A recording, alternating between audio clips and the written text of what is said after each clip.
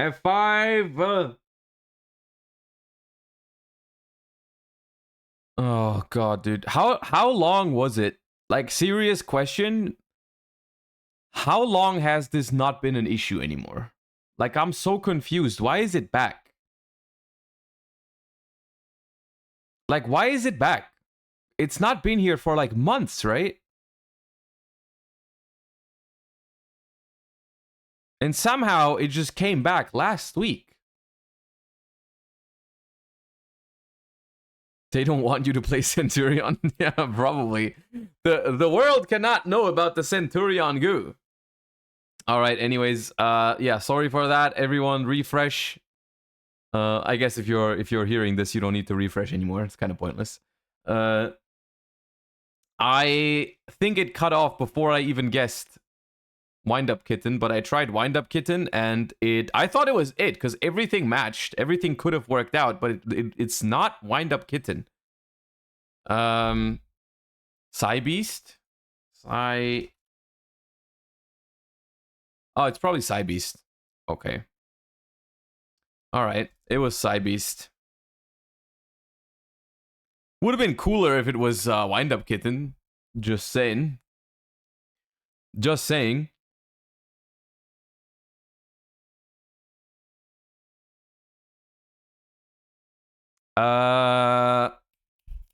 Boom Crew Rookie.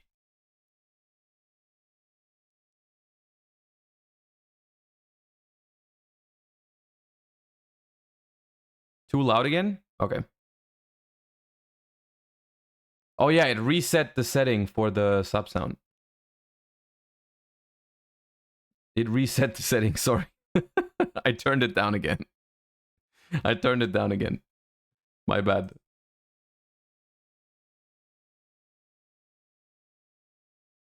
What's he saying? I'm deaf now? No, I'm deaf now, so sorry. Alright. Okay.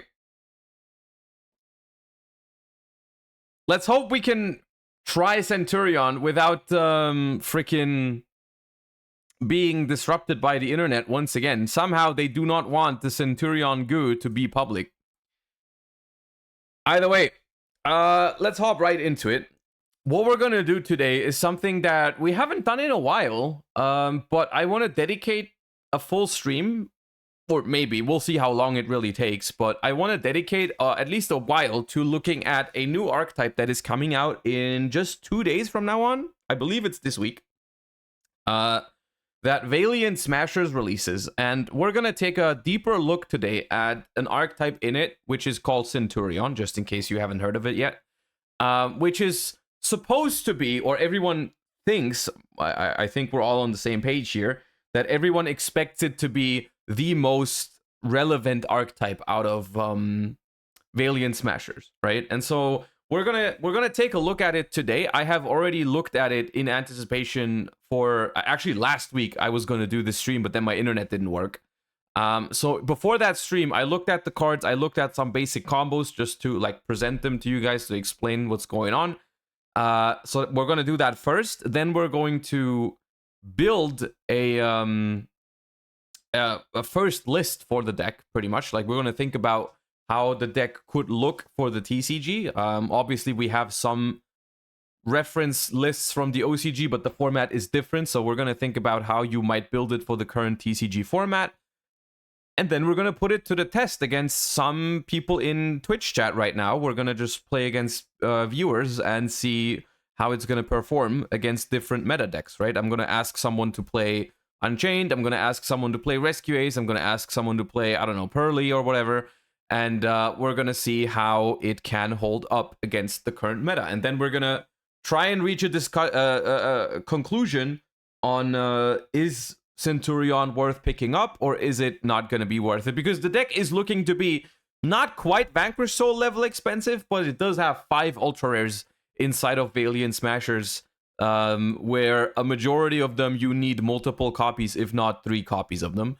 So it's looking to be a pricey deck, and the goal is to try and see if it's actually like meta relevant enough to be that expensive, pretty much, to be worth it, right?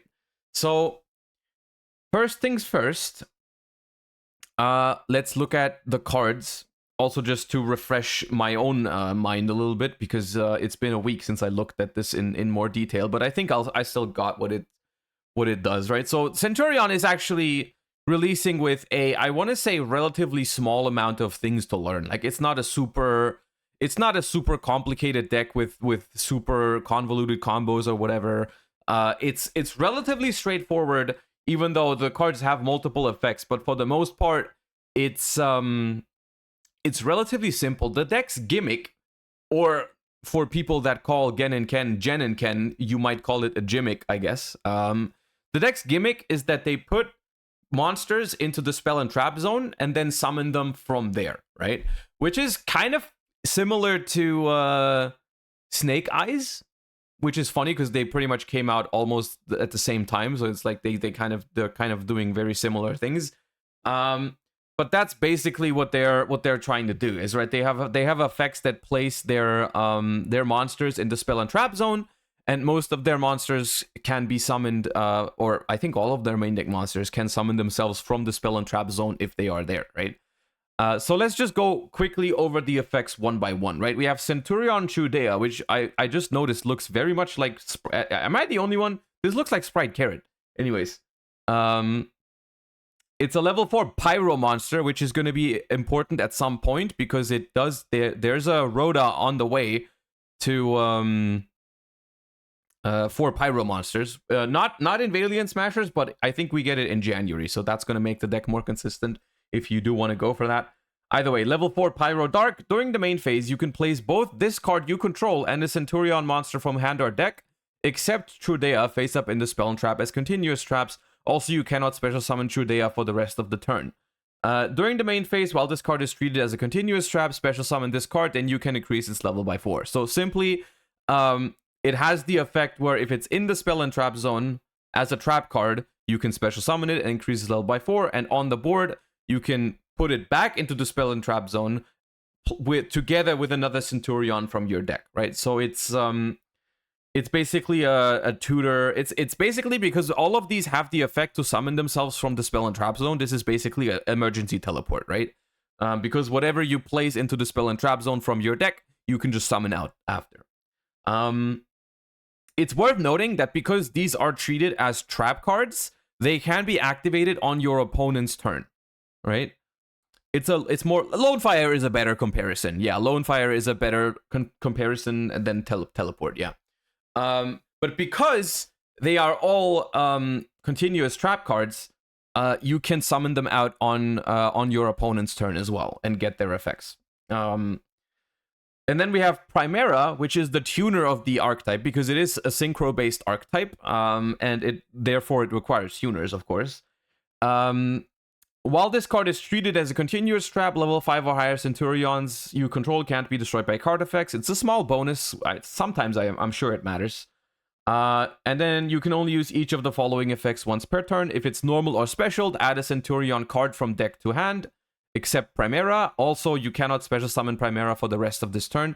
This restriction might seem odd, but it's because if you use their effects and then later on you put another one of them into the spell and trap zone, you can't summon it again, right? So that's kind of like the balancing around these. And then, once again, during the main phase, while this card is treated as a continuous trap, you can special summon it, right? So,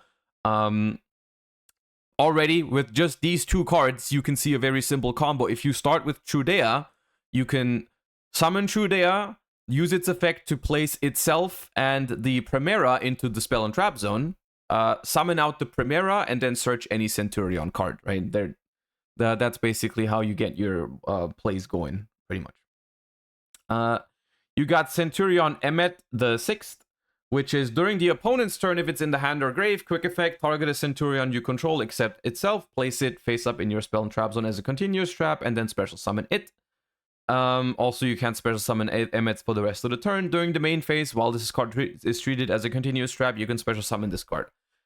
This one is not played as a 3 of. The ratios that I put into the main deck here are the most common ratios found in the OCG, by the way. This is the ratio. I would say the ratio you are most likely to start testing with. I'm not saying this is the final ratio for all the cards, but usually the decks that I've seen all play 3 Trudea, 3 Primera, and 2 of the Emmet.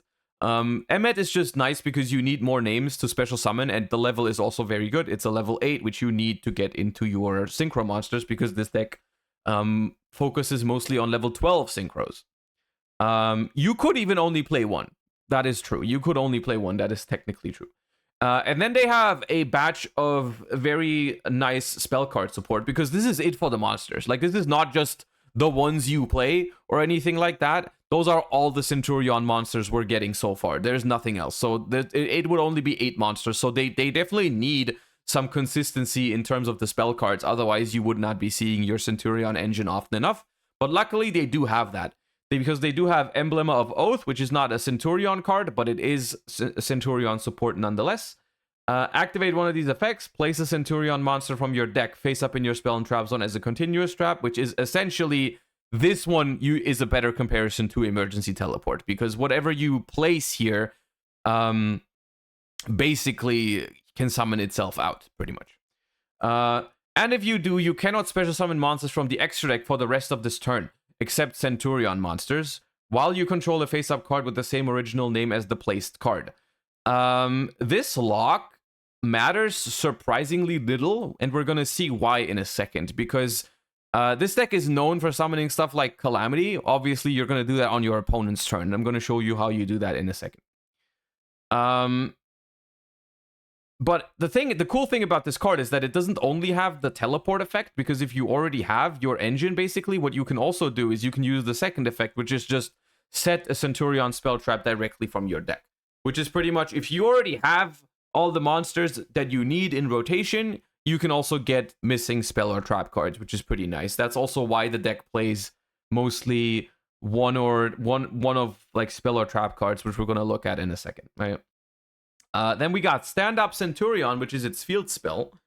Can't be destroyed by your opponent's effects. While you control a Centurion monster card, you can only use each of the following effects once per turn. During your main phase, if this card was activated this turn, you can send a card from your hand to the graveyard, place a Centurion monster from your deck face up in your spell and trap zone as a continuous trap. So once again, another starter card that is basically an emergency teleport, because it puts a Centurion from deck into the spell and trap zone.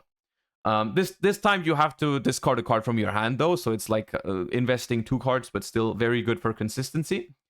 And then the second effect, which is also super important for this deck, is if a monster is special summoned, you can, except during the damage step, immediately after this effect resolves, synchro summon a synchro monster using monsters you control as material, including a Centurion monster. Now, this is how you can synchro summon on your opponent's turn, because, like I said earlier, these Centurions, because they are treated as continuous trap cards in your spell and trap zone, you can summon them out on your opponent's turn, which then triggers Stand Up Centurion to synchro summon with them, right? And this is how we synchro summon on our opponent's turn and basically summon Calamity. We'll get to the combo in a second. First off, we have to look at the spell and traps that they mostly run 1 copy of only, if even. Most builds I've seen run 1 of each of these, but maybe you could even run less. But I don't think you run more most of the time.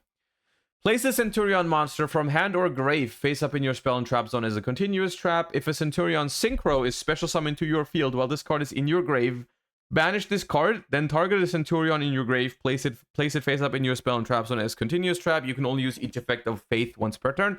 This card is just phenomenal follow-up, pretty much. Like, this card is not a great starter card, which is why you only play 1. It is searchable. You can even get it from Emblem of Oath.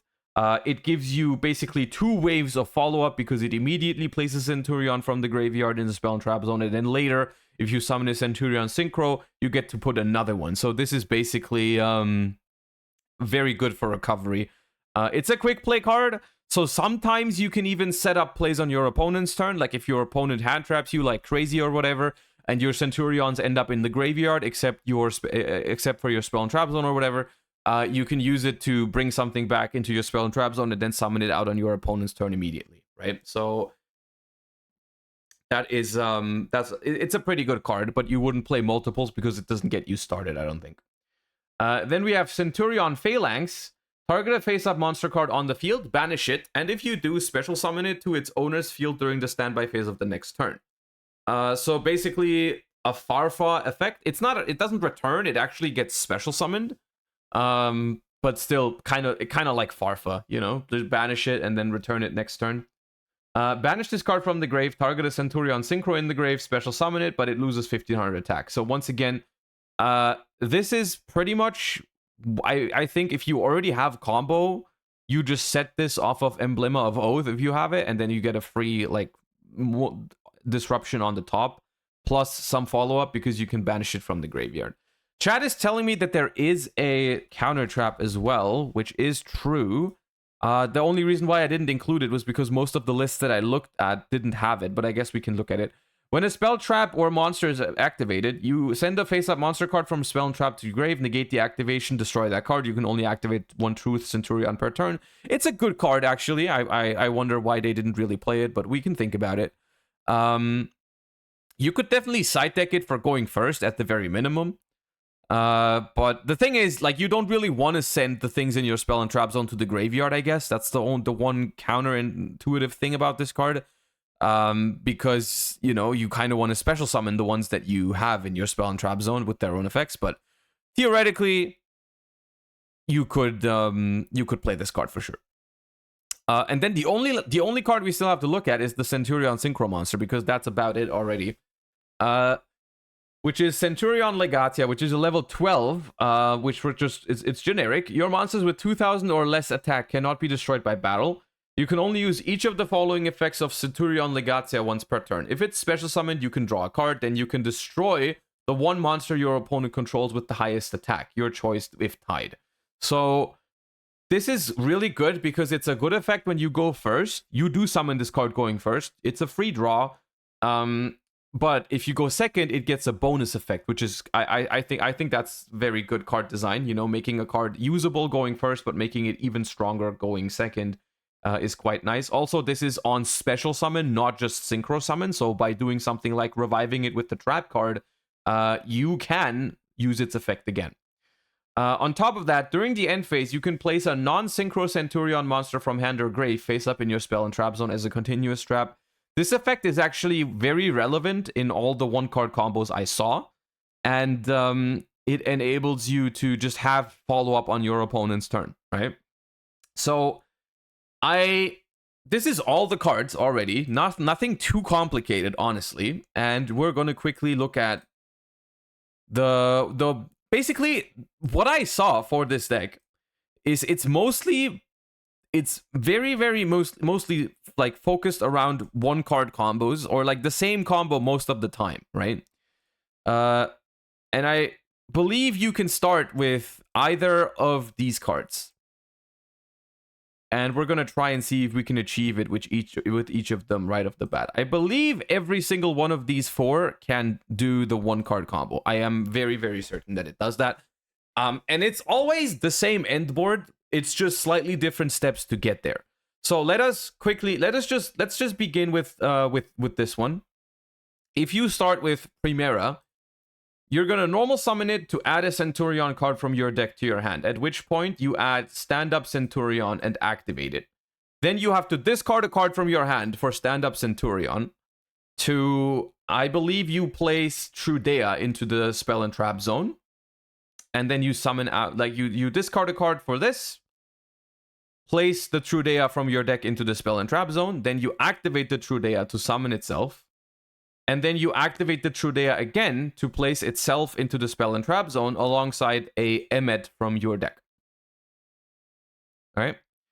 And then you're going to use the Emmet to summon itself as a level 8 monster. And then you're going to synchro summon the Legatia to draw a card. So at this point, you will still have 4 cards left in hand because we invested the Primera and we discarded a card from this. So we were down to 3. This draws us back up to 4. And this is it. This is the end board for this combo. This is the end board for this combo, which might not look like it's much. But what's going to happen here is you're going to go to the end phase. you're gonna go back. You're gonna in the end phase. You're gonna go effect of Legatia to put the Primera in your graveyard back into the spell and trap zone. And what's gonna happen next on your opponent's turn, which I believe it is not even. Yeah, this is in the main phase for them to summon them. But what you're gonna do is you're gonna activate the effect of Trudea, which summons itself, which is now a level 8 monster because it's you can increase this level by 4. You're gonna use Primera to summon itself, which then also triggers to add a Centurion card to your hand for follow-up, right? So let's say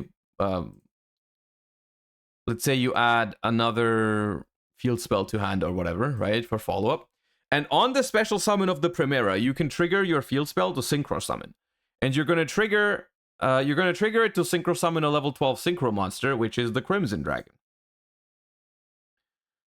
And then you're gonna go effect of Crimson Dragon, target Legatia, which is a level 12, and it goes back into the extra deck.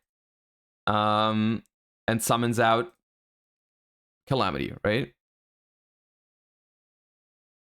You forgot Emmet. Emmet is... Oh, you can even... Oh, that's even better, right? Yeah, no, you're right. Before you synchro into the Crimson Dragon, you can use Emmet to just move this into the spell and trap zone, so you have it for next turn, right? So you have... Instead of synchro summoning with the Trudea, you synchro summon here. Right.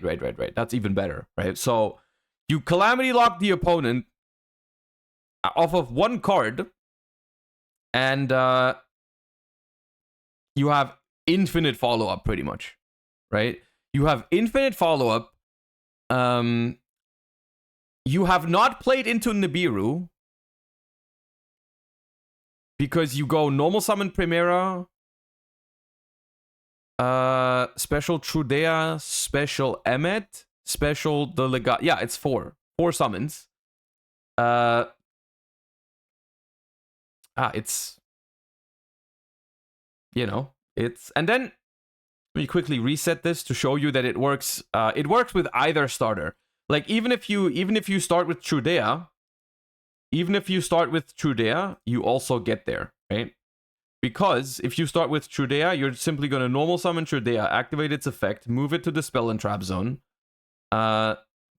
alongside Primera, then use Primera's effect, go to the main monster zone, activate the effect to search stand-up Centurion, activate stand-up Centurion, discard a card, place Emmet to the spell and trap zone, summon Emmet, and the more you know, here we are. Right? End phase, put back this, and we have the same end board if you start with the other monster. Now, if you start with the field spell, it definitely also works. Because you would just put this into the spell and trap zone, summon it out, search Trudea, which you can then normal summon. Yeah, it's the same thing. Normal summon, move this, special summon this, make the level 12 synchro, and you have the same end board, right? And so this is all really, I think this is what it's about. I think this is what Centurion is about. I don't think we have to really talk about fancy 2-card combos or 3-card combos, because this is using all 3 Centurion monsters already. Like, we don't have more that we can do off of just the Centurions in this deck, right? This is what the Centurions do, right? There is not that much that we can look behind. So that's the thing, right? This deck has 12 cards in it because Emblema Oath is pretty much just, like, Emblema Oath works the same way as the other 3. This is it, right? This is it. And if you draw multiple copies of these cards, I believe what happens is maybe you get more resilient to certain types of hand traps, right? Like, you get more resilient to certain types of hand traps. You can play through certain disruptions. You have better follow-up or whatever. But this is really all that the Centurion deck does, right? And whether you can play it as like an engine in other decks is something I don't know for sure. Like I have only seen it as like a pure sort of deck. Like what people would do is they would simply play in the OCG.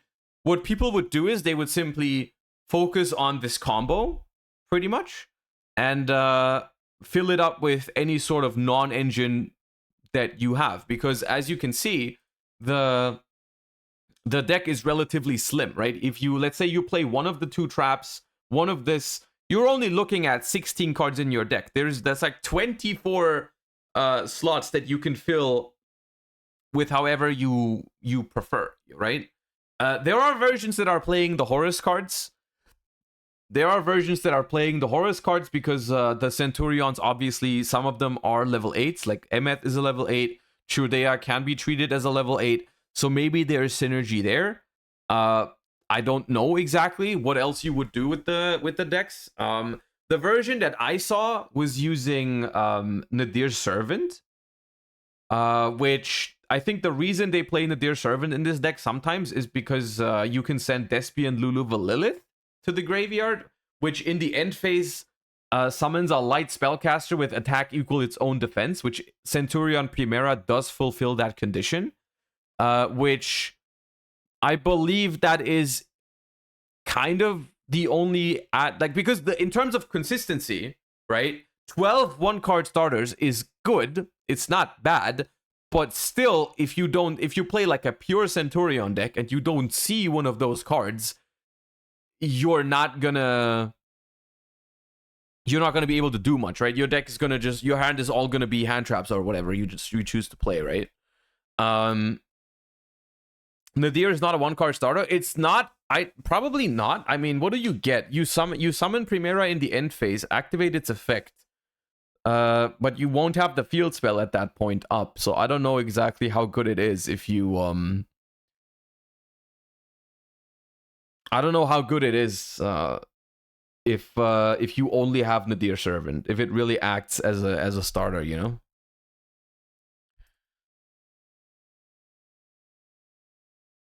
The thing about Prosperity in this deck, as a consistency card, it would seem ideal to play Prosperity, right? Prosperity would be like, with 12 one-card starters in your deck, if you draw Prosperity, you are pretty much guaranteed to find one, right? And if you already have combo, you can just Prosperity for extenders or hand traps or whatever, right? The thing is,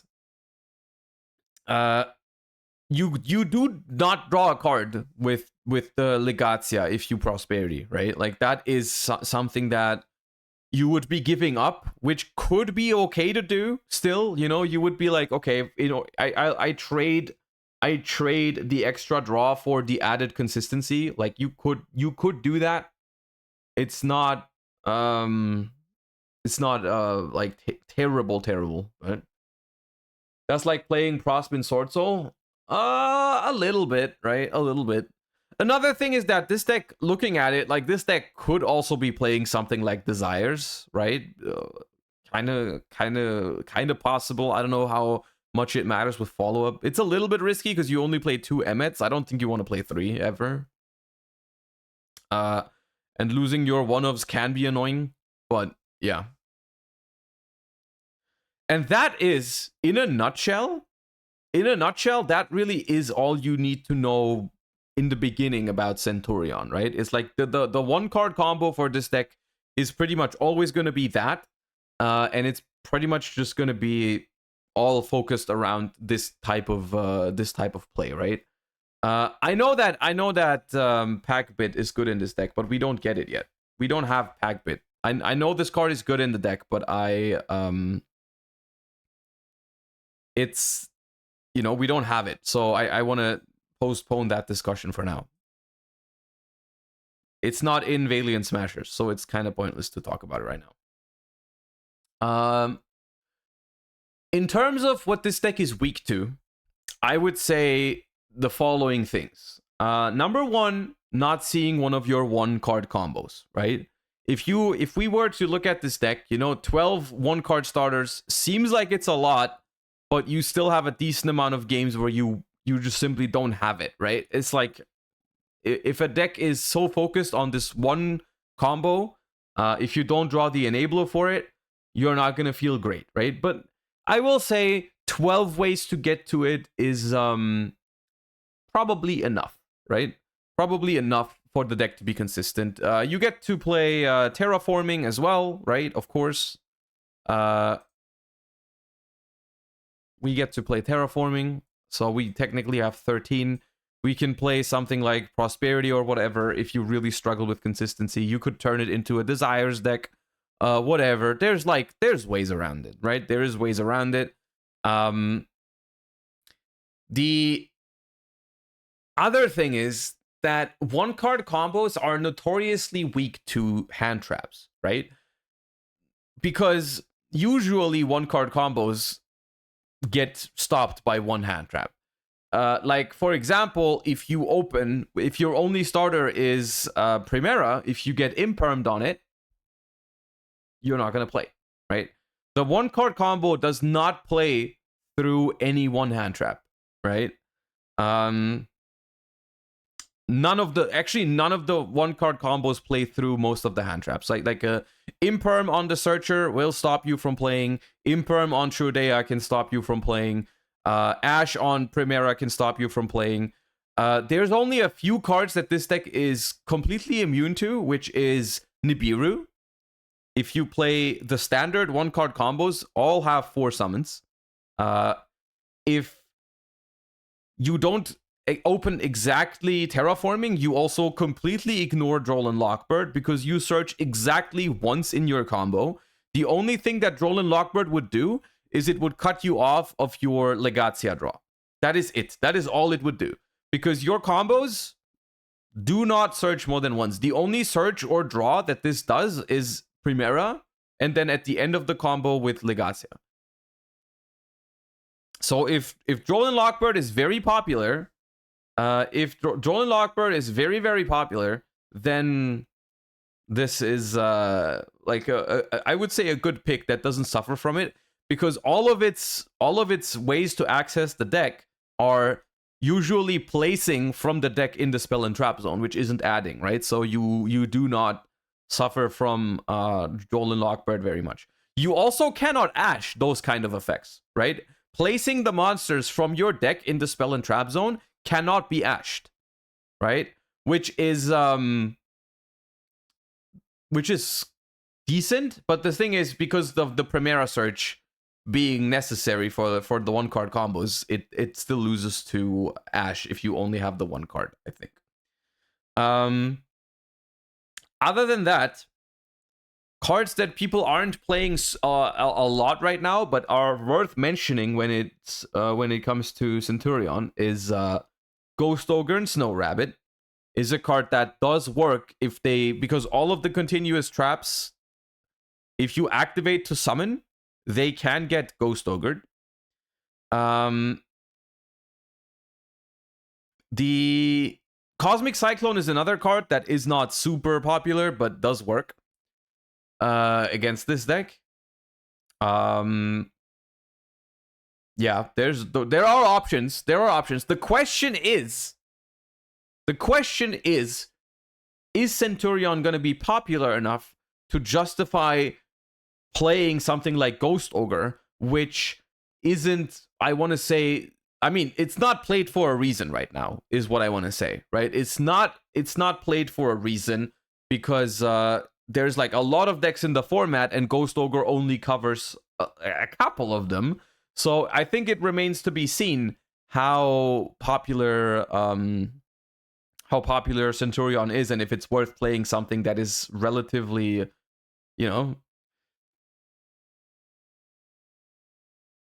I feel like you have to, out of respect of not getting FTK'd. I mean, okay, let's talk about because of course one card Calamity sounds incredibly broken. It does sound incredibly broken, I'll give you that. But I will say the one card Calamity loses to, like I said, every single one hand trap And it also loses to most, not all, but most of the going second cards that people play, right?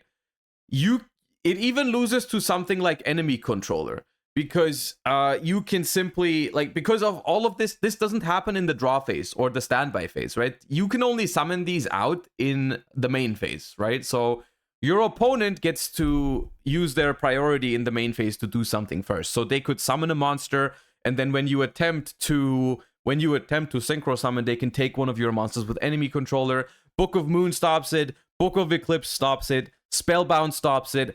And you'll notice that the cards that I'm mentioning right now are very popular already. Like, people are already playing Spellbound against Pearly and other stuff. People are already playing Book of Moon and Book of Eclipse.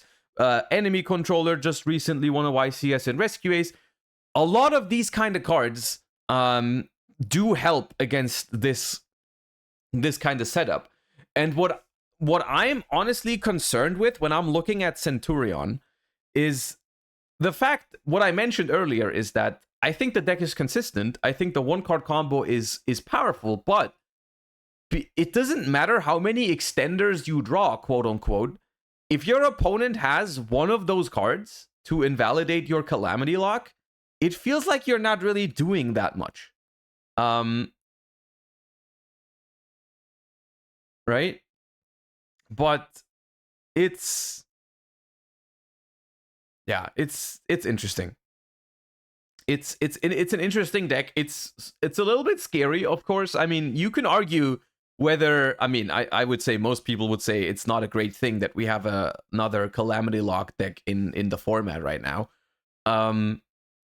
But looking at it from a different perspective, the positives that this deck brings to the table is it's got a very solid one card combo. It's got good grind game.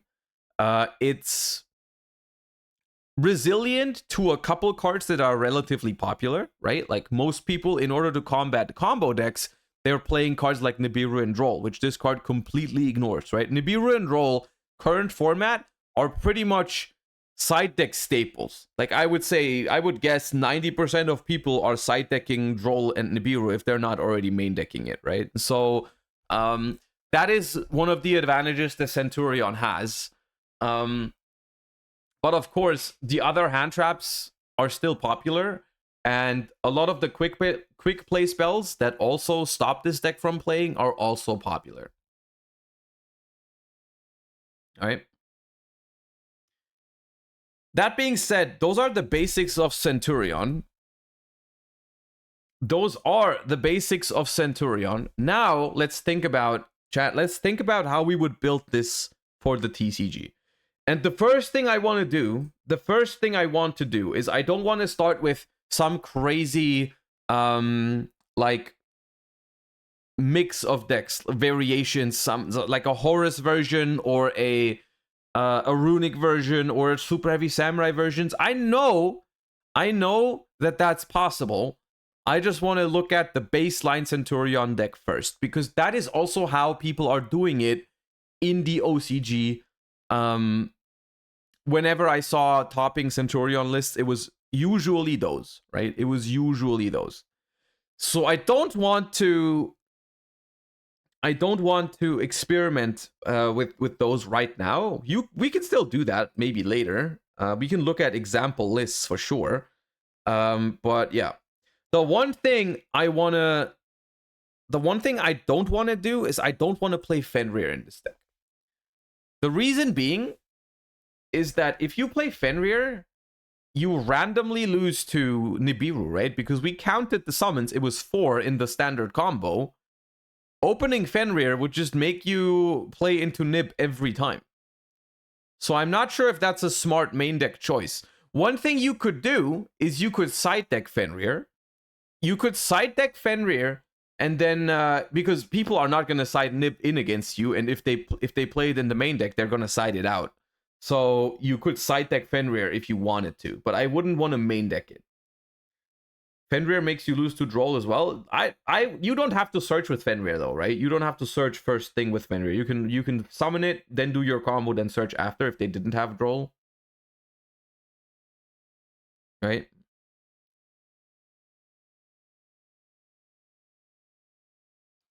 instead of Fenrir, you could play Adventure Engine. I don't think Adventure Engine are good in this deck because you do normal summon one of these two in all of the combos, right? So I don't think that's a good idea. And you do use the effects.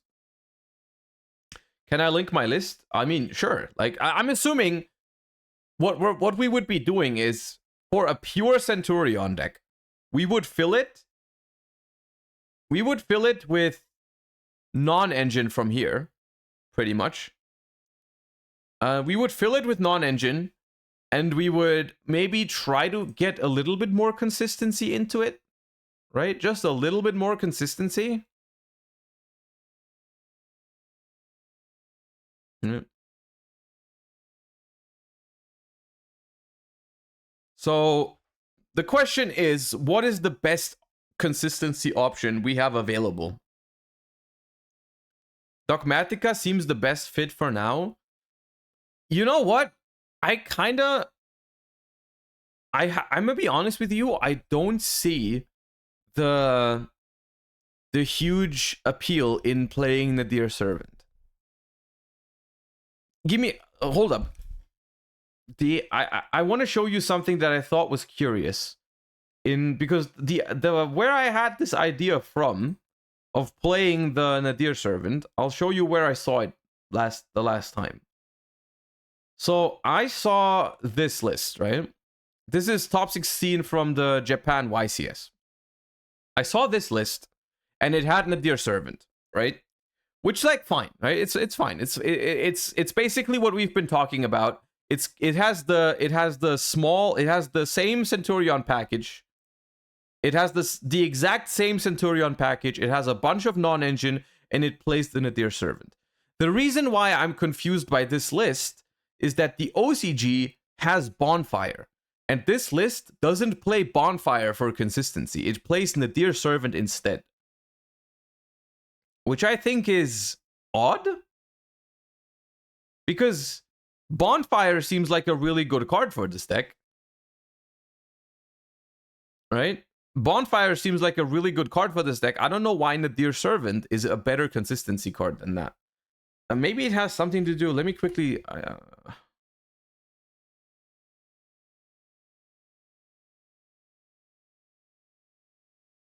No, this also doesn't get you started. Like, it's not a bad card. I'm not saying it's bad. It's not bad. It's just not a consistency card, right? So basically, what you can do with Nadir Servant, just so we're all on the same page, what you can do with Nadir Servant is you can either, of course, you send Garura to draw a card, you can send Entis to destroy a card. That's basically, I mean, it's implied that we would play those, right? We would definitely play, like, the Nadir Servant package would be something like these three, right? For Nadir Servants. And we would play Despian, Luluva, Lilith to, in the end phase, special summon a Primera from the deck, right? My problem is the following, just in theory. Let's think about this. If we don't have combo, right? If we don't have combo, drawing Nadir Servant would give us a Primera in the end phase, which we could search something with. Like, we could search an Emmet with it. We could search an Emmet with it. And then on the opponent's turn, we can use Emmet to put the Primera into the spell and trap zone, summon out the Emmet, and then use the Primera to summon itself out, right? So, and then search again, right? So the problem with that is, though, we don't get to synchro summon on the opponent's turn because we didn't have combo, right? We didn't have the combo. We cannot make a synchro with that. We have combo next turn, right? We have combo next turn, but is that good enough? Right? So by that logic, what I'm saying is, if we don't have combo, right? If we don't have a starter, Nadir Servant might not be good enough. On another note, right? On another note, if we don't have combo, the other 4 cards in our hand are most likely going to be hand traps, right? They're most likely going to be hand traps. So maybe getting follow-up for next turn, if you have 4 hand traps in hand, is good enough. Maybe that's fine, right? Maybe that's all right, because the rest in our hand, what is the rest of our hand if we don't have combo? It's not a Centurion card, right? None of them are going to be Centurion cards, so it's probably going to be, you know, hand traps called by Super Poly in this list specifically, right? So I think with that logic, you could try Nadir Servant, right? You could try Nadir Servant. I don't hate it.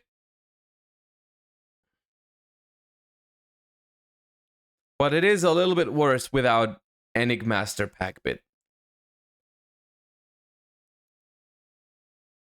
Tikaboo? Well, the thing about Tikaboo that I don't like is that under Tikaboo you cannot do the Calamity, right? Under Tikaboo, using Crimson Dragon is basically impossible, right? Because all that you tag out into is level 12s. Dragons. Right?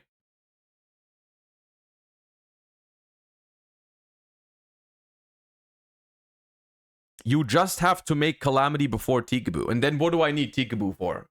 Come on. Like, you're not going to need Tikaboo if this thing resolves, pretty much, right? Like, you're not going to need it. That's pointless. That's not a great argument.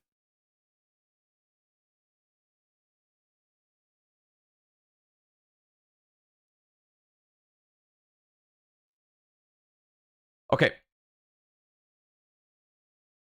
Let's assume with this much non-engine, in the current format, at least a decent amount is going to go towards hand traps, right? Maybe a minimum of like 12, something like this, you know? Nib is not great in every matchup, but I think that'd be reasonable to at least play 12. But dude, this deck has so much room for non-engine, by the way. It's insane.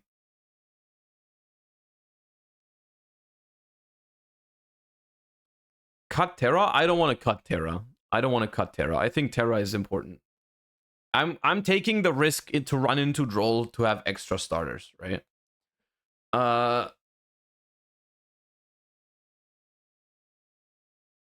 Just need to find the right complementary engine to run it. I want to try Pure first. Can we Small World hand trap? You can play Small World. You can play Small World. There's probably lines. Yeah. You could. I don't know if it's worth it though. Crossout is good here. Crossout could be okay.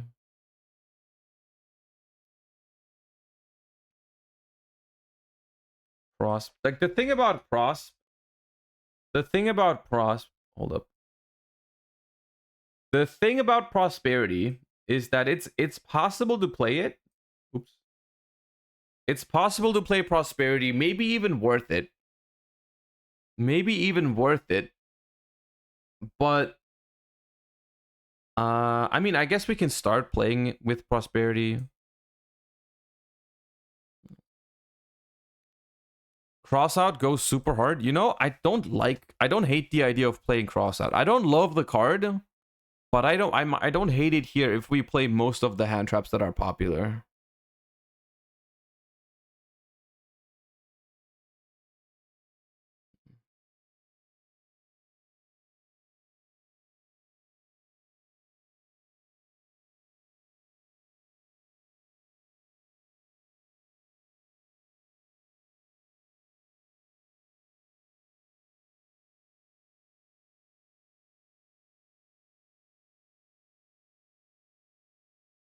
If you don't draw with the synchro, you won't get the pop. You can draw one card, then you can destroy one once. Yeah, you can't pop with it. The thing about Prosperity, the thing that I like about Prosperity, hear me out.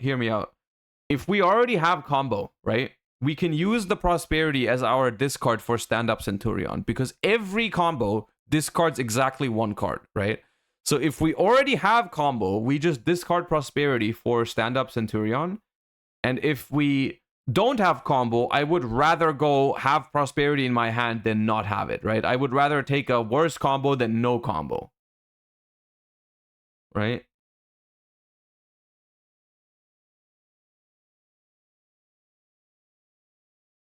Is my first instinct here. Right?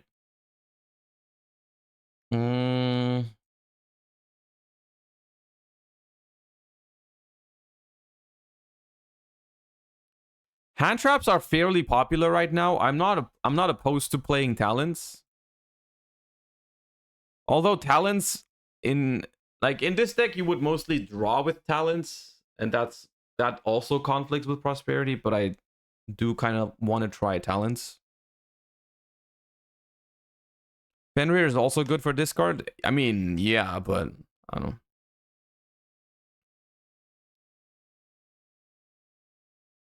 We could play 2 talents and then 1 more 3 off staple. I don't hate that.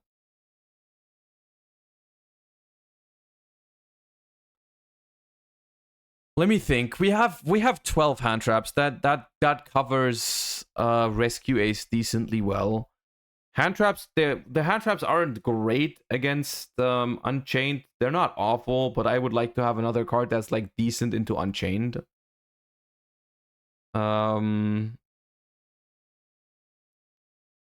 We also don't have an out to Noir at all. We have to prevent it with hand traps, otherwise it's GG's. You can't go Baron without Resonator. I just, this list had it, but I'm not sure exactly why. Like, that's why I put it in. I put it in because this list had it, and I assumed you just play it, but maybe you can't.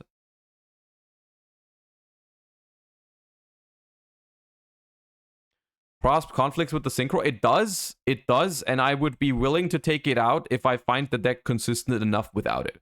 Just, I'm looking at it, and I see 12 starters and 1 terraforming. I'm like, that's like the lower end of consistent, you know? Like, it's not terrible, but it's like, I wish I had a little bit more, right? So if there was a good alternative to Prosperity, I'd be down to use it. But I don't consider Small World a good alternative, right? Why not Super Poly? Because I don't think Super Poly is very good right now. Simple as that. I don't think Super Poly is a good card right now.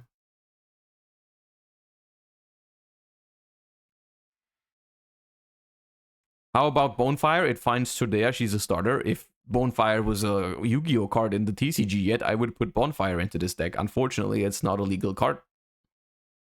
Until like 3 months from now, so...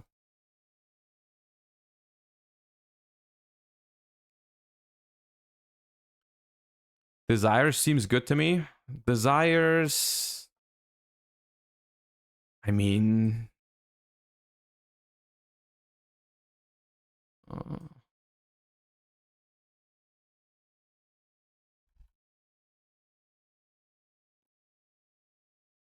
also fine. Surely that's fine, right? Losing the 1 trap or the 1 spell, I don't think it loses you the game, does it?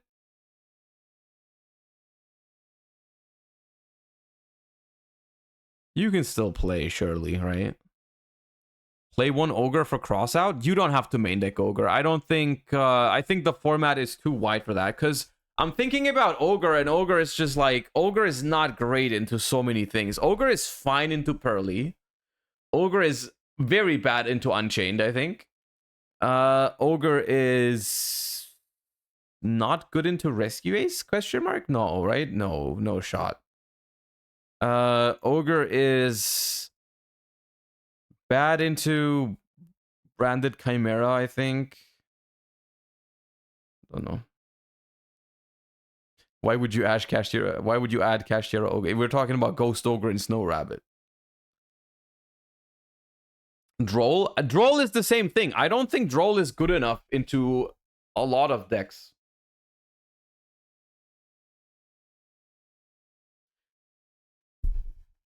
It could be Book of Moon.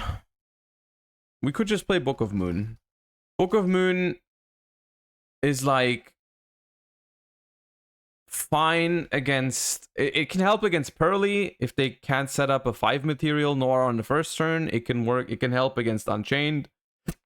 We can book the We can book the Caesar. It's not great against Rescue Ace, but no.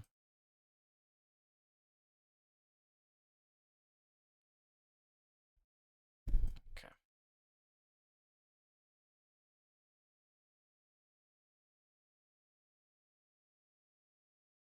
This deck can make rank 4s, I think.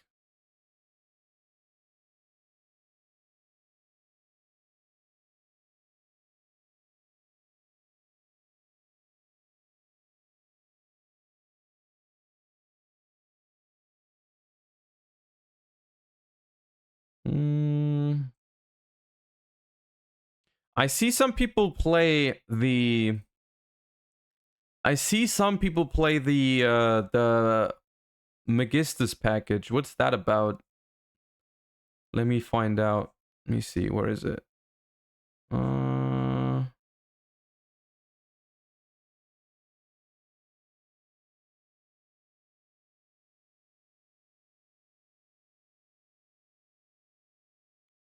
So this is level 4 or lower spellcaster. You go for the Synchro 8. Zoroa the Megistus Conflagrant Calamity. Spellcaster tuner plus non-tuner. If this card is synchro summoned, equip a Megistus from the extra deck to this card. Opponent cannot activate the effects of monsters with the same card type as a Megistus card in your spell and trap. If this card's in your grave, target a Megistus card you control, destroy it, spare summon this card. I mean, it's not useful, right? You can lock your opponent out of whatever.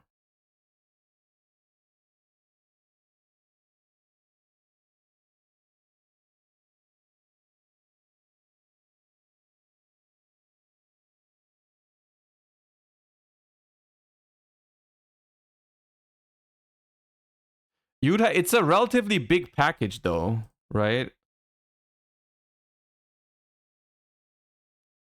But it's kind of broken against like branded, for example, right? Like you summon this thing against branded, equip a fusion? What do they do?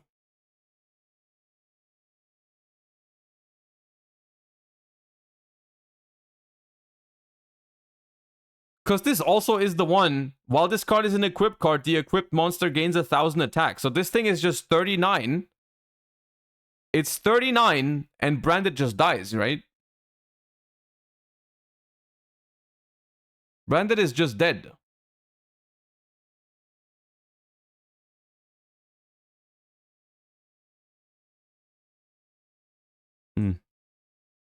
I mean, it's just an option. Let's throw it in. Which one is better of the XCs? Negates an effect monster. This one destroys spell and trap.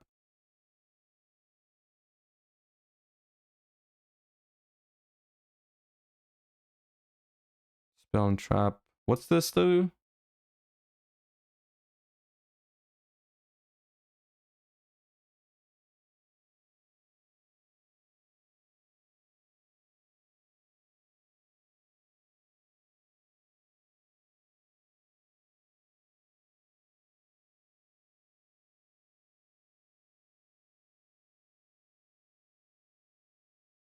I mean, the thing is that this card is good anyways, right?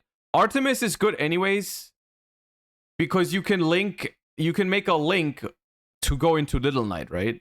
So you want to play one link one anyways. Is what I'm thinking, right? You want to play a link one anyways, so you can go into Little Knight with the banish effect. So you already have one Megistus in your extra deck. So all it takes is for you to play like, you play 2 cards to auto win against branded pretty much in this spot if you can do it. And then we're trying, like, you could play something to lock out Xyz and Synchro as well. The question is there something that's more important than these cards in the extra deck? But I don't know if there is something that we desperately need, because, I think you can just play it like this and it looks fine to me. Right?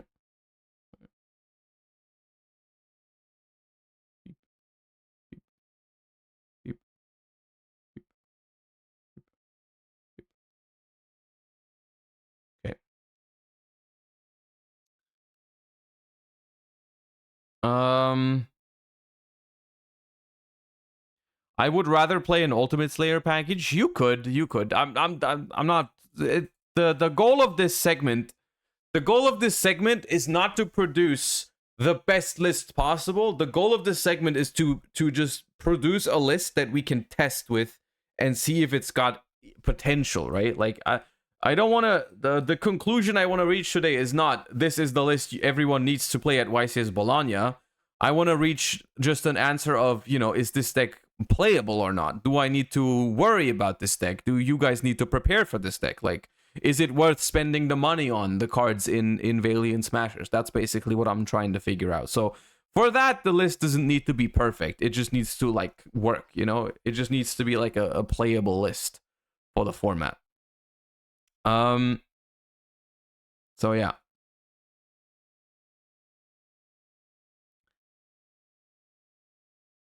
All right. Let's build a side deck too. So side deck, I want to throw in Droll Lockbird. I think another card that seems nice is Cosmics because it covers a lot of stuff. Plus, it would be good in potential mirror matches. What else do we have? We could side Fenrir. Like I said, after siding, I wouldn't expect to see any. I wouldn't expect to see any Drolls or Nibs against this deck. So I think Fenrir seems fine here. What else is in the format? Tearlament. What do we do against Tearlament? Tearlament seems like a deck we don't have that much for because hand traps aren't phenomenal against here. We could play Crow. Crow would cover Tear and some other stuff like Pearly. A little bit. Right.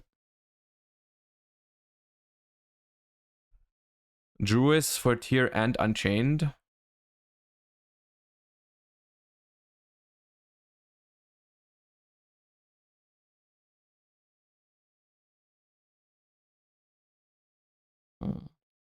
Evenly? I don't like evenly against in a deck that plays so many hand traps because you are more likely to stop your opponent from making a board, and then like using evenly on like a board that they made after getting hand trapped twice is usually not great. If we can play Gravekeeper's Inscription, it counters Tier and Unchained. Gravekeeper's Inscription. It only stops Emmet in the graveyard. Technically, it's possible. Technically, it would be possible to play Gravekeeper's Inscription. Spellbound is possible. Spellbound. I mean, right now we would be siding Crow against Pearly. That's it. Let's get something else. And your Spellbound would be fine. Spellbound.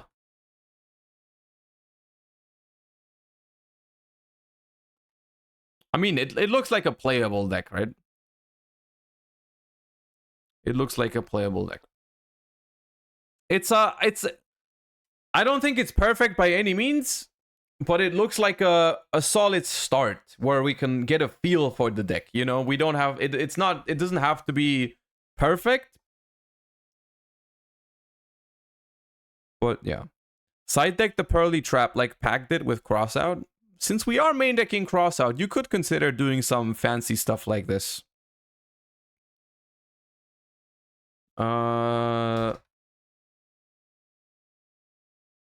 You could do some fancy stuff. Technically, yeah. Okay.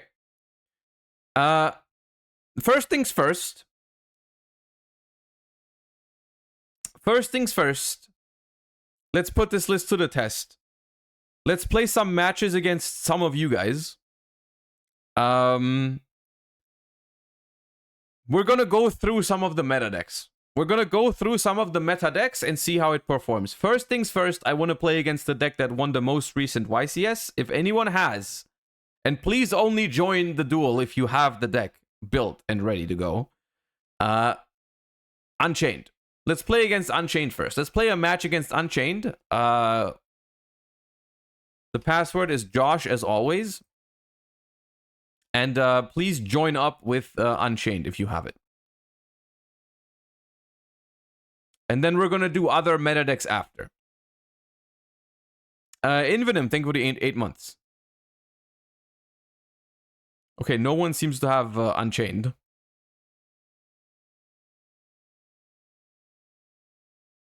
I'm making an Unchained deck right now. I guess I'll wait a second.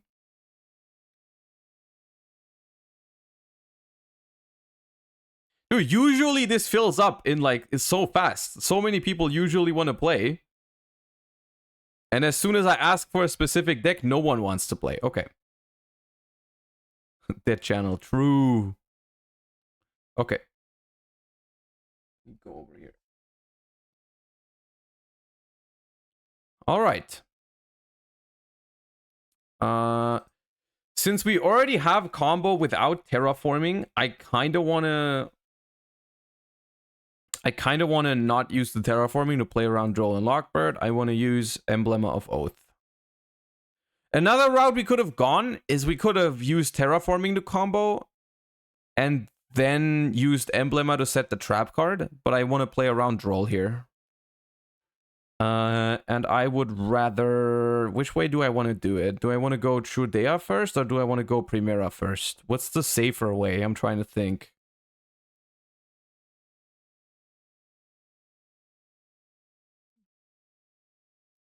Probably Trudea.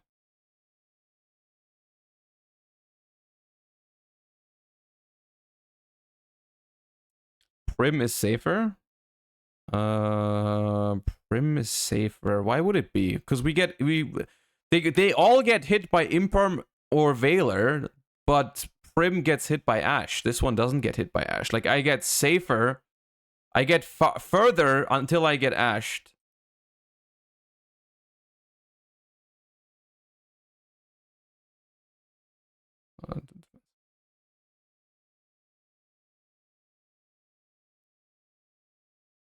Right?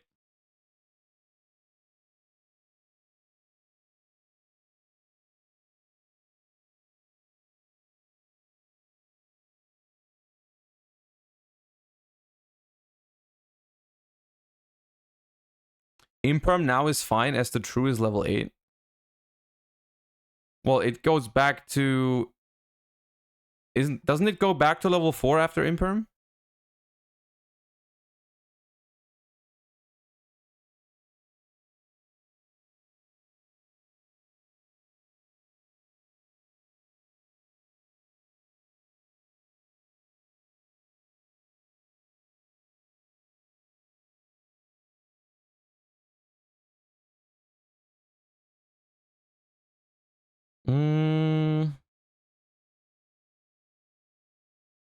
Place this. Declare.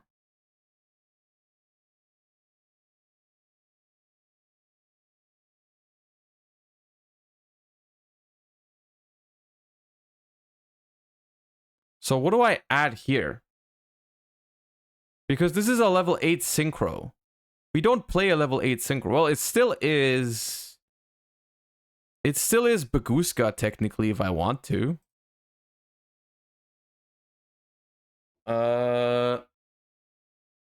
Emmet?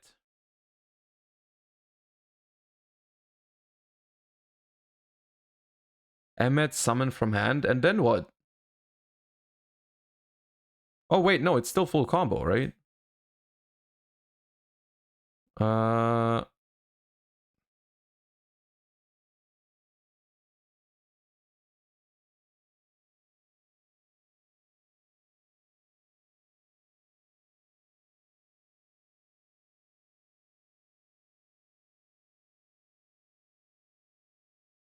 Oh!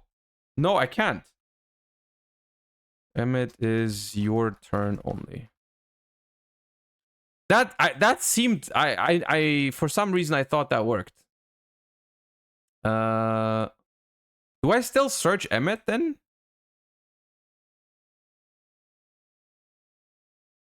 Do I even search Emmet then?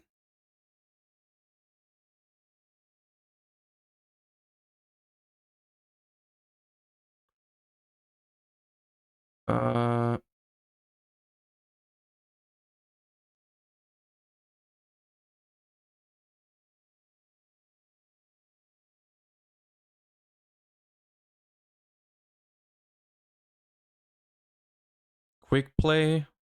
Hold up.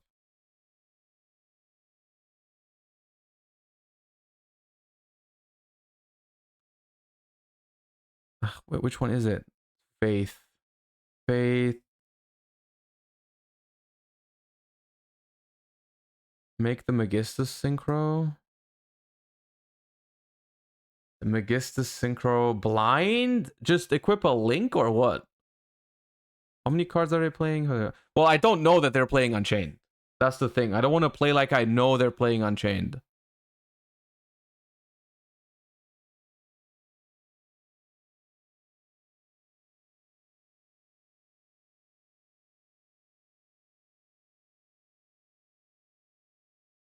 Faith.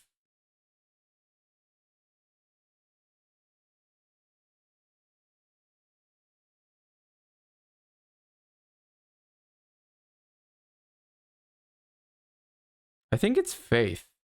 I think it's Faith. And then make Zoroa.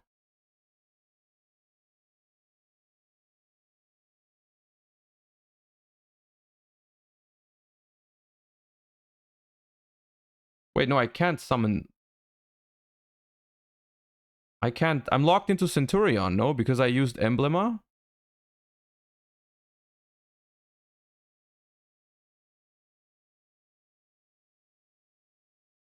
Yeah, it actually doesn't work. I hope my opponent is watching the stream because otherwise this is hella confusing. Yeah, I'm locked. Yeah. So it has to be Emmet then. It literally has to be Emmet pass.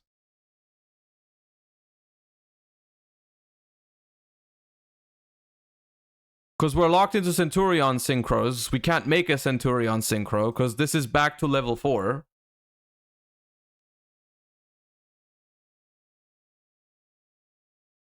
Chudea is still level 8? I don't think it is. If it still is level 8, then we would be fine. But the thing is, I believe level modulation effects, when the card changes its... When a card modulates its own level, and then gets negated, it goes back to level 4. I'm like, it's like negating a Destrudo. Like, if you imperm a Destrudo, it's not the module, it's level 7 again. So, and this is the same. So we pass.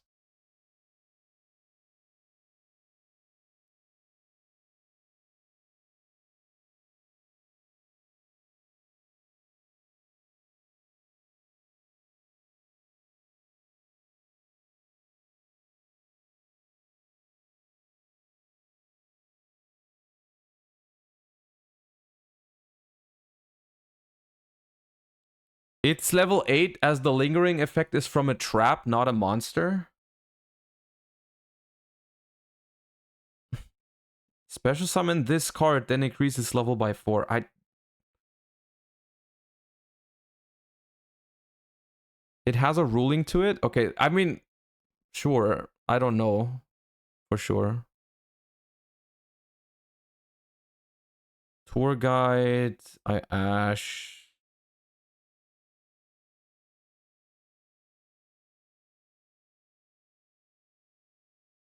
I mean, the thing is, we still have something here, right? We still have Emmet effect. Put Chudea into spell and trap zone, summon itself, make the level 12 synchro, draw a card, and destroy one of their cards. So it's like, technically, it's not like we passed on nothing. And if the Trudea was level, if the Trudea was actually level 12, then we had a much better play last turn too. I just assumed it was level 4. If it is level 8, if the ruling is correct, which is something you need to figure, I don't actually know. That's something I would need confirmation on. According to YG Organization, even if the effects of this card, which has been special summoned by this effect, are later negated, its level will not return to the original value. Okay. Well, then I could have done... then we could have done... what's it called?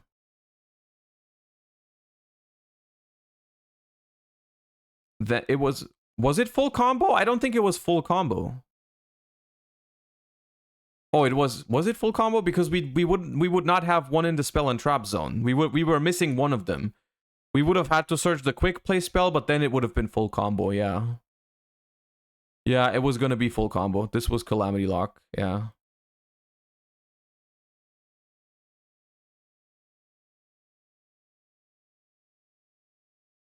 Yep.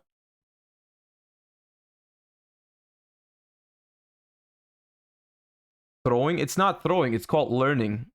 It's something that everyone needs to do when a new deck comes out. It's actually good that this stuff happens. This pops the highest attack. That's so unfortunate that it pops the Aruha. Popping the Aruha is giga cringe. It doesn't do anything. Yeah.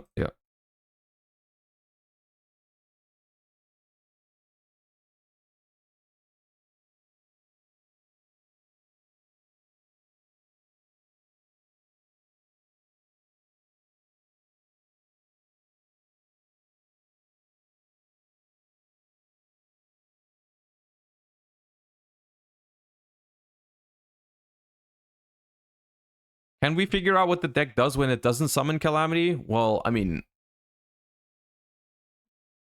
you can tag out into a different synchro, I guess. You can make other synchro 12s, but you really, I feel like you're kind of limited in what you can do. You make your own synchro 12 and then you make another synchro on the opponent's turn.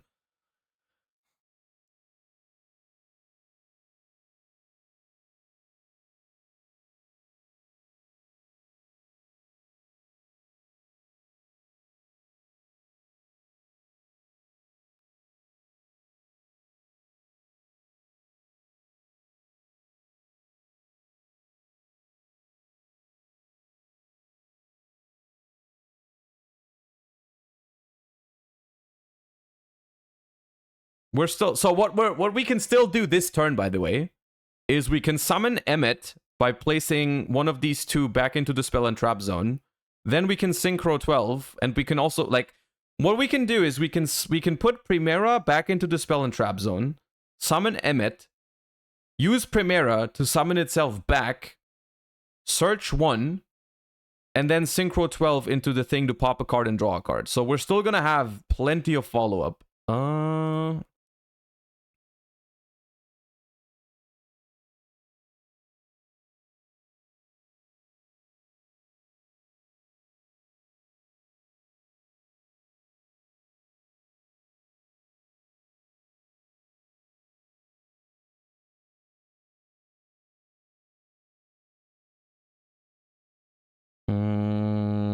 So synchro.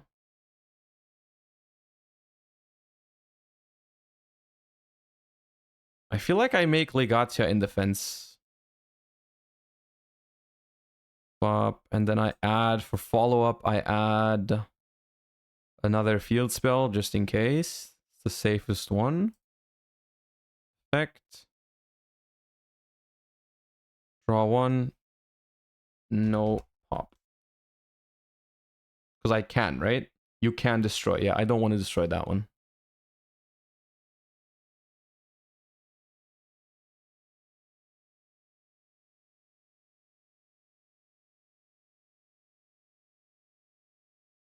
Why not pop? I don't want to pop this because they add back a card and they have the Abominable in hand. I don't want them to be able to do that. Oops. Stand by main.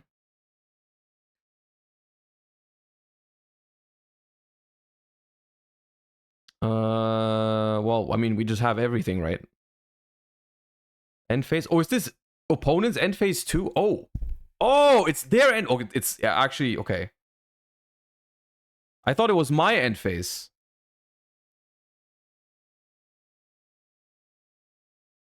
Then we're gonna quick effect still do that.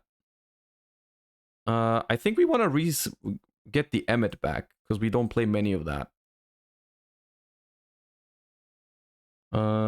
Then use Shure as effect. I mean, that's literally just game, right? That's Omega game. Even if I fumble the back and don't OTK here, which I'm not sure if I can, this is Giga game.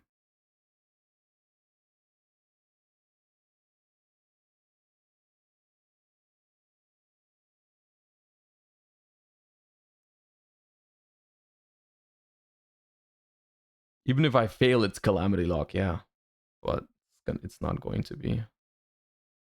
Right, and then effect, move.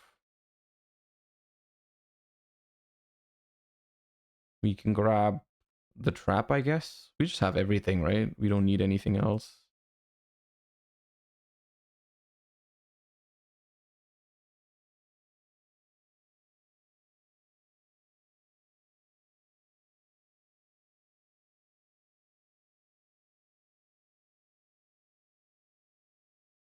What does this do?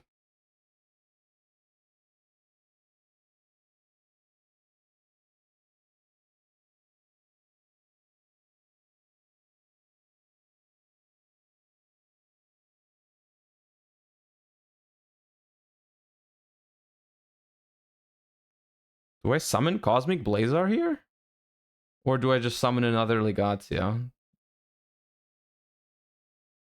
Can you move the cam? I can. You can't? Well, I mean by summoning Crimson Dragon. I summon Crimson Dragon and then use its effect to summon Quasar, dude. Don't tell me I can't. Jesus.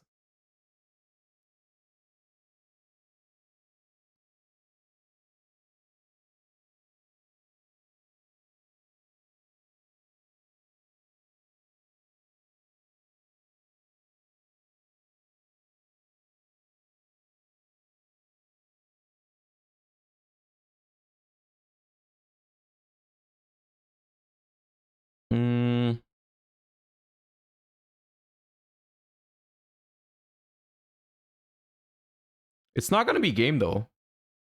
Unless I'm missing some crazy stuff I can do.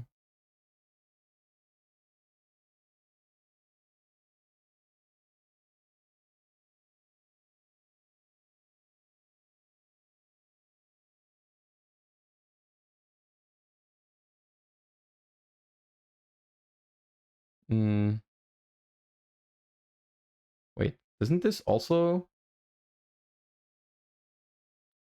yeah, summon your thingy. It's fine.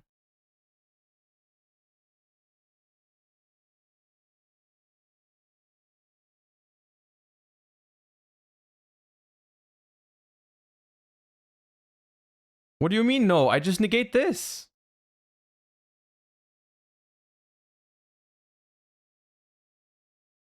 Yeah, let him summon back with Yama, whatever.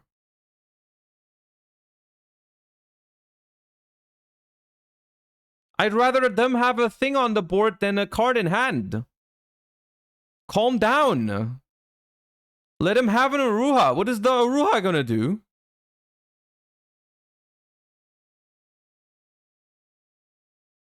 Jesus.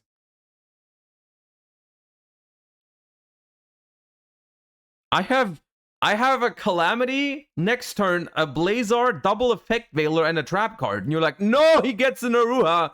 Oh my god, no. The Aruha. No. Oh god, no, they have an Aruha now. Oh no. No, the Aruha. Oh no. God, no, they have an Aruha. The Aruha is gonna be so powerful. Okay, dude, what? Yeah, go Midface. We've lost. We've been defeated. The Aruha.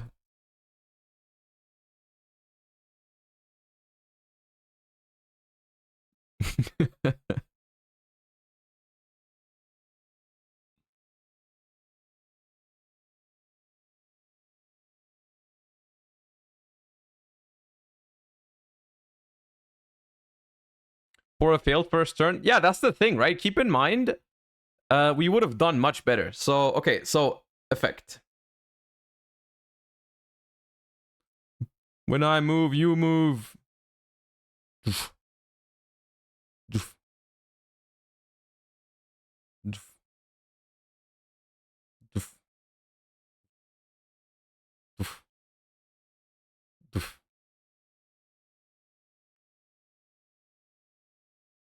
Doof. Doof. Doof.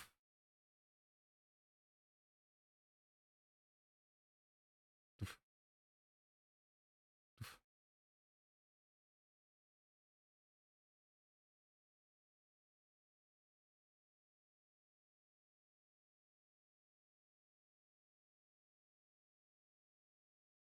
Cannot Trudea. Oh no! All right, I can't Trudea, but I can summon. I can use this. I can use the Emmet in my graveyard. Yeah, yeah. I could have Calamity'd. Third one. Yeah, you're right. Trudea is not a quick effect, but it's the same thing, right? I just use the Emmet in my grave, and then Trudea goes into the spell and trap zone, and then Emmet comes back. Yeah. GG, I was the Aruha. Yeah, that was close, man. The Aruha almost ruined everything.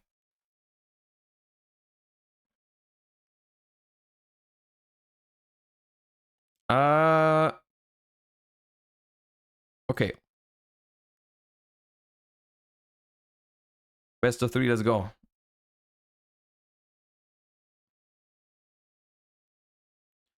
All right, we're gonna go second into Unchained, so we're probably gonna remove Cross out for Crows.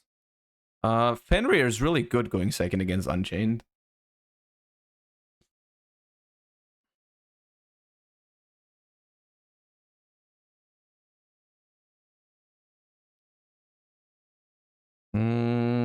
Book of Moon.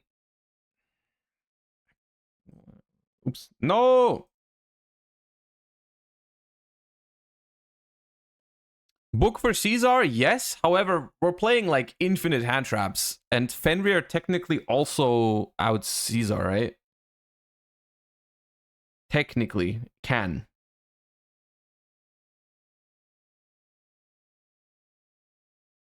I definitely want to side Fenrir. The question is, what do I take out? Maybe the trap card.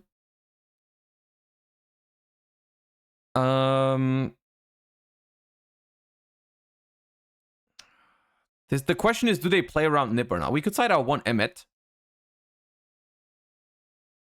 Isn't Caesar bad against this deck? That's the thing. Maybe Caesar... No, actually, Caesar stops your spell and traps to summon themselves. Caesar is a problem. Maybe this.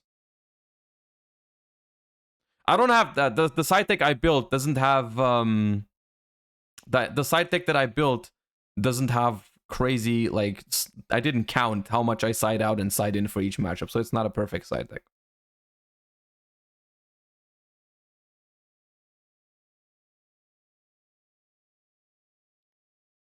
It only stops activations? Oh, does it? You will simply not have the red dog in your hand. Ha! It's never been this easy. Caesar does very little? Well, then we should have probably just taken out Book of Moon. Completely.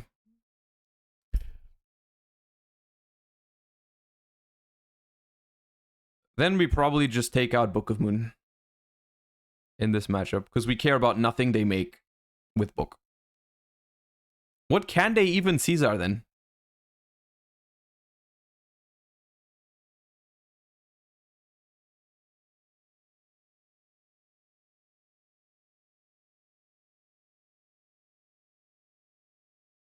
Literally nothing. Okay. Nib. Noted. Is Prosperity at 3 in the TCG? It is, yeah. It is, yeah. Emmet in the grave? Emmet in the grave or hand, yeah. True. But that is like way down the line, right?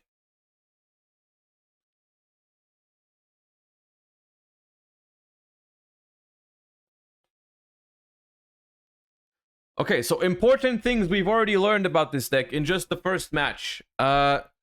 Apparently, Trudea stays level 8 if it gets impermed, which is important.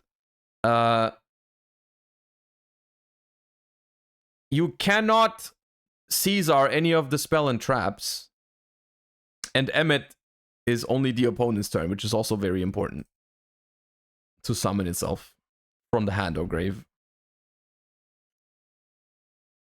So it's actually quite useful.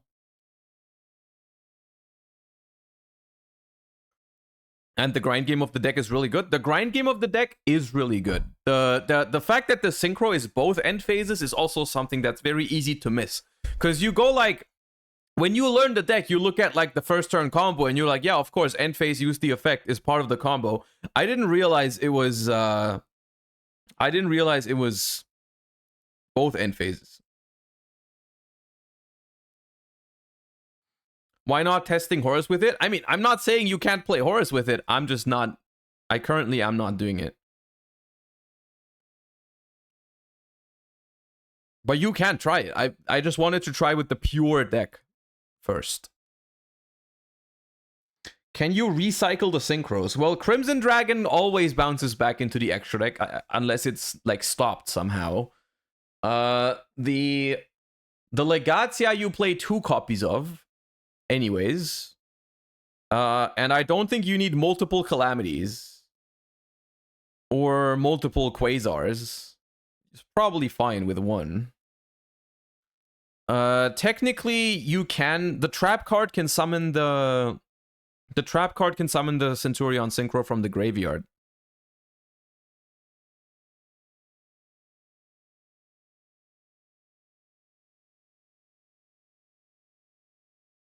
I believe this is a Nibiru angle if I've ever seen one. Right? They haven't used the blue dog in the graveyard yet. But the thing is, they only make Caesar, and I don't care about Caesar. Right? The only thing that annoys me right now about my Nibiru is that I have Fenrir in my hand. But yeah, it is kind of tragic. It is kind of tragic. But I mean, do I have to nib here though? They get the trap card back. I don't want them to have the trap card back. No, I nib you.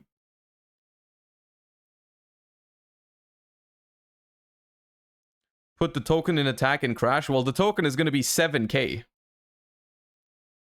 7k attack, 5k defense.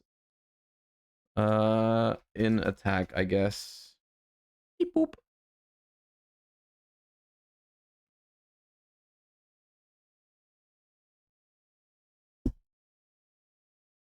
They can still play, but it's fine, I think.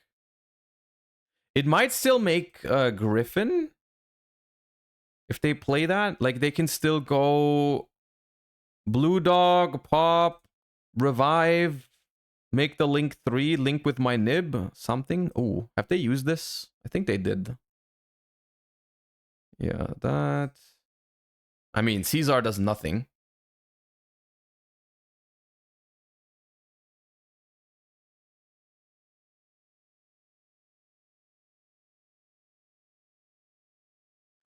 Don't you think Spellbound would have been better than Nib here? I mean, Nib is still pretty good here. Oh, they can still use Sarama. Maybe I used the... Wait, what? Okay.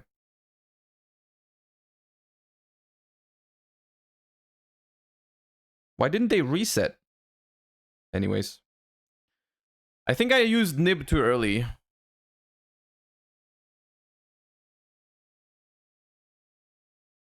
But fine. Ooh, Abominable. Okay. It would be no problem at all if I could use if my Fenrir wasn't like my hand is 3 cards, but effectively it's 1 card, which is the bad thing here. Like the Fenrir is dead and the field spell I have 2 copies of. So from their perspective, it's scary because they're like, damn, 3 cards in hand, huh? And I'm over here like, yeah, I have 1. 1 is all I have.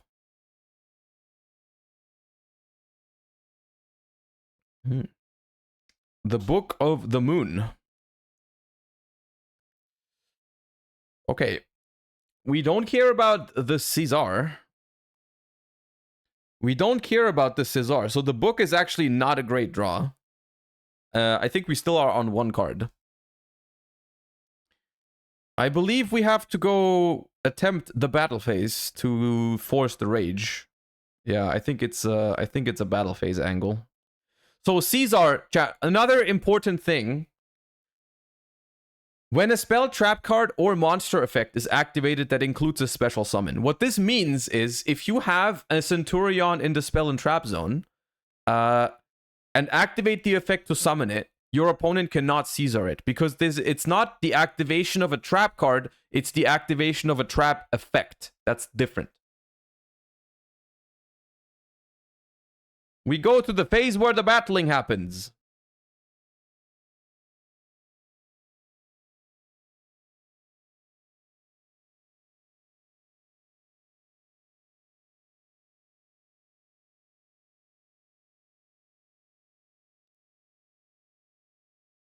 Attack.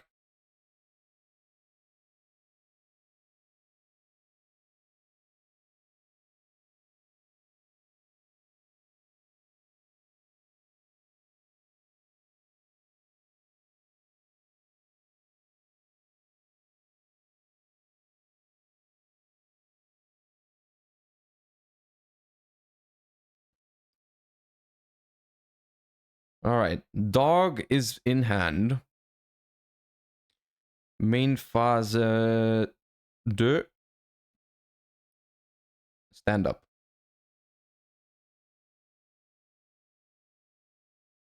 Stand up effect. Discard Fenrir probably. I mean, we can keep the second terraforming for follow-up, I guess. This one doesn't really... I don't really see how the Fenrir is great here. And then we just go...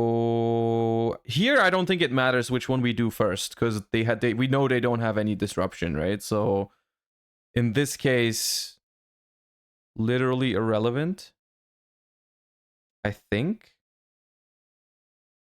Which technically... Yeah, perfect.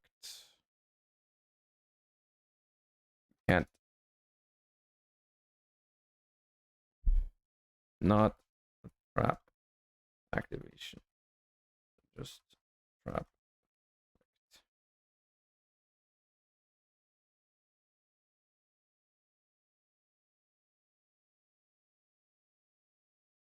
Wrong one? Oh, did I pick the wrong one because I already used the field spell? Oh, you're right. Right. I picked the wrong one. 1 sec. It does matter. You're right. It does matter. If I didn't have the field spell, if it was the quick play spell, then it was irrelevant. But because I already used stand up Centurion, it needs to be this. It needs to be this effect. It's the same thing. Here. Because I can't put the level 8 into spell trap zone. Since field already used. So in this case, we need to go this way around. We need to go special and then normal effect move. And this puts the Emmet into the spell and trap zone. And then we move again. And then we synchro into this effect. Draw. Pop. Pop. Actually, honestly, I could have let it there. I could have let it sit there.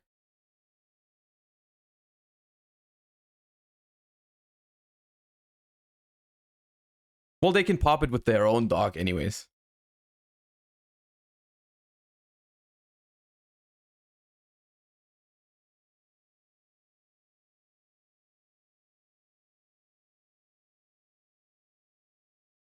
Okay. Set. End phase. Perfect. Search too. I could have searched with terraforming. It's whatever. What is the correct one to play? I think I need to place Primera. Oh, sure.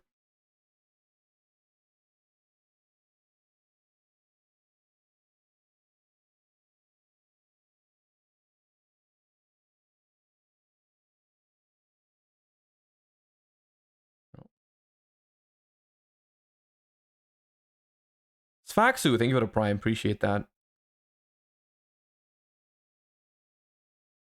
Without Primera, you have no tuner. Well, I can go Trudea summon itself. Oh no, that I keep forgetting it's not a quick effect. You're right. It needs. Yeah. I keep forgetting Trudea is not a quick effect to place in the spell and trap zone. Okay, pass.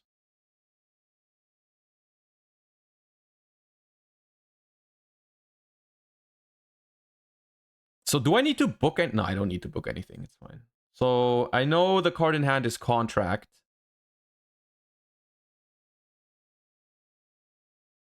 Activation is fine. Toggle on, by the way. On res. I'm toggled on right now.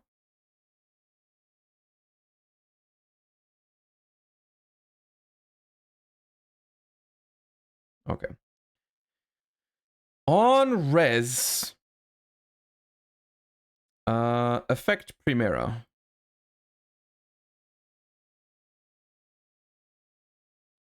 Move. Effect.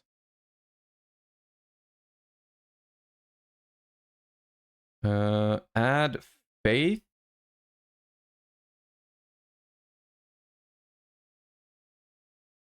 Why isn't True the quick effect to special? To special it is, but the on-field effect is not a quick effect. So you special summon Trudea here. And then you trigger stand-up Centurion, right? You trigger it right here. Right? You trigger it right here. And then you chain Emmet. Is this a quick effect? It has to be, right? Chain Emmet, target Trudea.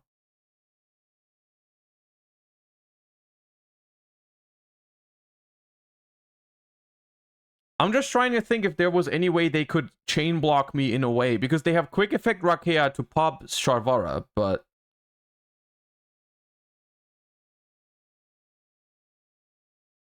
Synchro into Crimson Dragon.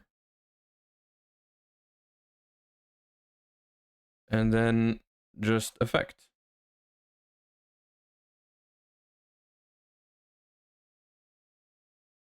Target.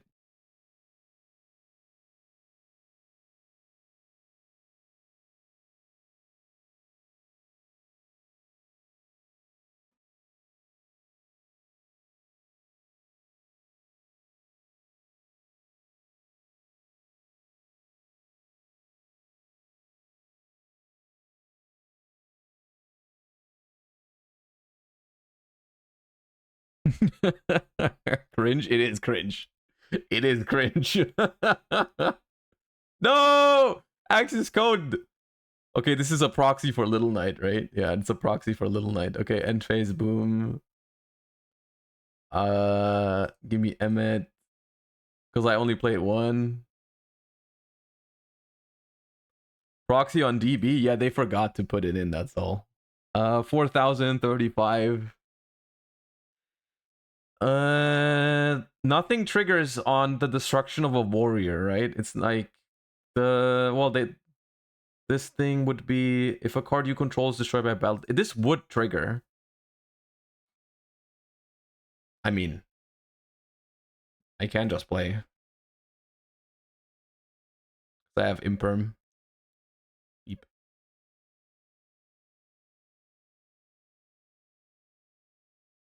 Okay.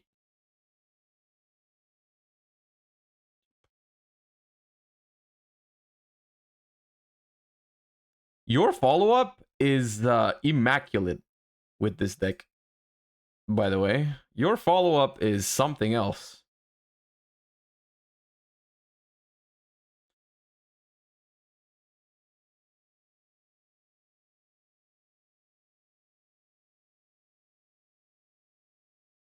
Oops.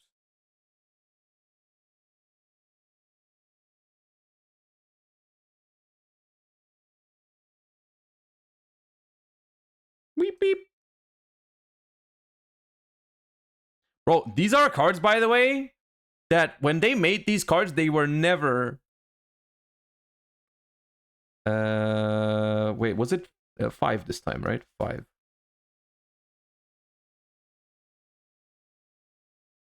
I mean, bro, I have an Omni Negate. It's not even...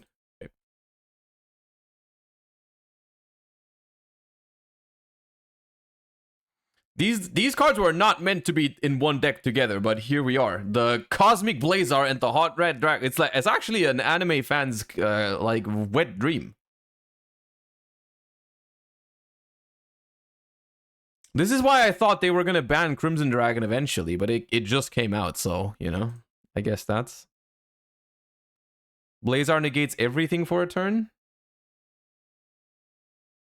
Wait, what?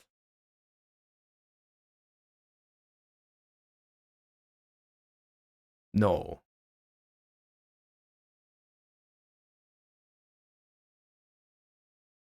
No, it doesn't. It's just one card or effect. It does? No, it doesn't. Activate one of these effects. When your opponent activates a card or effect, negate the activation, destroy that card.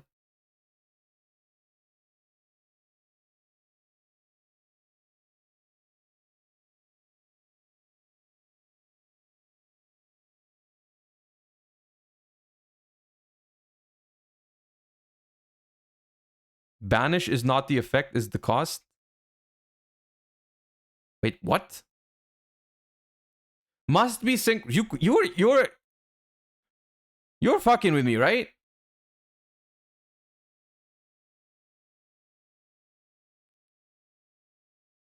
It's a negate for one card. It doesn't negate everything for the rest of the turn. It's just banish it until the end phase to activate one of these effects.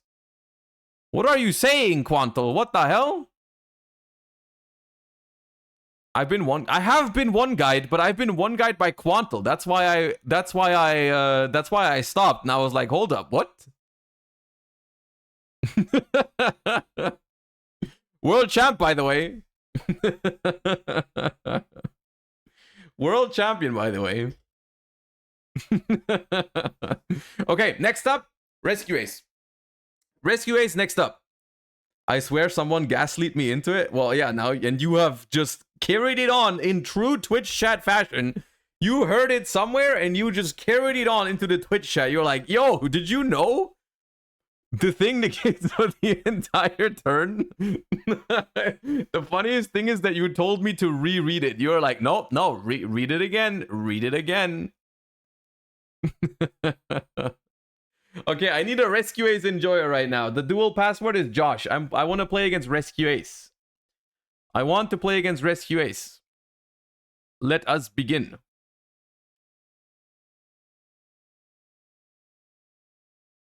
No, we're going second. Okay. You want a mirror match? Not really. Because a mirror match doesn't really tell me anything about the power of the deck, right? Because spoilers, if we're playing a mirror match, Centurion is gonna win.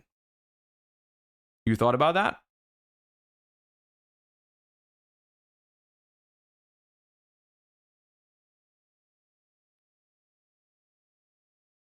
I will choose to not play Rescue Ace due to my disagreement with Airlifter. I feel like you guys were in agreement. I feel like you didn't have a disagreement with Airlifter. I feel like you agreed on not drawing Airlifter. I feel like that was something that could only happen in agreement.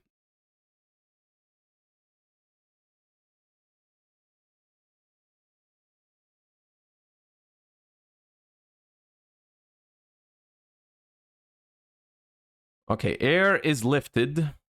Discarding Effect Veiler for Diabellstar puts the fear of God in me, because what is your hand if you're just discarding an Effect Veiler? I am scared. Monka S.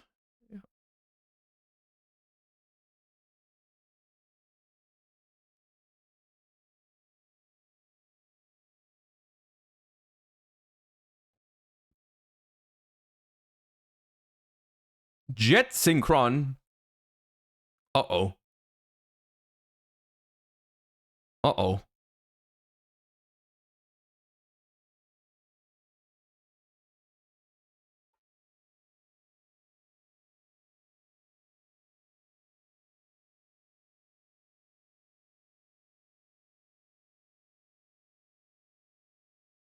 may have misplayed XD. It happens.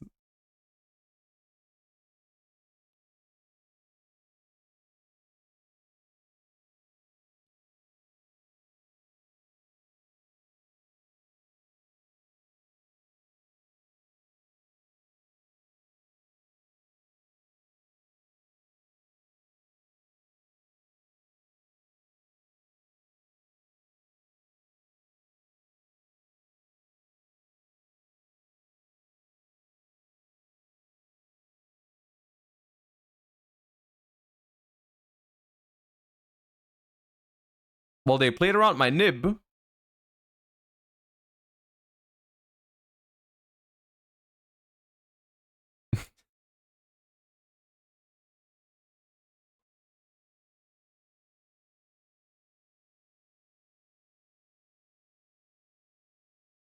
I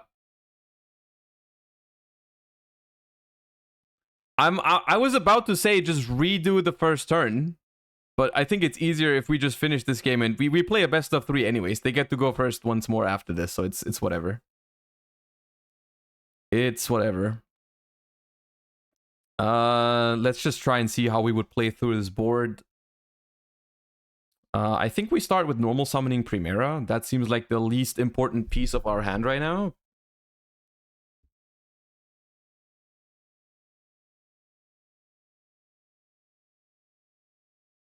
We get impermed on that. It's fine. Yep. And then I want to say we go stand-up Centurion. The question is, what do we discard? Probably Nib. Maybe Talons. The question is, do we expect another hand trap? If there's a hand trap, I really want Talons. But I think I pitch Talons here. Just in case anything goes wrong. Because if the combo goes off, we're not worried about anything, right?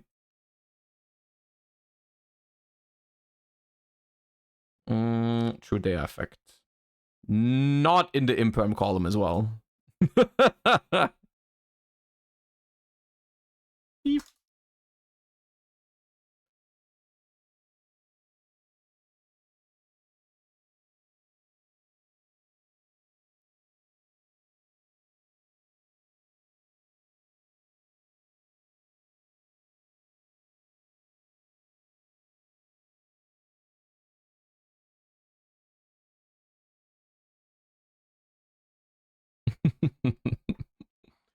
Ooh, wait.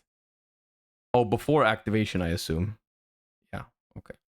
Well, it's gonna move, but it moves somewhere where it shouldn't be. That's fine.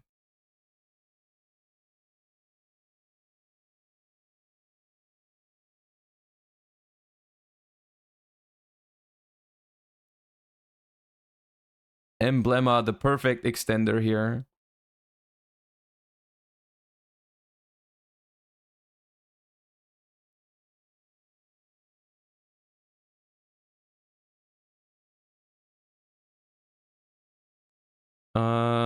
Legatia.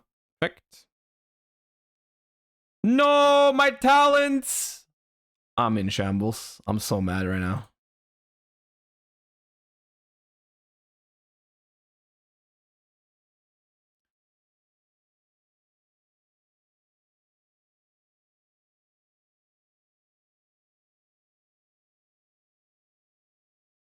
It's fine. It's Calamity Lock anyways.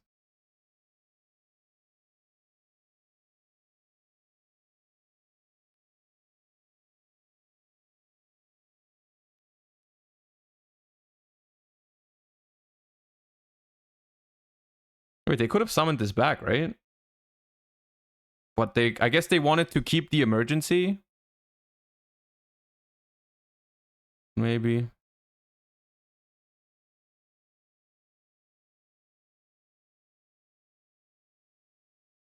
Well, that doesn't really count, right? That doesn't really count. Going second against Rescue Ace, what do we even side out? I guess Cosmic is better than Crossout? Talents isn't great either. I mean, crossout is fine. Maybe.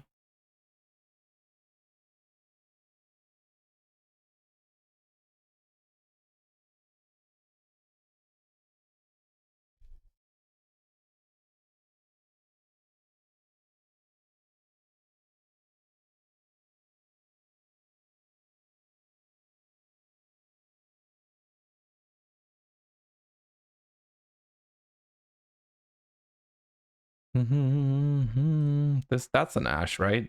If they start with this, I feel like it's an Ash. Is it?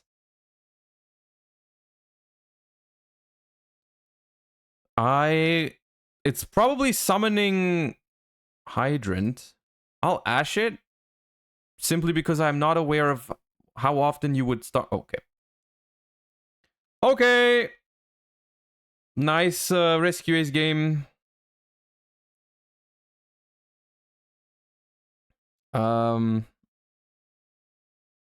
Since we already have a combo, I'm gonna start with Trudea before Desires. If they stop me, I can still...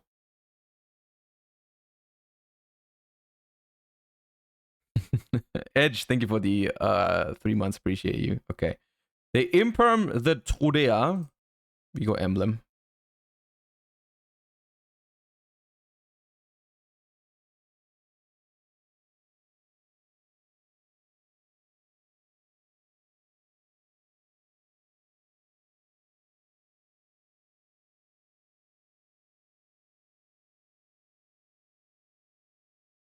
Impulse and imperm. Okay. That's kind of fucked up.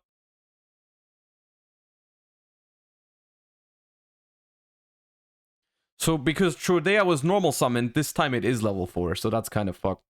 This situation is not great for us. What is this? If a monster is special summoned, okay, well, I would like to draw the field spell and not banish my last Emmet. I have banished my last Emmet.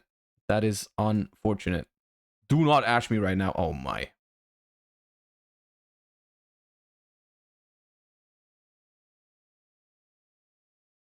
Well, but we still win, no? I mean, we have crazy follow-up. We cannot make Baguska, chat. Emblema of Oath. Place a Centurion in your spell and trap zone as a continuous trap. Also, you cannot and if you do, you cannot special summon from the extra deck except Centurion monsters while you control a face-up card with the name. I cannot make Baguska.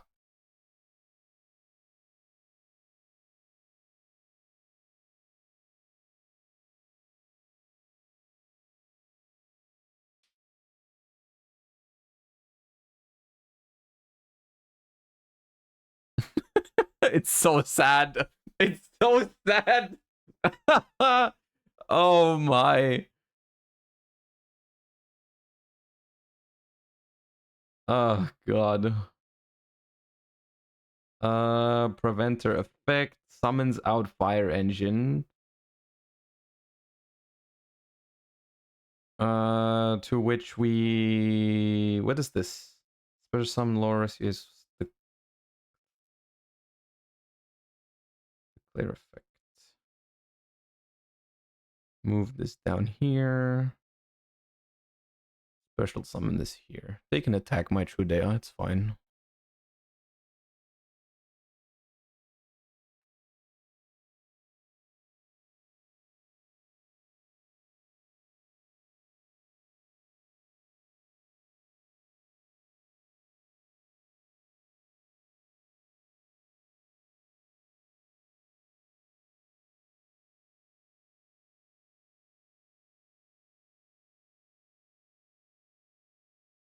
They could use the thingy, but they don't want to, apparently. Okay.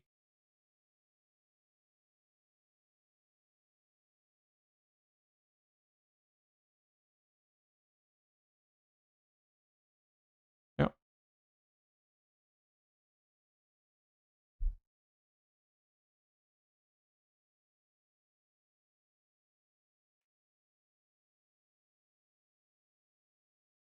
Highest attack pops this.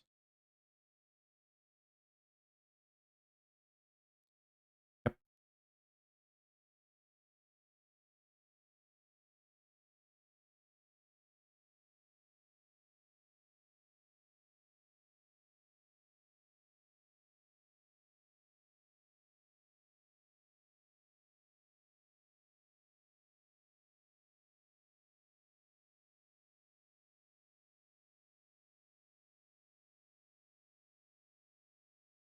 Trapping Grave is nice. Trapping Grave is nice. But Calamity Lock is also quite nice.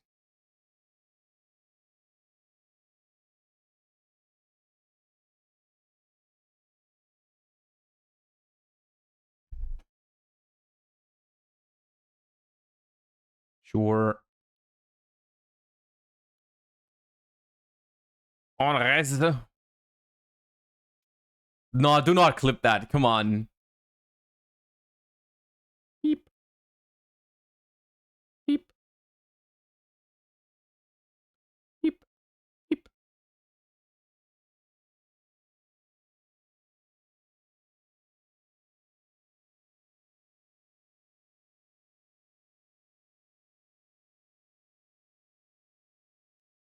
Beep. Beep. Beep.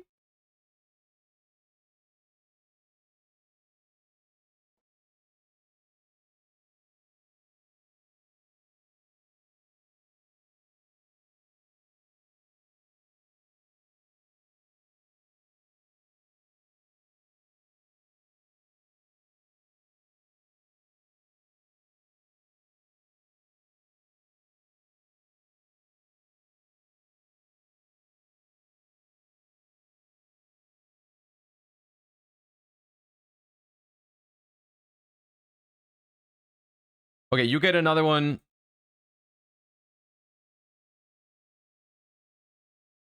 For that game one. You get another one for that game one.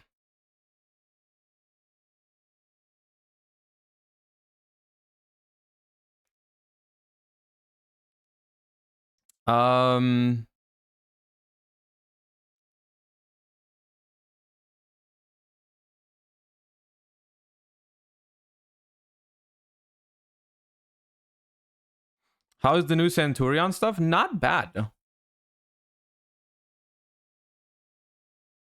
But it's like... The thing is with the Rescue Ace matchup, it's not much different than with most other decks. Ooh, do you Ash this? Probably not, right? Probably not. You could consider it, but it's a huge gamble. I'd rather Ash Emergency, but I don't know. I think it comes down to if they have another extender, it's combo anyways, but if I Ash later, there's not every extender works. Like if I Ash Rhoda, they can have another Airlifter as well. Whereas if I Ash Emergency, something like another Airlifter doesn't work. Or also a Hydrant in hand plus whatever doesn't work either, right? What I was about to say is like, this deck against Rescue Ace, it doesn't play much different than most other decks. Because if you're playing something like Pearly or Unchained, you're like, going second, you also just pray that they pass to your hand traps, right? You just like, you try to hand trap them and you hope that they can't set up. Because if they set up, it's going to be hard. That's kind of the same situation, right? Moisey Flu, thank you for the full year. Appreciate that. Also, Foxy Elemental, thank you for the 7. Appreciate the subscriptions. Thank you for the support. It means a lot to me. Is Rescue Ace missing cards in Master Duel? A lot. A lot. It's missing this card, which is super important. It's missing Preventer, and it's missing the Diabellstar engine for consistency.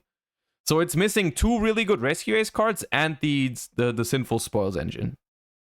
Yes. Okay, Turbulence means they have combo. Well, this is going to be tough then. This is definitely going to be tough. Or Sinful Spoils also. Can you use both effects of Trudea? Because she says that she cannot be special summoned for the rest of the turn. Well, there you go. The answer is you can use both if you use them in the right order. You can summon her first and then use the other effect on the board. If you use her field effect first, then you cannot summon her again. Right? So what you normally do is you place it into the spell and trap zone with one of your card effects, and then you summon it, and then you can still use its effect to go back into the spell and trap zone. Because if it says for the rest of the turn, what you do before doesn't matter.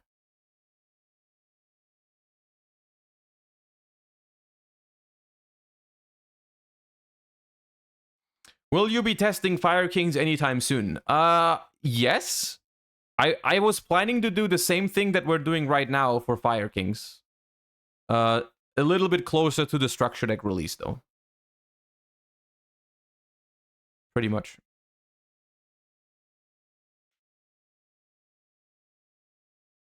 How good would Rescue Ace be without just Sinful Spoils in Master Duel? Like, playable, but inconsistent.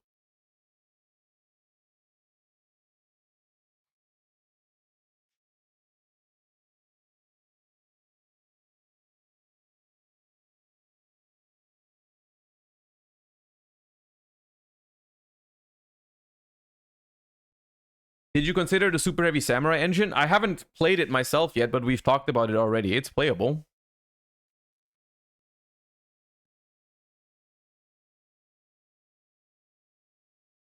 Did you ever watch the YCS Japan stream? I wasn't able to this time around. I saw that it was streamed, but I didn't get to tune into it.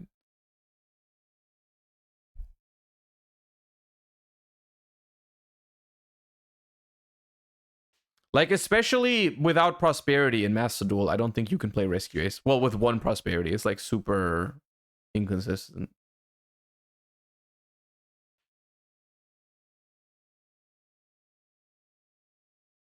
And this is what I mean. It's like, even if we were playing a different meta deck right now, this would still be hard, right? Like, it doesn't matter whether you're playing Centurion or anything else. It's like, this situation is tough for every deck, right? I mean, this is the thing, right? Our deck has 15 hand traps, and we just only saw one here, which can happen to any deck, right? It doesn't matter what you're playing. I don't think many decks play through the board that Rescue Ace makes super easily. What do you think about Phantasme right now? It's a good card. It's definitely a good and playable card. The question is it good enough? Like, the problem is you already need a decent amount of side deck space for... There's a lot of different decks in the format. So, does a card like Phantasme make the cut in a format like this one? I'm not sure. Like, you simply don't have that much room. But it would be good in... Like, it's good against Unchained. It's good against... Rescue Ace.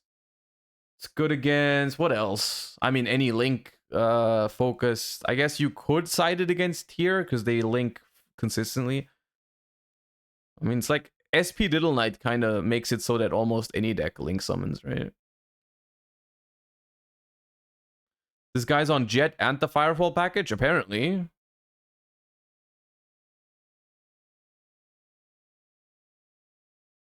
Talons hurts Phantasme a lot. Well, Talons hurts any hand trap the same way, pretty much.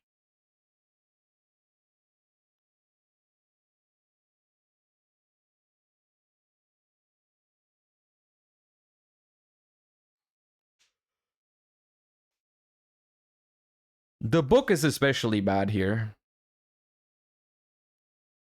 I really would be on Evenly Matched. Well, that's the thing, right? Evenly Matched also doesn't do anything here because this thing in the graveyard that they just sent is a spell and trap negate. When your opponent activates a spell, trap, or effect while you control a Link 4 or higher Cybers, you can banish this card from the graveyard, negate the activation. So you would need to draw double evenly. Like, it's just like in this situation, like no matter what deck you're playing, if you didn't stop the Rescue Ace deck from playing with hand traps, you probably lost, right? So Rescue Ace is in the current iteration that people play Rescue Ace, it really is like a combo deck, right? It's pretty much a little bit more mid-rangey combo deck, but it does try to just oh yeah, he can't do that. You prosp can't use the field.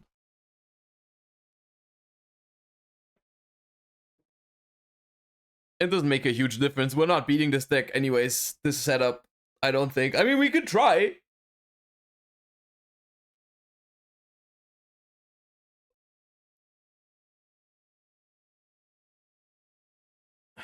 Sphere mode? I mean, technically Sphere mode would be good here, but our deck cannot play it. Our deck plays too many normal summons to play something like Sphere mode, but something like Lava Golem would go kind of hard here.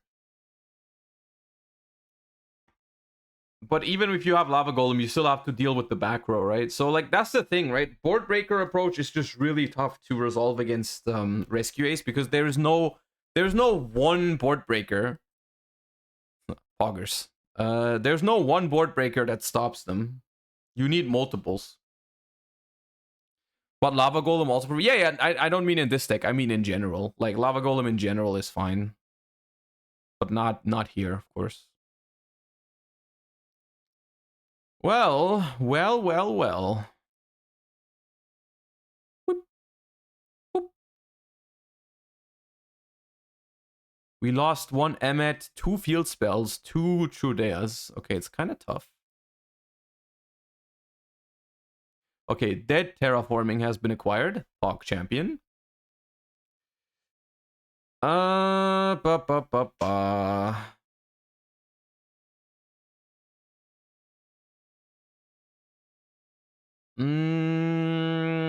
Is it worth booking the Hydrant?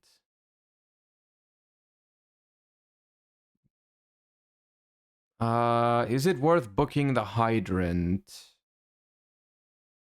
I mean, it's the only thing we can book.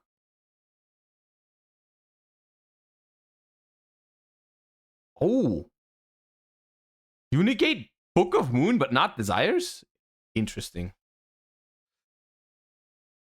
It doesn't change that much. I don't think we can play through it.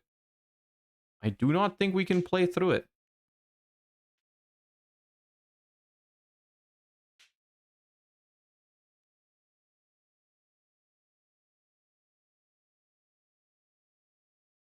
Which deck can? I mean, we have 5 cards in hand. If our hand was a little bit luckier, maybe, like, because this is 2 trap cards and a Little Knight. It's like, with 5 cards, you could play through it, but I don't think this deck can. So this is now, we cannot use it anymore. That's annoying. This turn, though. We can attack, though. We can attack. Stand up. Perfect. The Veiler last turn could have made a huge difference. That is true. Like, that's the thing, right? You need to stop this from happening. That's why he cannot attack. No, this one can't, but others can.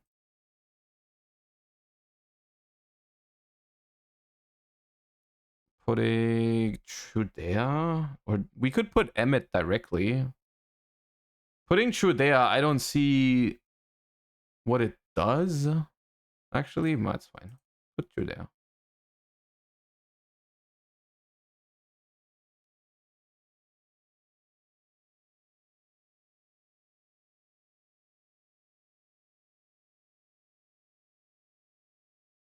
Effect Trudea.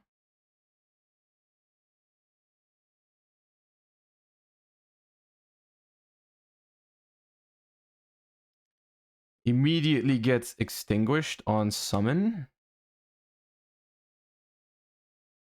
Is that negate its effects or negate activate its effects? Okay, otherwise... Oh no, wild second. Oh, hold up. If I chain Emblema, put another Primera into my spell and trap zone, this can't be destroyed. Hold. Chain.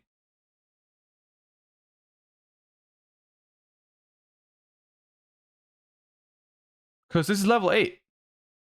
Do you have another? I do.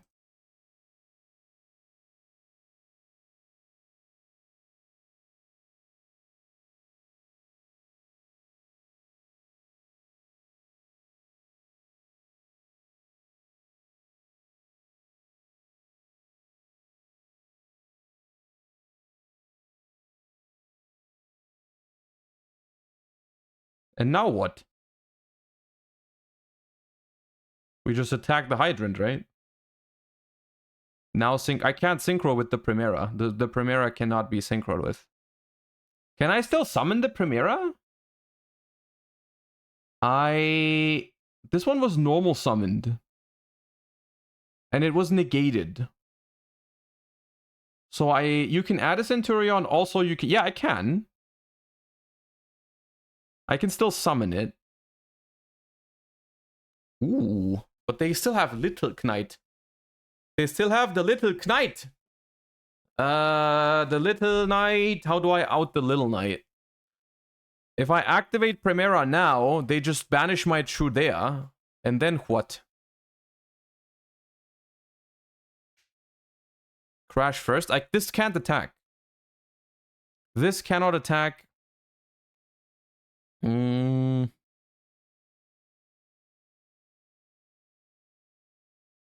I believe... We could hope that they misplay and not use Little Knight. But, I mean, how likely is that?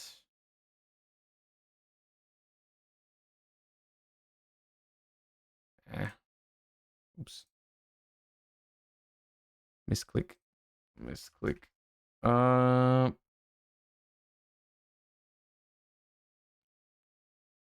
Attack.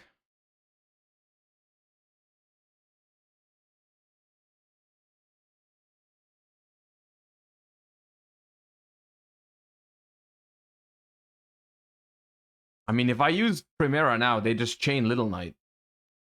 They just chain Little Knight. But we can do it on the opponent's turn, maybe. Can you chain Field on SP? No. If a monster is special summoned, immediately synchro. That doesn't help. It's a trap, so he can't banish? Wait, what? It's any card or effect, Chad. You don't know Little Knight? Interesting. Pass. Oh, wait, no, I can Typhon. No, but I would have to Typhon on the Trudea. No, I actually can't Typhon. I actually can't Typhon, because Typhon has to go on the biggest monster, and the biggest monster I have cannot be used right now.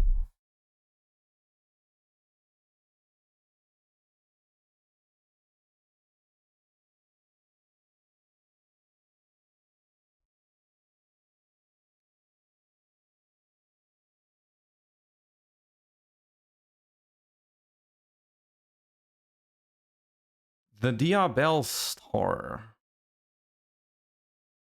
Let me think.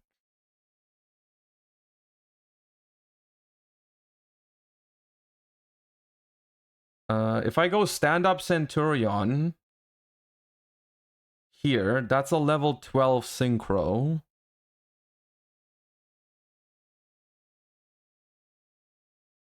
Level 12 synchro, I summon Legatia.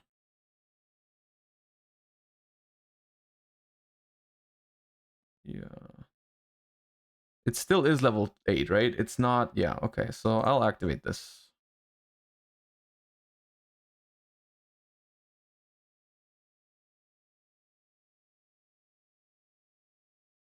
Chain Little Knight. I have to Veiler this, right? I have to Veiler it.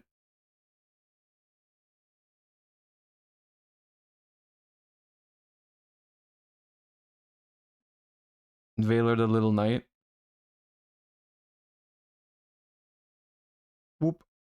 Whoop. Whoop, whoop.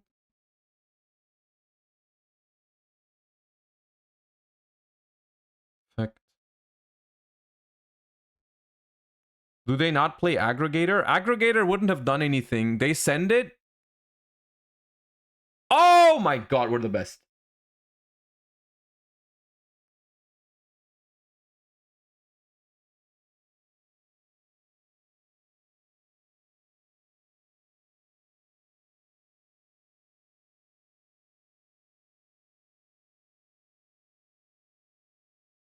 Oh, they didn't set. Oh, they messed up a little bit. Okay. Yep.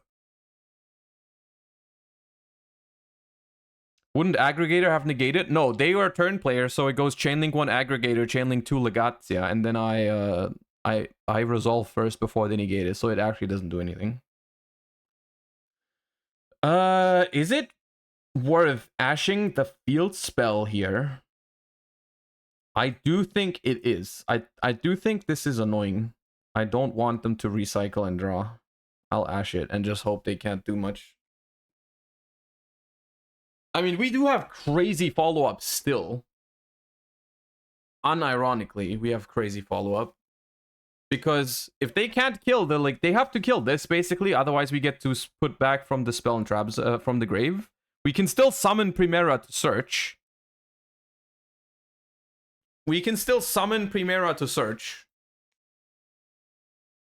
Forgot to reset spell. Yeah, yeah.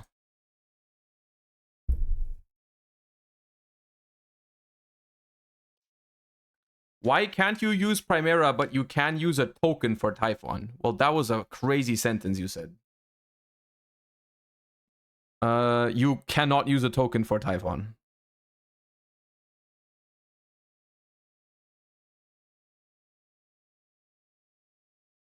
Move. Battle phase. Well, yeah, I'll take it.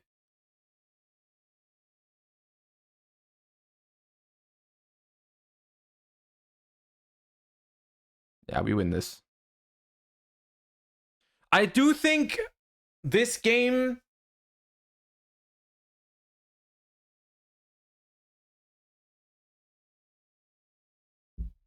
I'm bad now. It happens. Don't worry. If you're watching right now, it happens. Don't worry about it. I also made a bunch of not great plays today. It's all good. Your hand was not that good? Our hand was not that great, no. But it's like, yeah. Okay. We've played against Unchained. We've played against Rescue Ace. What is the next biggest thing? Tearlament? Any Tearlament gamers in chat? Any Tearlament gamers in chat? Hit me up with Tearlaments. All right, let's go. I'm proud of you. So far, everyone has joined with the deck that I wanted you to play, so...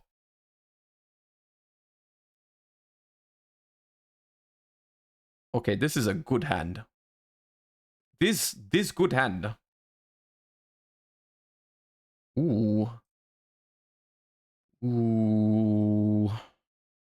I'm tempted. I'm tempted to ash.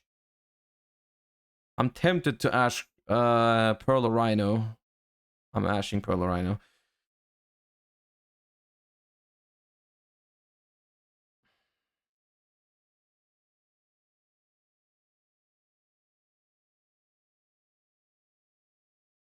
It's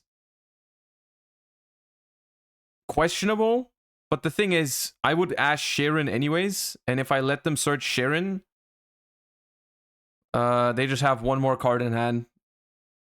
Ah. Ah.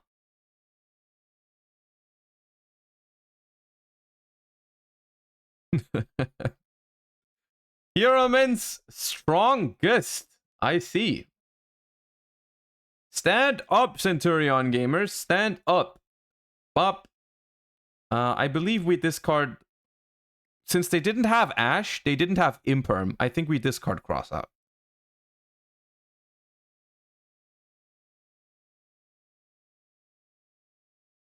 Bum, bum, ba-dum.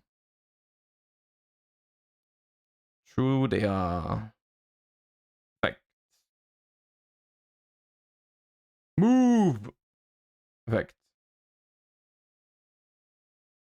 Move.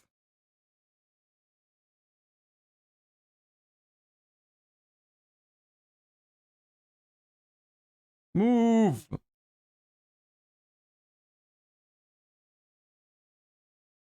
Technically it's more damage if I attack now. Don't really know if that's like riskier at all. Jane! Thank you for the 10. Appreciate that. Thank you so much. Coming in clutch once more. Appreciate you. Thank you so much. Enjoy the subs, everybody. Thank you for the support.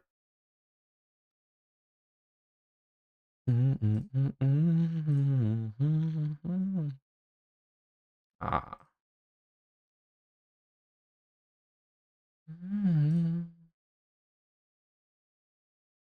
When I move, you move.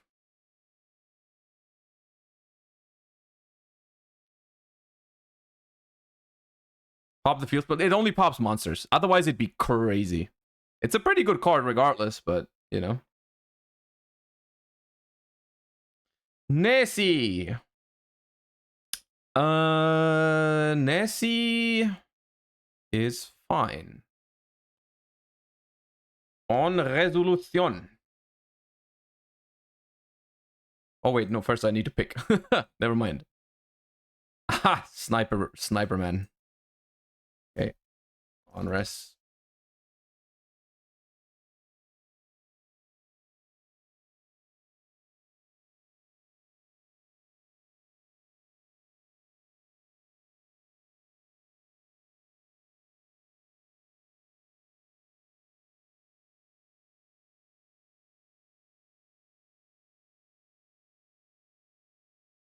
Okay, we're resolving. We're resolving.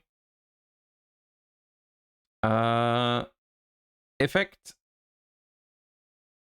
of the Primera.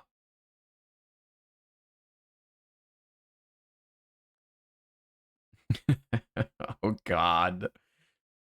Oh god. Okay.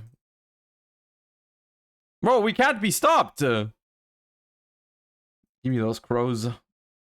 Give me those crows. I don't think book is... I mean, book is fine, I guess. If they only have one tier monster, you can, like, book... Is Rule Kalos? Hold up. Rule Kalos. Activates a card or effect. Okay, Rule Kalos can negate the spell and trap effects. So book is fine, I guess. Book is fine. Droll is good against tier, though. Droll is kind of tempting. I'll take out the trap going second. I'll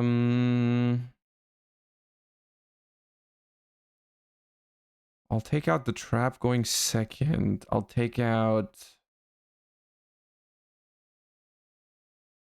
What do I take out? Do some... I haven't thought through the ratios for the side deck. It's whatever. Nip? I think Nip is fine if you have so many hand traps against here. Because you can, like, negate the thingy. I've been drawing Emmet like crazy, dude. Yes. Yes. How is it going? We have not lost a game yet. Out of like 6 or 7 games, I want to say. There's no rule close, it's heroes and dark. Well, we technically didn't see that, did we?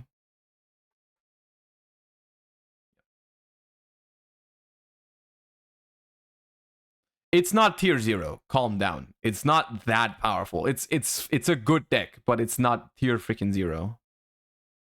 No shot. No Meggies. You saw Mally? I did saw Mally. You're right. I did see Mally.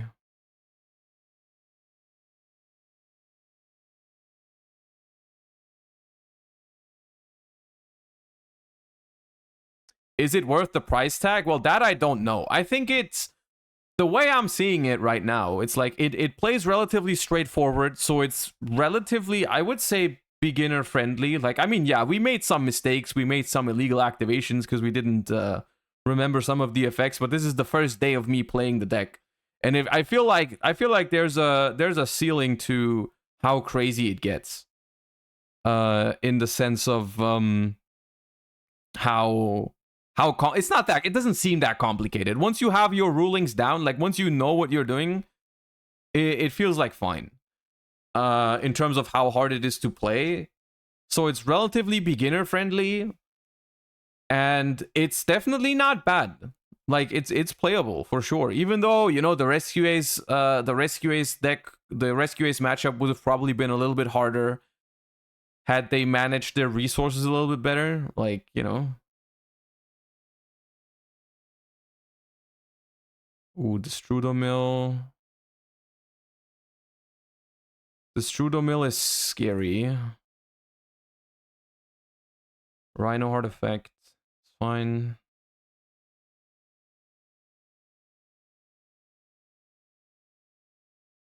Discarding Scream. Okay. No Rhino effect? No Rhino effect. Interesting.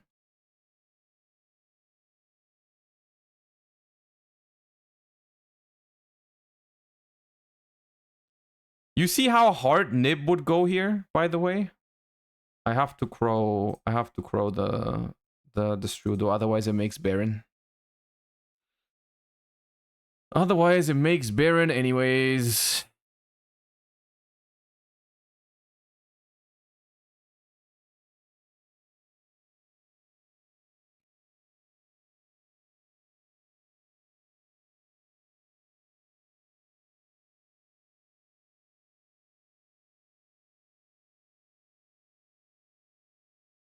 Okay, okay, nothing so far.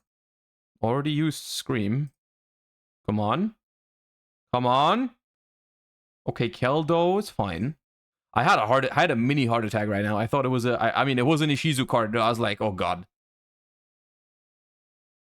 They still have rank 4 here.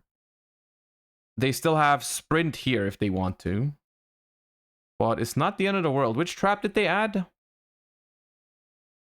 Log. Which trap did they add? Was it Salek?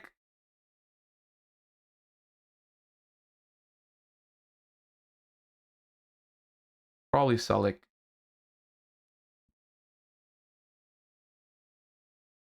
Tilum is Salek. Yeah. Diviner was impermed. I impermed Diviner, yeah. I impermed the Diviner. So they milled meta and crime. Yeah, technically they could play multiples, but yeah. Yeah. Most likely, yeah. It's just the Saliak in hand. Okay, so wait, what? These two? What do these two do? Yeah. I guess dark into. Why would you dark in? Yeah.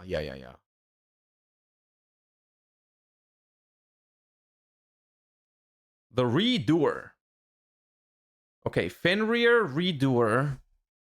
What does Sprint even make? Sprint does not make a real fusion right now, so. Little Knight, okay.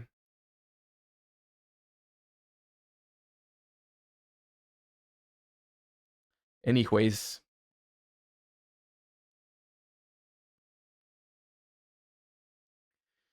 Little Knight, Fenrir, Redoer, which can summon. What can Redoer summon? Sharon cannot make a Kaleido Heart because there's no 2 Aquas. The Redoer is not scary. The Redoer cannot even make the Salek life, right? Unless I'm missing something. It cannot. It can make a Mud Dragon, but they would have to use their own SP. Because they don't have another dark.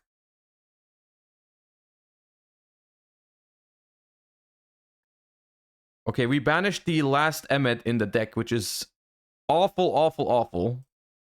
That is giga bad. We drew Book and Emblema though, which are good cards. Good cards. I think we booked the Fenrir. Maybe, I'm not sure. Book the Fenrir, normal summon Primera, use effect. Yeah. Yeah.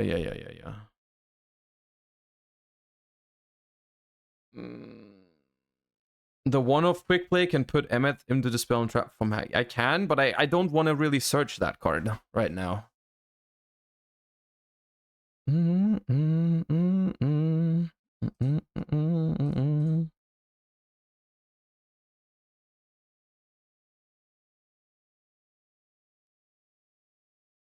Did they forget about Redoer to attach? Maybe they didn't want to, I guess. They would have attached... Which one is the first? A monster? I think a monster. They would have attached the monster anyways, I think. The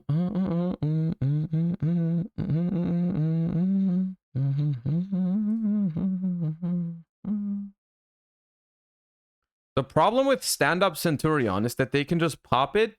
No, they can't. It can't be destroyed by what?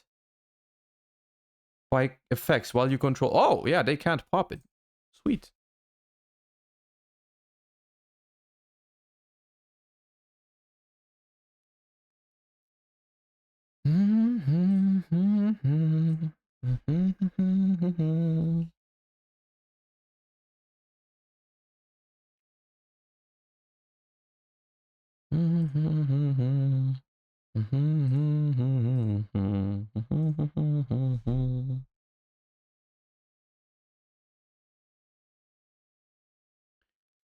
True Dea.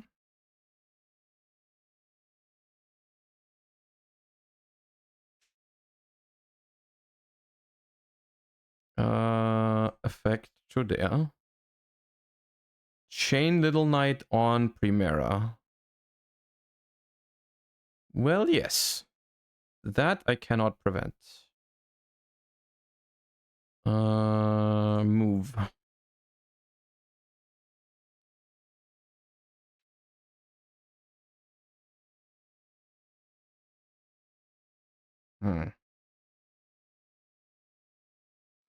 What do I do with Emblema of Oath now?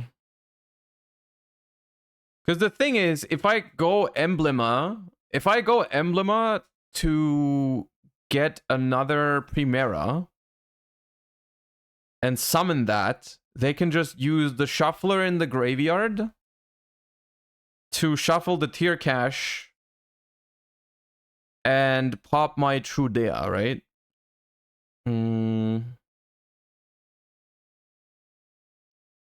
If you added the quick play, you could have set the field with Emblema. I could have set it, but then they could have popped it. That's why I didn't do that. If I set the field spell, they can just pop it with Pearl Rhino, and then I'm giga fucked, right? Then I can't even play on their turn.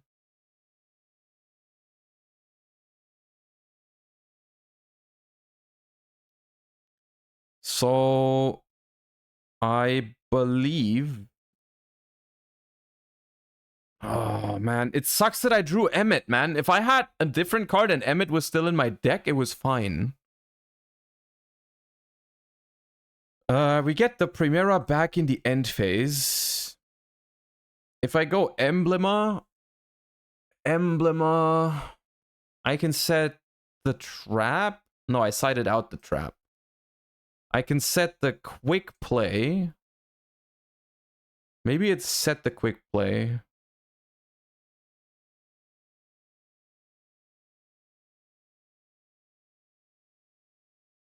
The problem is if I use Trodea,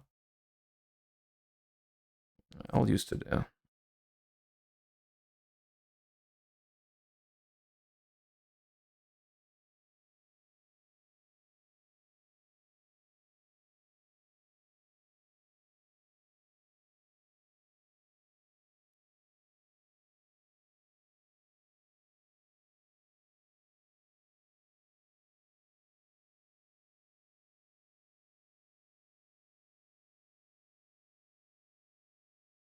They're gonna pop my field spell now.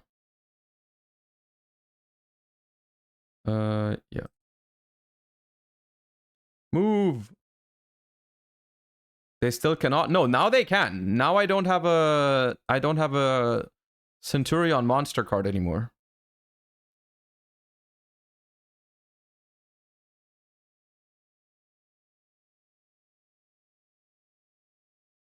They can pop my field spell now, but they pop the Primera. That's fine? Question mark?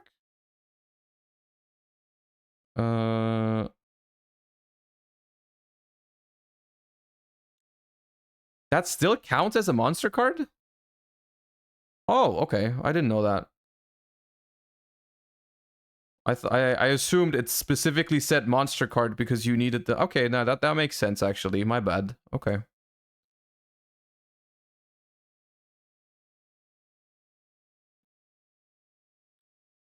Emblema? We're not gonna do anything this turn, but it's not so bad.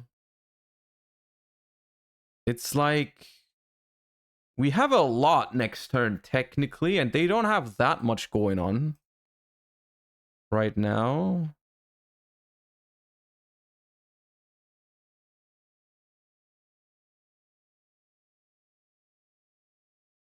You should have made Typhon. I could have made Typhon. I keep forgetting about Typhon, to be honest. Typhon is a card that I don't always consider yet. I'm not used to playing much with it yet. But you are right. Probably was good to make Typhon instead of using Trudea. What happens if I do that, though? No, if I make Typhon, they actually can pop my field spell, though, right?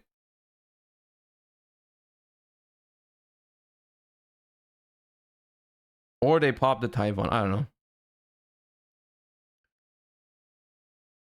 Yep. They attach another monster. That's good. Nicholas Cage, thank you for the 8 months. Appreciate you. They need to use the... Hold up. Before main. So these to summon are only in the main phase. However, this to summon is not in the main phase. Okay. Okay, main is fine.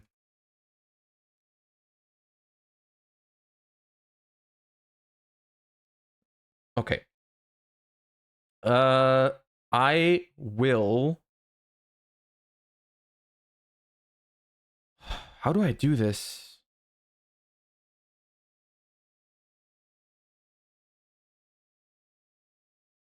Activate Faith.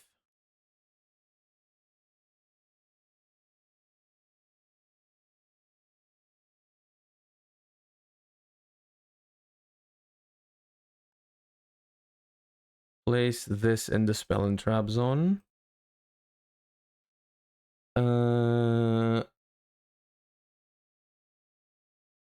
I will declare Trudea. I will then declare Stand Up Centurion. I will then declare Emmet target.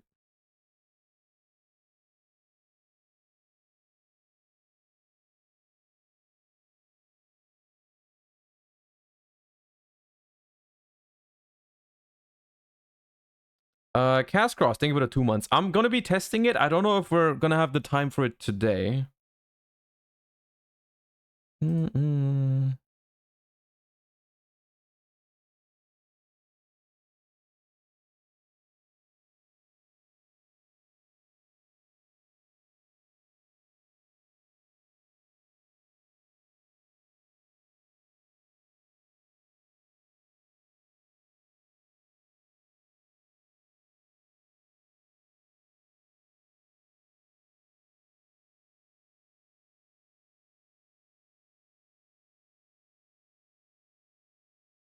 All right.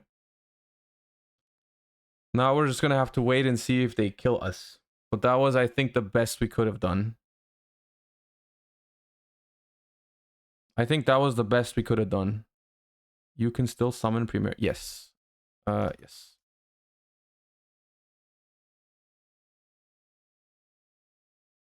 Activate Emmet to return. No, I already used Emmet this turn. I already used Emmet to return the Trudea. The thing is, we have crazy follow-up. We actually do. We just need to not die, which is a hard... It's a tough ask. Like, we're probably going to die.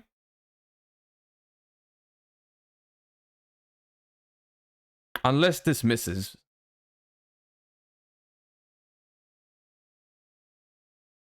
I should have popped the Fenrir, maybe. Yeah, that's probably going to be enough.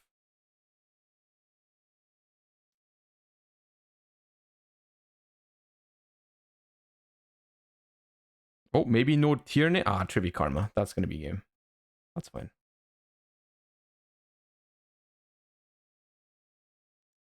Going first, I think Cosmic is actually quite solid in this matchup because you can just hit Pearl Rhino, which they have a lot of copies of. You can hit Scream. I don't like Book going first.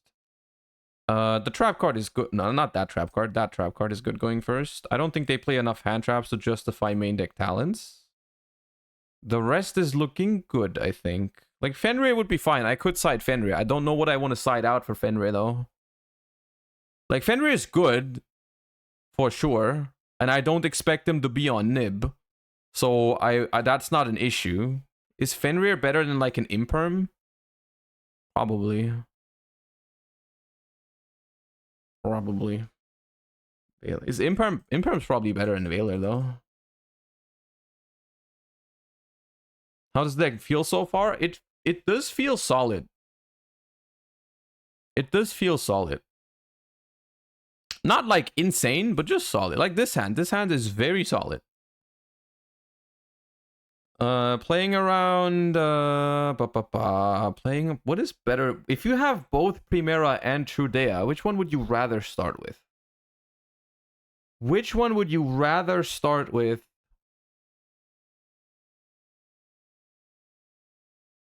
What's the difference? I mean, they technically do the same thing. They both can get Veilered or Impermed.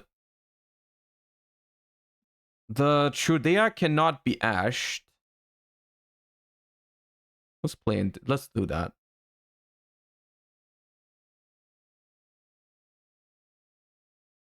Move!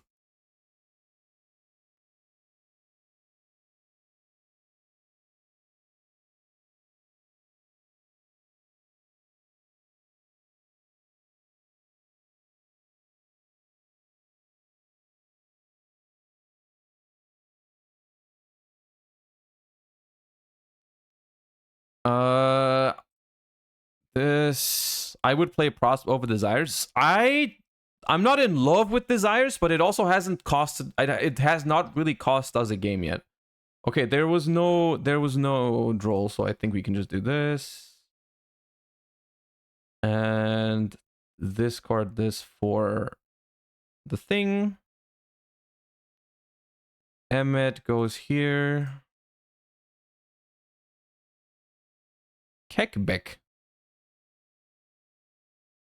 Now that's kind of fucked up, actually. That does stop everything. The one of Kelbeck is that's fucked up. That is fucked up. I can't even synchro on the opponent's turn now, right?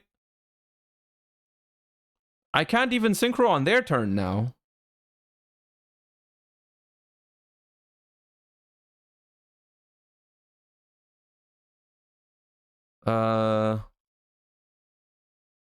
Well, I guess Fenrir, Ash, Crow have to carry.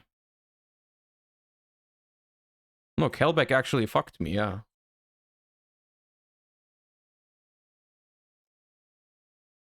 Kelbeck actually destroyed me.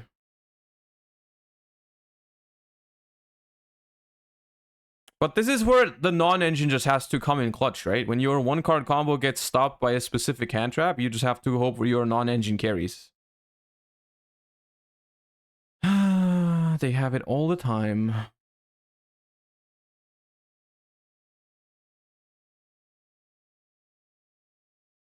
Yeah.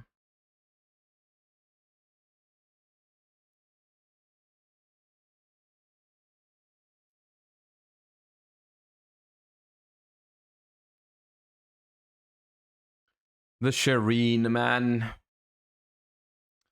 I hate the Shireen. Oh, come on, man.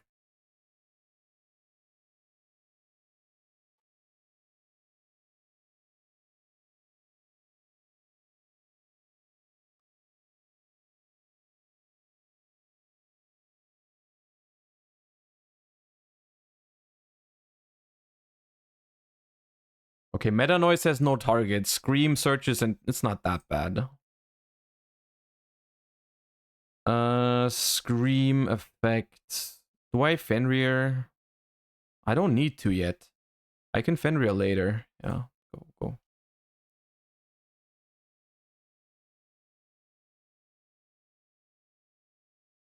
Salik.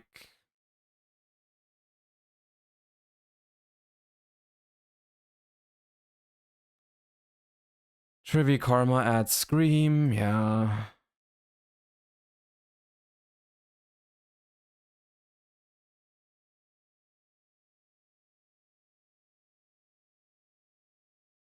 Yep.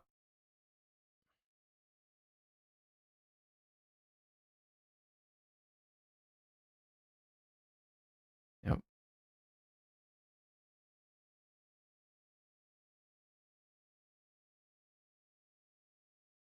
Okay. Milled nothing. Rhino Horde of. Huh? What? Okay. Papa, I'm going to crow the Rhino Horde, but I'm also going to trigger Fenrir. The question is, do I banish the Sharon or do I banish the Scream? Because the Scream kind of fucks me up. The Sharon makes Baron. Thinking. The Sharon makes Baron.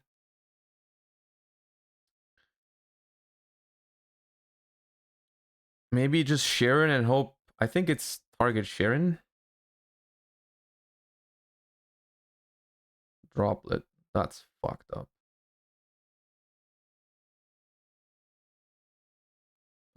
Okay, well, Chain Crow.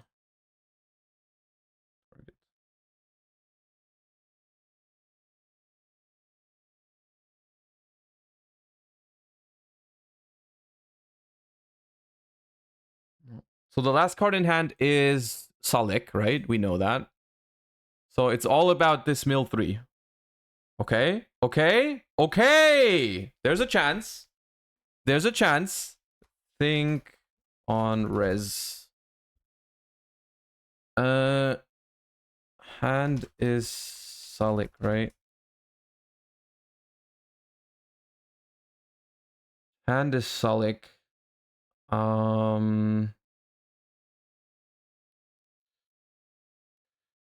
Hand is Salik. So they make Baron next. They make Baron next. So we go effect through there. Oops. Then we go Emmet. Target.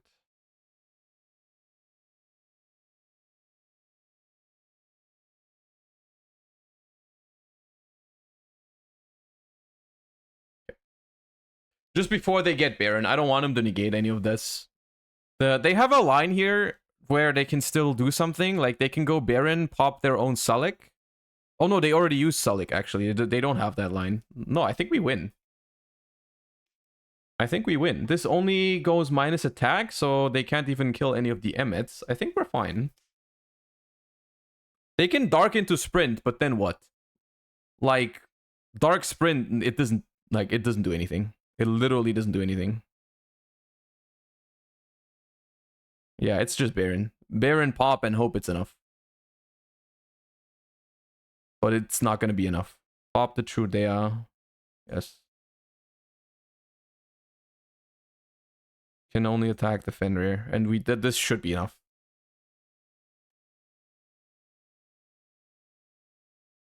Can Kaleido and Sullick? No, they can't. They don't have a Rhino art anymore. I crowed it. The Cosmic is irrelevant.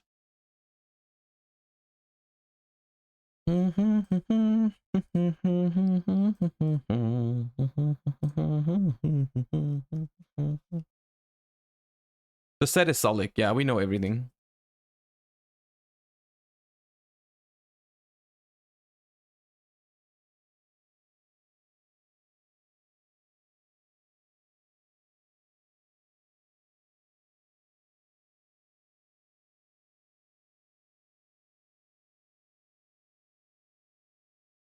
Oh, oh, oh!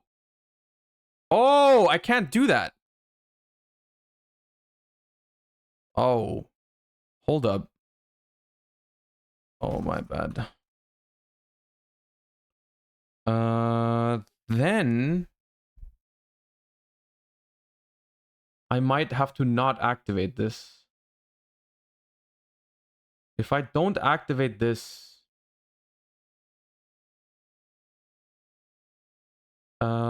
what's my option though? They just negate. Yeah, then I can't activate it. Then I don't activate the Primera F. That's okay. Yeah, my bad. I didn't realize. Because then you just make this without effect. Unless it's mandatory? Yeah, no effect.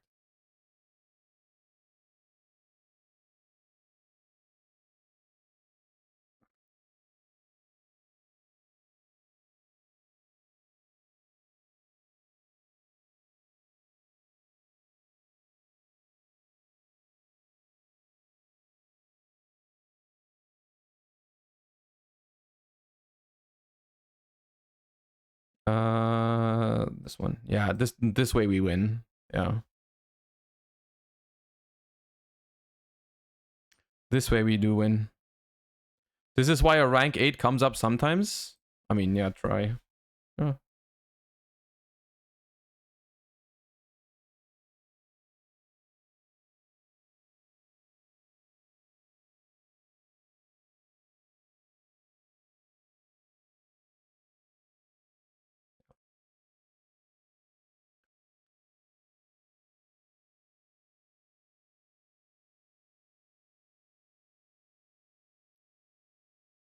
Um,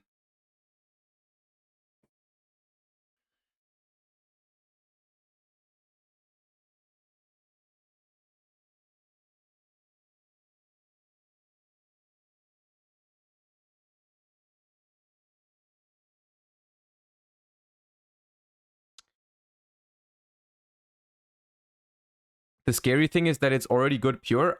I want to say one thing. First of all, Crossout didn't do anything so far, but we didn't have it in the good spots. I think the reason why this deck has been working is because it was the pure version. I think it's one of those instances where I think every other engine you add to this deck, where I'm still open to try some stuff, but I think the appealing part about Centurion is that it has so much room for non-engine. I don't want to play more engines instead of non. I kind of think non-engine is the best way to complement this deck. Yeah, right. That's my impression. It is just my impression. I think it's the combos that this deck does are strong enough, in my opinion. Like if I get to, all I need is this level 12 on the board and set up to go Calamity next turn, and I don't care about anything else. Like I don't need to put up infinite more stuff onto the board. I don't care, right? Because what you're saying right now, Horus makes this combo infinitely better. I don't care. The combo doesn't need to be better. Like the combo really doesn't need to be stronger than that. Every time we've pulled off the combo, we've won the game. We haven't lost a single game where we've pulled off the combo, right? So I didn't feel like the need to make the combo any stronger, right? I just feel like it loses to hand traps so hard. Well, you can get stopped by hand traps for sure, but that's true for every deck, right? The good thing is when you're being stopped by hand traps, it's really good to play a deck like this one that plays like a whole lot of non-engine yourself, right? Like if I have a 1-card combo and I'm being stopped by 1 hand trap, the 4 other cards in my hand being hand traps themselves might make my opponent pass the turn back. And this deck has crazy follow-up even if you get stopped, right? So I think the only situation where it really makes a difference is when you go second, right? And so going second, the question is, do you rather have hand traps like non-engine, or do you rather have a secondary like engine in your deck, like Horus or whatever? The answer to that I can't say for certain. Like maybe Horus is fine, right? Maybe, but I think the appeal for me for this deck is that it gets to play all those cards, right? It gets to play all those non-engine cards. I get to feel really safe because even if I get stopped, I still have like Crow, Ash, Fenrir, Imper, Nib, all those backup cards, right? You know?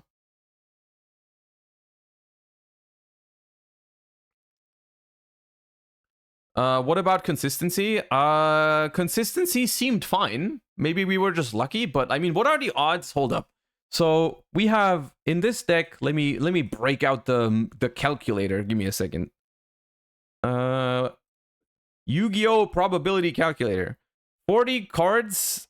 We have starter cards. We have 13, and we want we have an 87% chance to open a starter in 5 cards.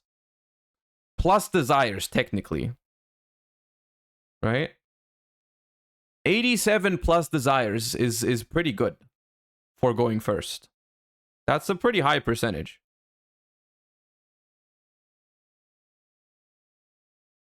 That's those are the odds.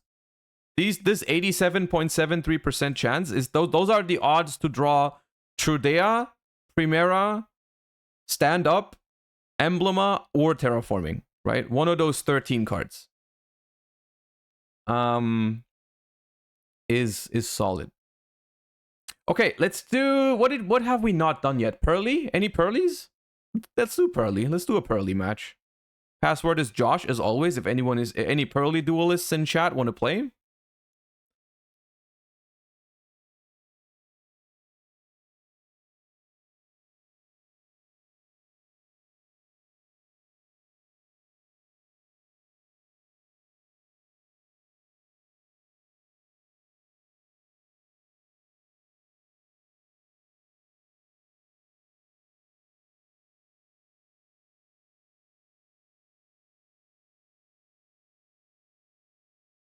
I'm kind of digging this deck. It's good.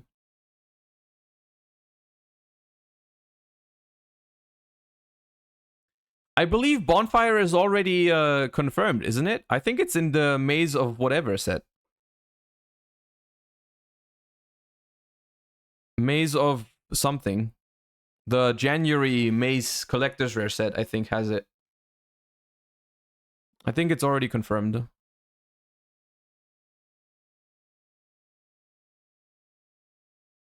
Maze of Millennia, that's the one. Yeah. Okay.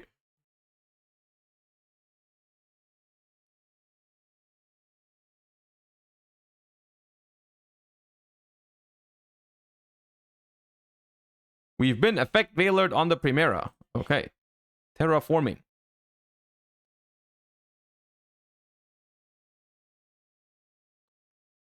Terraforming for the stand-up Centurion. Now the question is, do we desires first, like Gigachads, to see what we want to discard? Or do we desires after, because we're scared of... Okay, never mind. Let me see what it would have done. I need to know. Hold up. Okay, it would have been fine.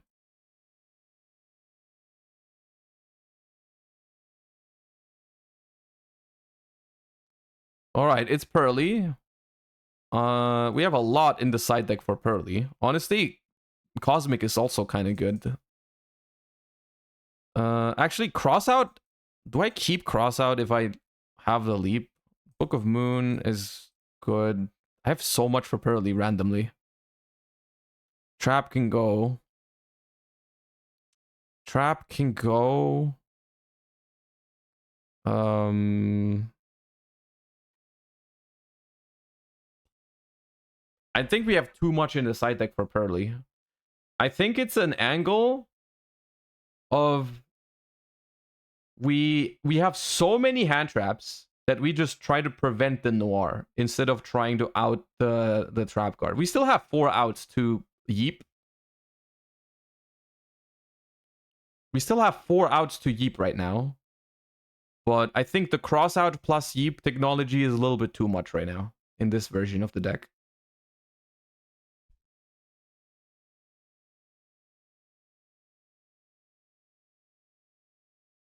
Oh yeah. Oh yeah. They are not. If they make a Noir, I'll be impressed. I'll be very impressed.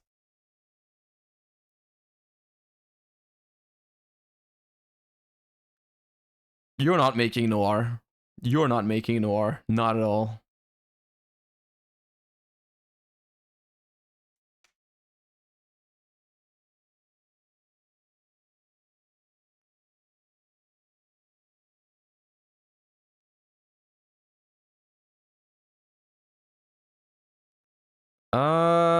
Okay.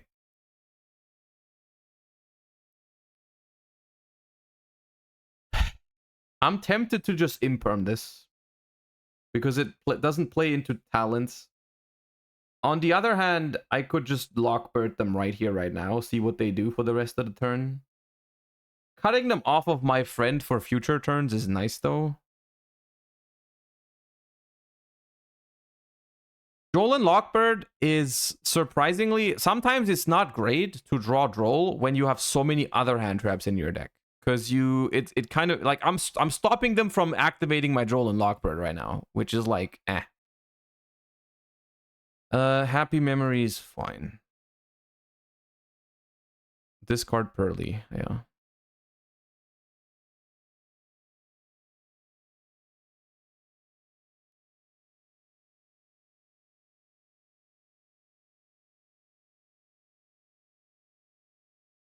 I might Veiler this. No. I'll just roll them if they hit.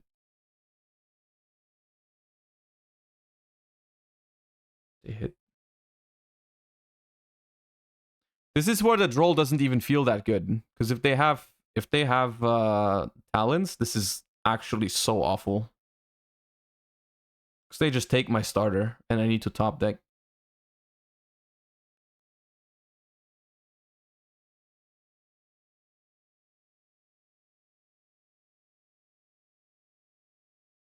They also sided Spellbound, by the way. It's not bad against this deck.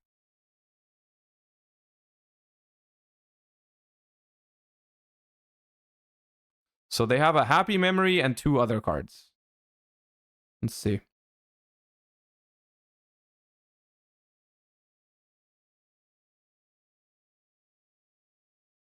Okay. Yeah. I don't think I care if they discard and they discard an Imperm. Okay.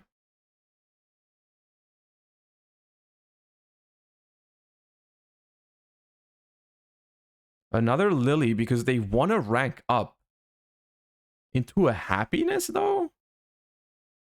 They want to rank up into happy? What does that mean? Does this mean they have the trap card? What is the last card in hand? If they want to have a happy here. Maybe, I mean, I'll Veiler it. It's probably Yeep, right? Is what I'm thinking.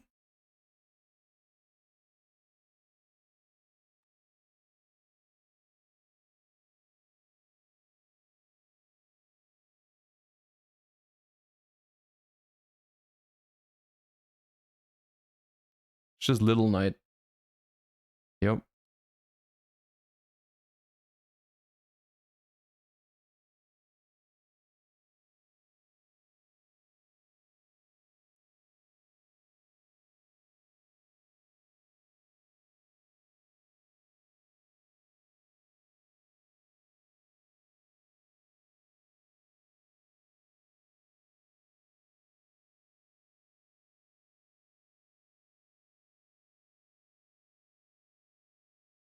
Why couldn't this shit be 1601 attack? Literally 1601 attack is what I needed this shit to be.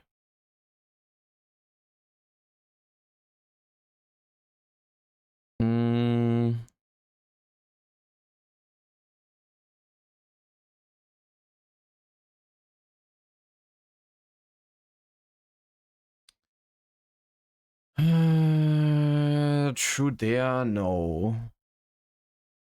Stand up, right? I have to, if I, do I attack the SP? Or do I not care?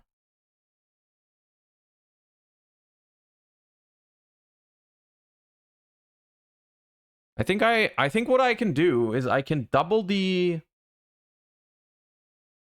put it back with faith. Well, the thing is, I cannot special summon it for the rest of the turn because I searched with it. So, even if I can put it back with faith, I cannot summon it back this turn. But I still think it's probably best to get rid of this SP.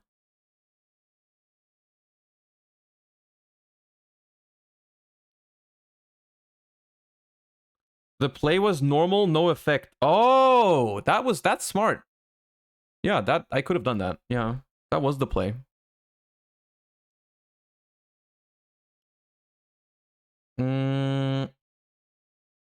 Now, do I probably just go stand up Centurion. I have to discard my Ash now because I didn't make that play that you said.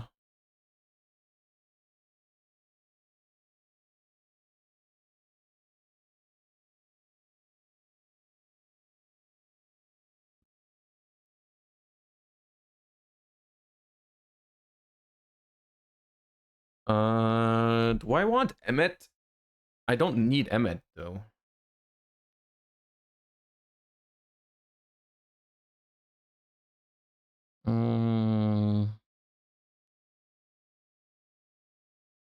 Probably this.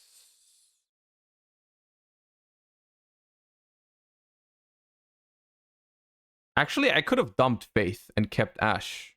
Yeah. Yep, my bad. I am also new to this deck, but it's fine. I mean, it's not a bad spot still. Like, it's actually a fine situation depending on what they draw, but that was not ideal. The way I played that was not ideal for sure. Faith has the Grave effect too. Yeah, it was gonna be a good discard. You're right. Normal summon Veiler. Effect.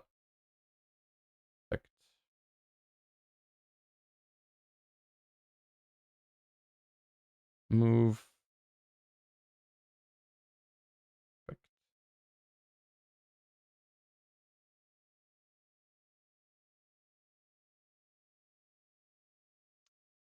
Do I go Emmet here? Not really. Don't think so. Actually, maybe. I can go Emmet. No, I just grab follow up, I think. Well, Emmet technically is follow up. Yeah, Emmet is technically follow up. And then the Claire effect. Judea. Effect stand up. Chain Emmet. Target. Move. Synchro.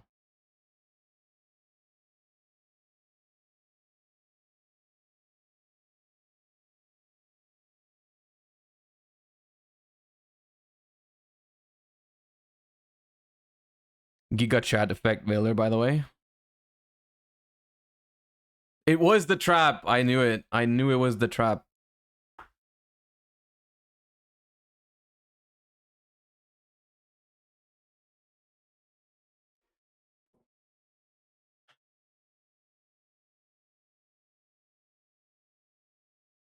Centurion is straightforwardish, but has enough nuance for skill expression. There are that's the thing, right? I guess you could use this.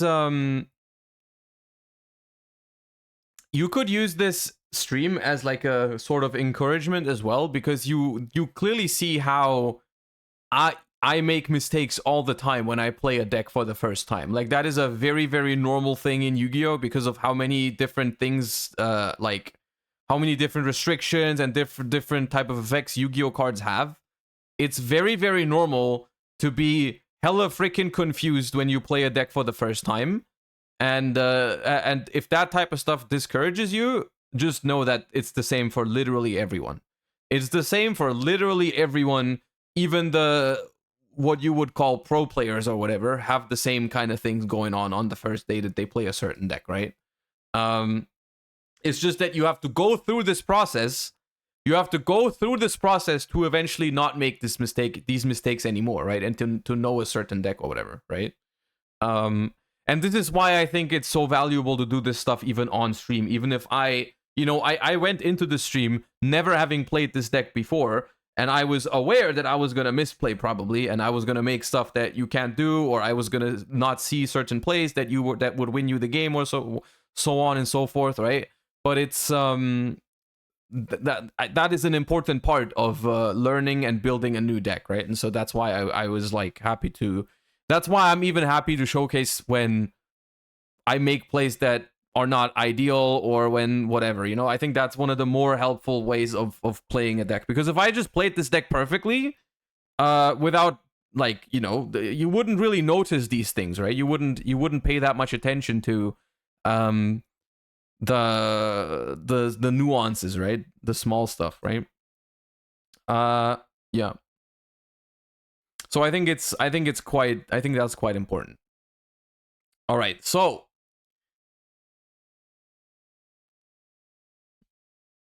could the Pearly player try Pearly effect, and if it gets negated, you activate the spell, summon Lily, and use Lily effect? Could try Pearly effect, and if it gets negated, you activate the spell, summon Lily, and use Lily effect. I'm not sure exactly what you're talking about right now. Don't have the exact game state in 2x's. Oh, you mean just use the Lily to exceed? Yeah, they could. Yeah, they could. Technically. Yeah, you're right. They could have. I don't think though that like the Yeep in their hand, I don't think the Yeep in their hand would have really saved them the game in the long run, right? Because it was gonna be a Noir with 3 materials, right? It was gonna be a Noir with 3 materials, so even if it stops me from playing, I think in the long run I'm still fine. Right? Probably. But you're right, that was a possibility. If all they wanted to do was get out purely happiness, they could have just gone for that. But then they wouldn't have had SP, right? They would not have had SP Little Knight. They would have had Yeep plus they would have had a 3 material Noir plus Imperm. Instead of SP plus instead of SP, yeah. Well, I don't know. Did you feel like the Megistus engine was wasted extra space? I mean, well, we haven't summoned it a single time, so I guess the only answer I can really give you is yes. The one thing I can say is that I do think I want, or I would want to have, like, what the hell could you play for level 8 synchros? Other than the Megistus. Like, there has to be a good level 8 synchro for this deck, no?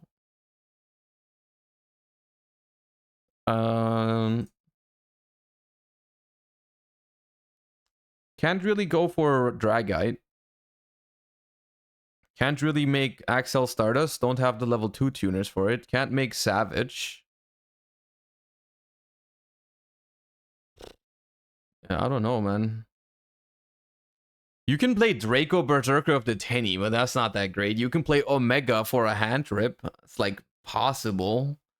Like basically, the funny thing about this deck is that the core part of the deck literally is 5 extra deck cards. Technically, I don't think in all of these games, I don't think we have summoned more than 5 cards. It's double Legacia, Crimson Dragon, Blazar, and Hot Red. Everything else in like normal situations, you don't need anything else. Like it's all fine, right? You don't need anything else if you have those 5, right? The only question is, what are the scenarios where you need something different, right? Like, what happened? Like, for example, we had a situation just now. What if you don't have Primera because your opponent removes the Primera from the board somehow, right? Like what happened with the Kelbeck, and then maybe you sit there, like the Trudea can be level 8, and the Emmet is a level 8. Maybe you play rank 8 Xyz, right? This is a possibility, right? You could do that.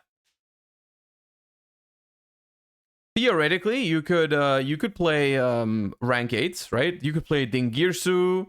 You could play Hope Harbinger for going first. You know, there's like ways you can make use of those bodies, right?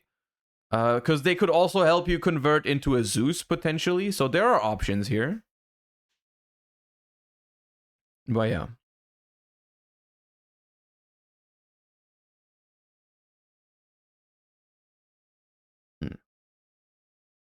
Let's do one more. Let's do one more match without changing the list, and then we'll have a final little saying or whatever. What have we not played against? What's like a meta deck that we haven't played against yet? Like Labyrinth, maybe?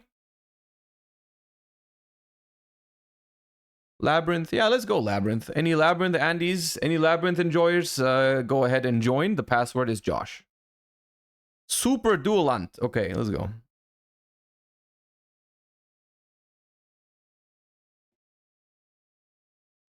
Let us play a game against Lab.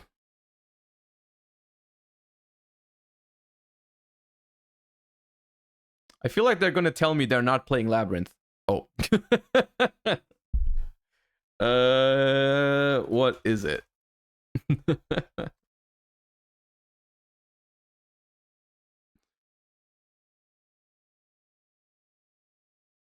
Naturia Runic.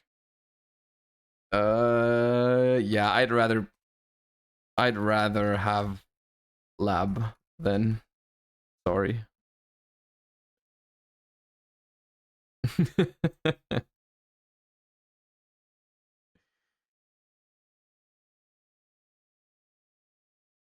Quantal Think. Okay, let's go. If we activate Cosmic Blazar, by the way, it lasts for the entire turn.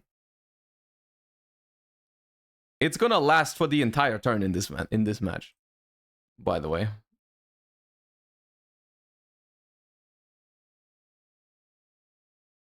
Hello? Let me start. The funny thing is that freaking ooh, this hand is nice. This hand is nice. I do believe going for the combo here is better than just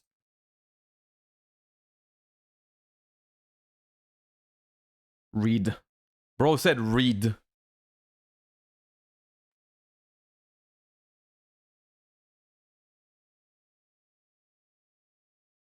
Calamity isn't good against Labyrinth, is it? Like it actually does nothing. What is good against Lab though is your grind game. Like your grind game is pretty insane against Lab, I think.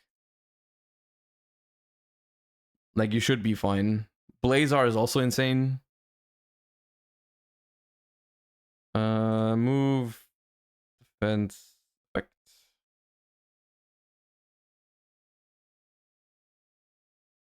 I'll cross this out. Banish. What do you mean average? This is my first freaking cross out the entire day. Calm down. Stand up, Centurion. The thing is, if this desires banishes both freaking, if this banishes both Emmets, I'm literally gonna be the saddest individual on Earth. On another note, like the thing is, I know it's Labyrinth, right? So I technically could just discard the Nibiru. But I don't know if I would do that in an actual game, right? I'm not sure if I would just discard the Nib here, because what if it's a matchup where it's insane, right? Like the only reason I know we're not gonna need the Nib is because I know it's Lab. So I'm gonna desires, and if I get punished here, I get punished. I do not get punished. I'm the best.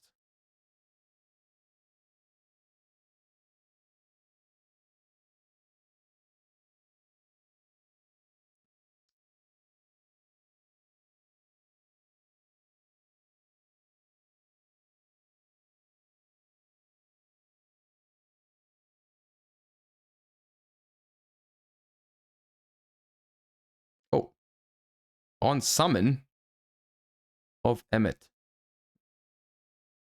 Okay. Wait, what do you do on summon of Emmet? Furniture? Oh, Arias. Okay. Yeah.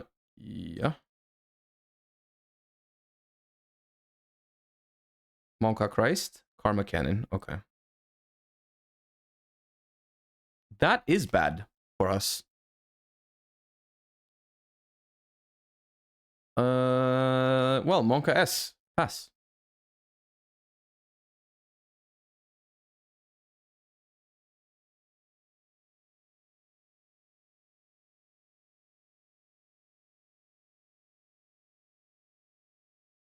I mean,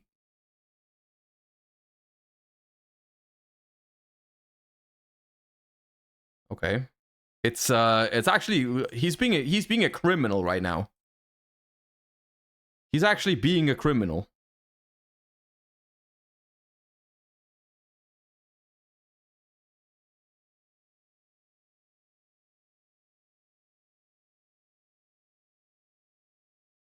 Okay.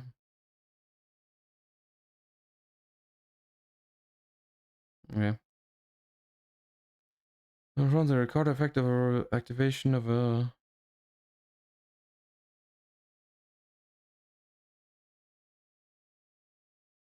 set this. Okay. I'm so scared right now. What the hell?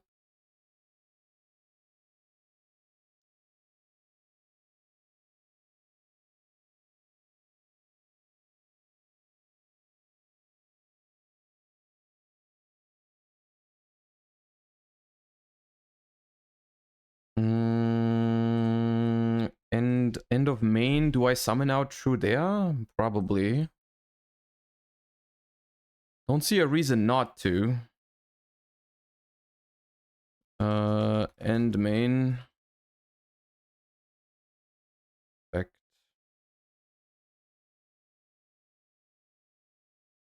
Summon out through there.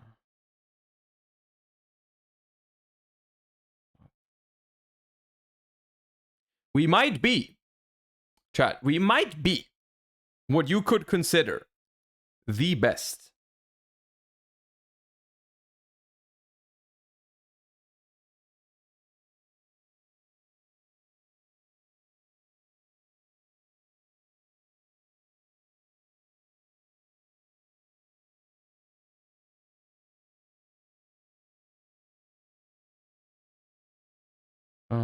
I will ash this. They have called by the grave. They are the best.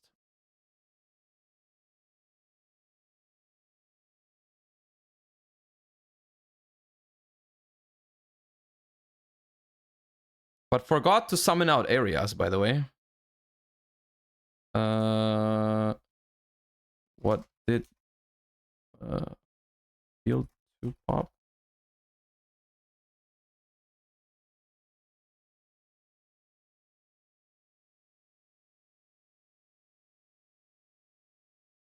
Which one?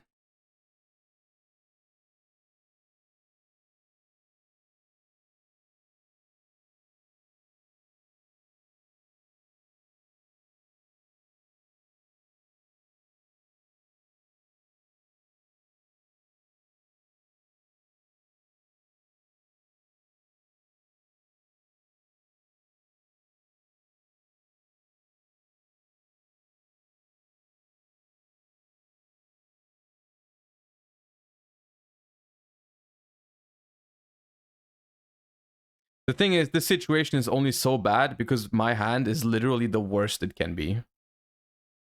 Like, what does this, what am I, like, you know?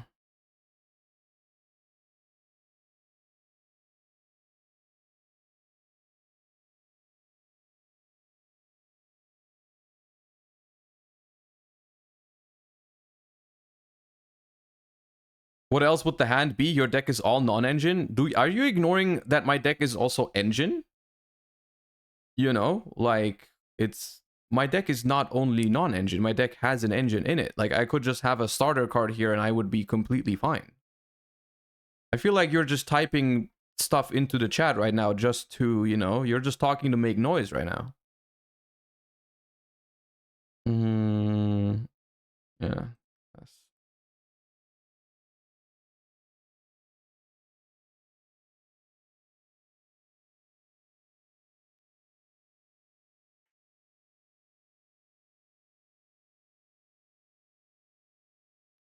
How has the deck been performing? It's been performing pretty good. I don't think we've lost a match yet. I'm probably losing this first game, but other than that, it's been pretty good. Can't we make SP? They have a big welcome in the graveyard. They had the perfect discard for the furniture as well. Like this hand is literally a custom hard counter to our hand, and we have 3 dead cards in hand as well.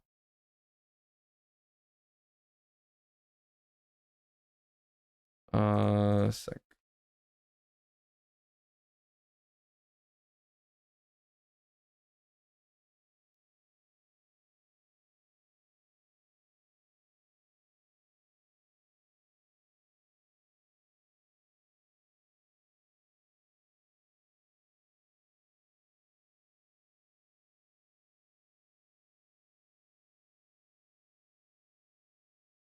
This deck seems like Sword Soul, but more consistent. It's a good comparison. It's basically Sword Soul, but 1-card combos.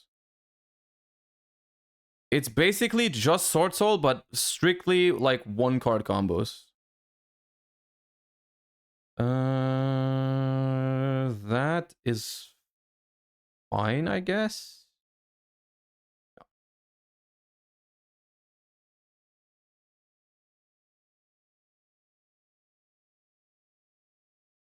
Oh, you're chaining. Chain to it. Yeah, okay. Fine.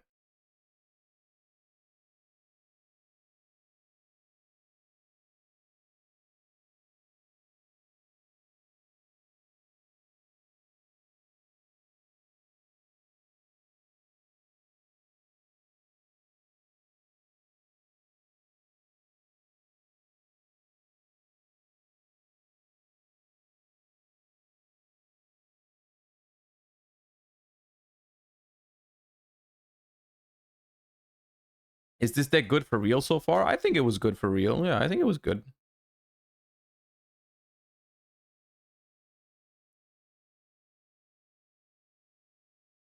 Is that nutty? That might be a nutty top deck. I don't think it's enough, but it's pretty good.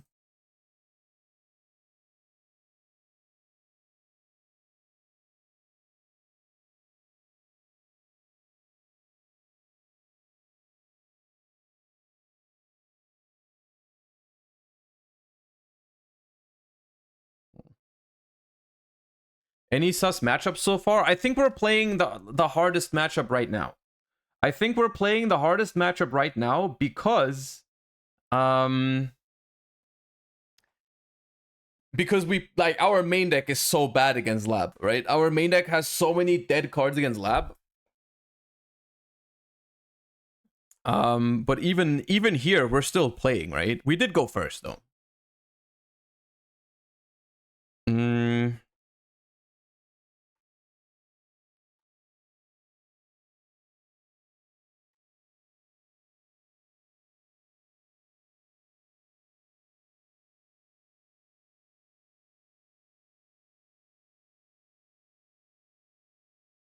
Can he pop the field spell when it's not on when it's on activation? Can it be destroyed right now? I'm not sure because it says can't be destroyed, but it's not on the board yet, so I don't think it has that effect yet. Which probably means we lose, but yeah, that's fine. Yeah.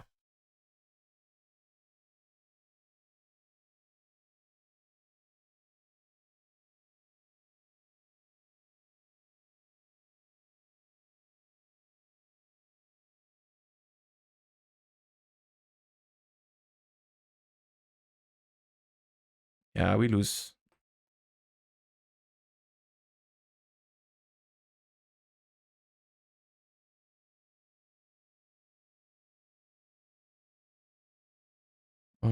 This is garbage. This is not good. I mean, I also don't think Crow is very good.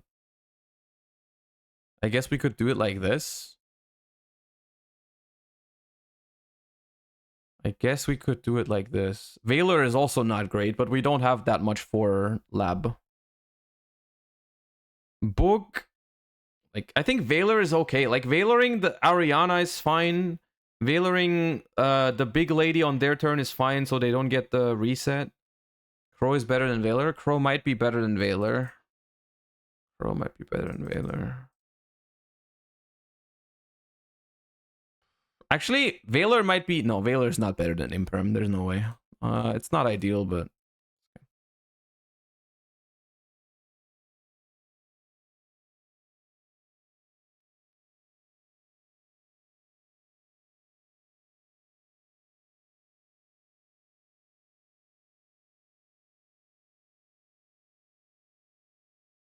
Okay, so Valor on the Trudea.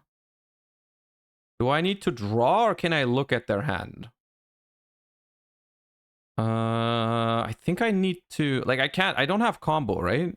Stand up summons Primera, but that's level 4. If I summon the level 4, it's only like... I mean, what do I do? Bakuska? That doesn't do shit. But I still think I look at the hand. I can still synchro on their turn. Let's do hand.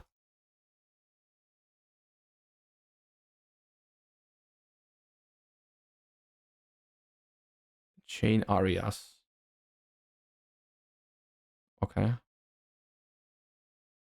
Bro, I literally... Come on, dude. You're not real. Yeah, sure.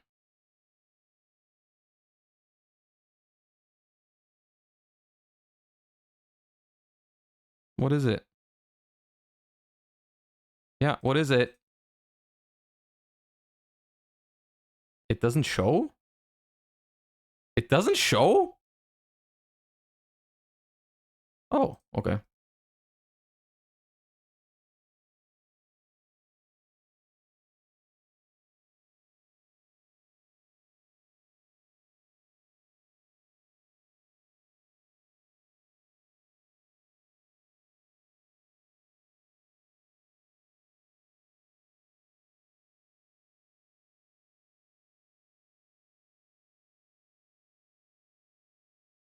But it's not combo, is it? Like, this is... How do I can't combo from here.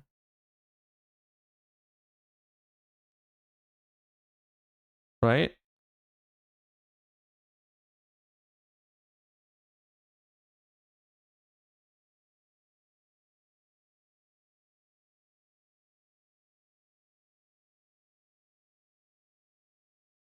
Because Emmet is only summoned on the opponent's turn.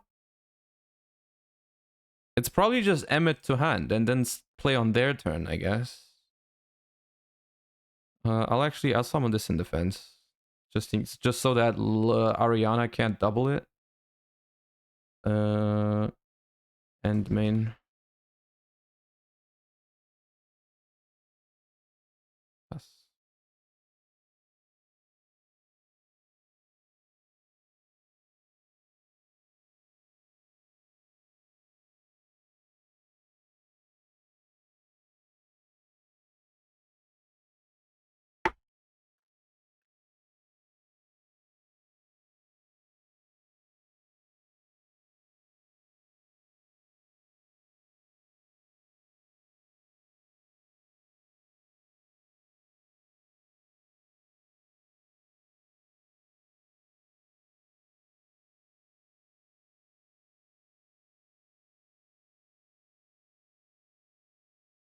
OCG ruling says he has to show. I think he has to show as well. I don't think Arias allows you not to show it. I don't think that's how it works at all.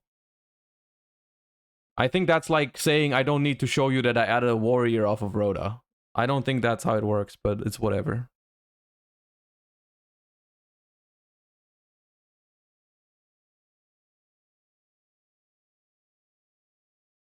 It specifies normal trap. No way, it doesn't need to show. Yeah, I think it needs to show. I think it's dumb.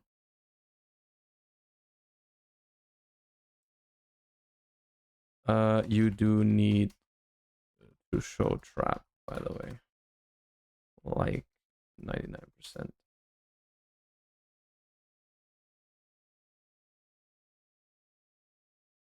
It's Karma Cannon. Okay.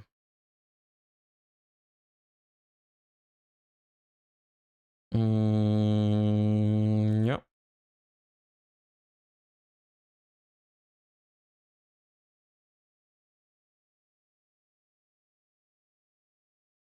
Ariana can set any spell trap. I think that's the difference.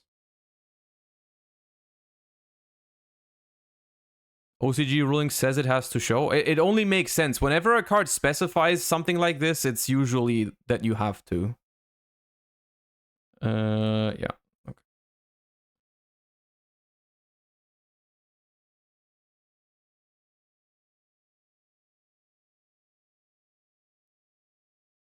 End of main. Okay.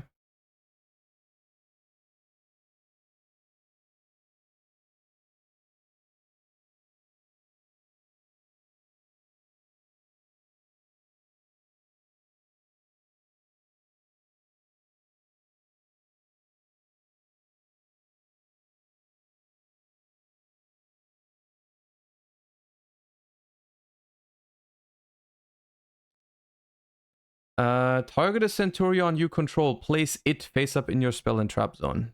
Does that dodge it? I'm not sure.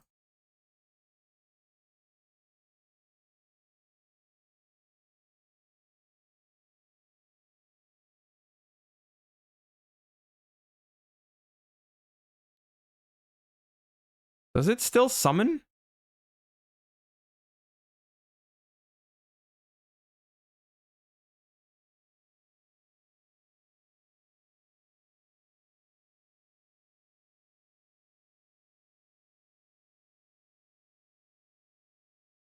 I think it's still it, right? It says place it face up. Yeah, but it could still take this card and place it face up.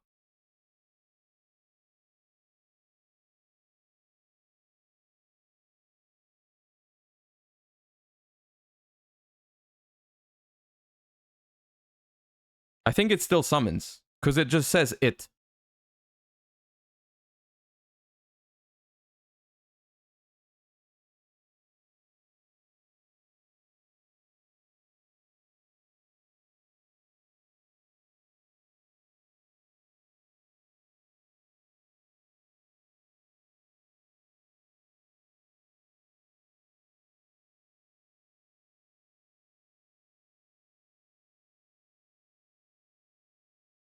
I think it does. Yeah.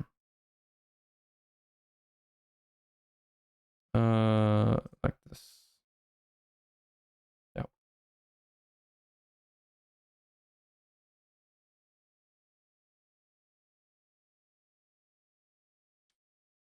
It does summon. It does summon.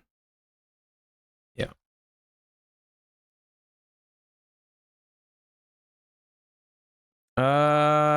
Can I still summon Trudea?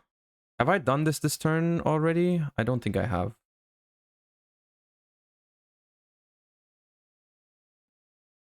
Well, you can hold it. Well, you can hold for when I activate field spell to synchro. It's the same. Emmet is face down. Oh. Yeah. Okay. Okay. What he's saying is, if that's the case, he just doesn't use it immediately. He lets me summon the Emmet, place the Trudea, and then when I activate stand up to synchro, he then chains Karma Cannon. Which is all the same, everything fine, everything the same, and then I just move this here to defense. Right? That's the worst draw in the deck. We lose.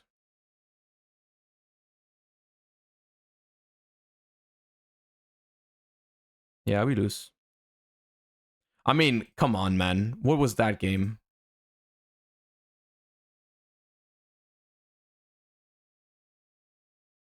Yeah. Oh, I should have kept this. Oh, no, it's a main phase only anyways.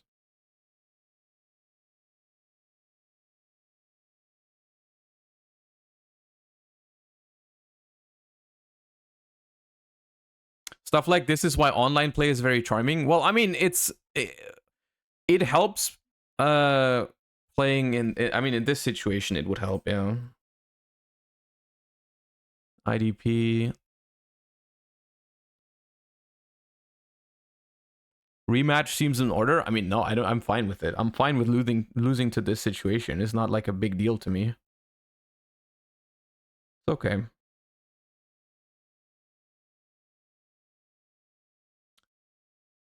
I think it's an issue of we would have won both games if it wasn't for Cult by the Grave, which is a limited card for some reason. They think it's fine to put that card at 1. And they had he literally had the custom hand both times, like the best possible hand almost. Like this hand was Effect Veiler, Furniture, Arias, Trap to dodge my talents completely, like literally 0 cards in hand after. I have Ash, so I'm still feeling good, and he just top decks Called By as the 6th card specifically.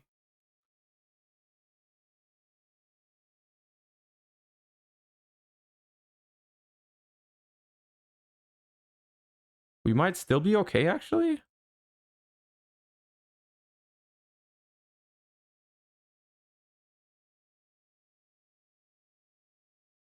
Yeah, I think we're fine. Hold up. Like this, right? Discard. Because he has nothing right now. Right now he's got nothing, but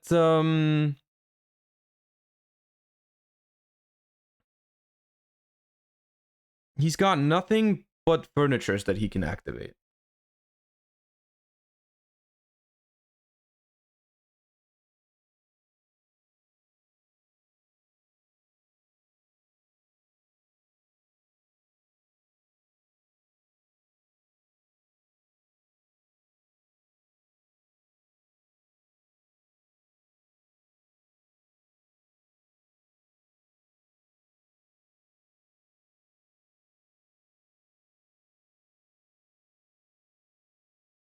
The only annoying thing, the only really annoying thing is that I cannot destroy this with I cannot destroy this with Legatia.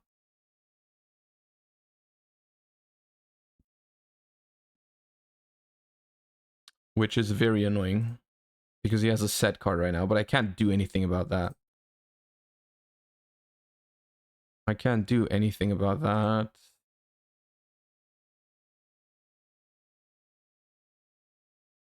We still draw one. Any SP line? No.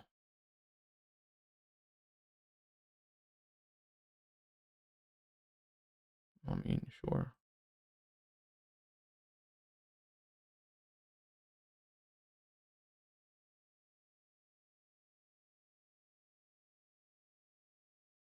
Cosmic is a good draw. I did already normal summon.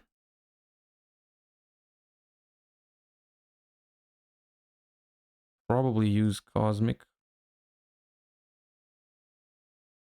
4,000.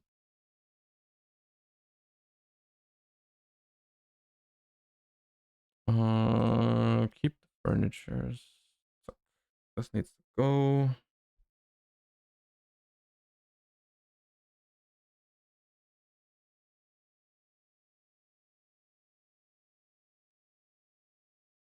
Pass.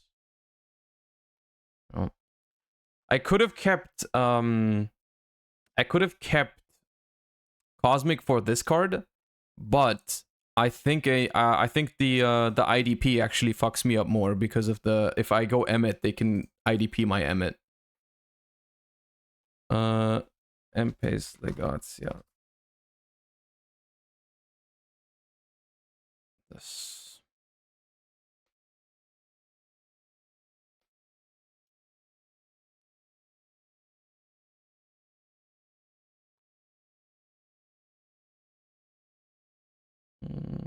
Chain.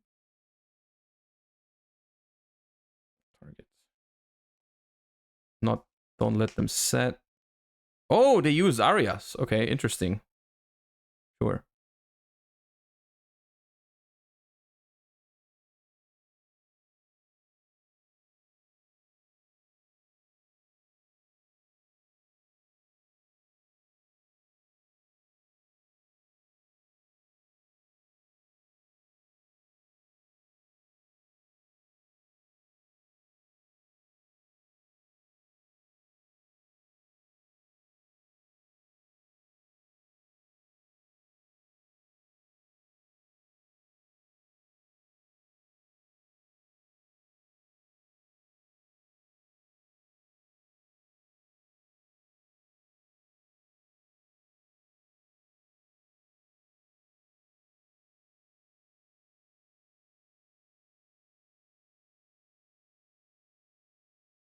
Well, you can only pop like the card in my hand or the shoot like one of the back row here. You can't pop the monsters or the field spell.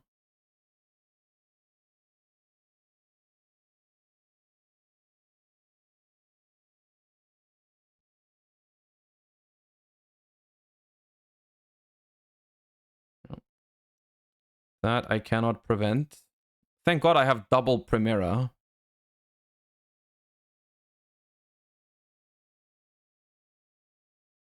Yeah.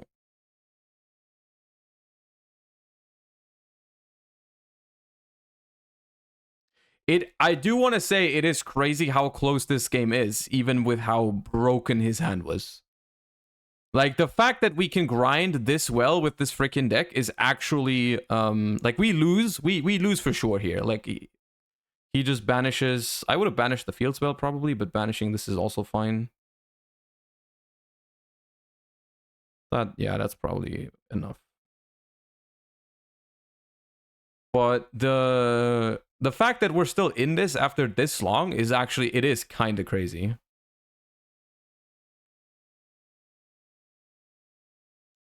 Yeah. What is protecting Legatia?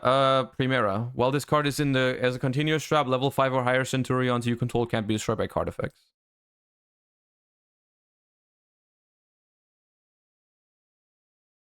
Is Chaos Angel that important to play in general? In Labyrinth? Yeah, you need it, unfortunately. How does the deck feel? Pretty good. Not like tier 0 good, so if you're not willing to spend the money on it, I don't think you have to. I don't think you're like forced to do it. But it's good, right? Like, it's good. How do we out Angel? I mean, it's only darks, so it's like not a problem. You can just pop it with like Legatia and stuff like that. Yeah, we lose. GG's. It was custom hands, to be honest. Those hands were not beatable, I don't think. I'm not even disappointed in the deck after this game. Like, after these games, it's like, if anything, I'm impressed by how close it was after the hands, dude. The hands were custom made in this one. Especially the second game. The first game was okay, I guess. The second game was crazy. The second game was actually crazy. In hindsight, if we draw with talents, we probably win the grind game. If we have some more cards available, but... yeah.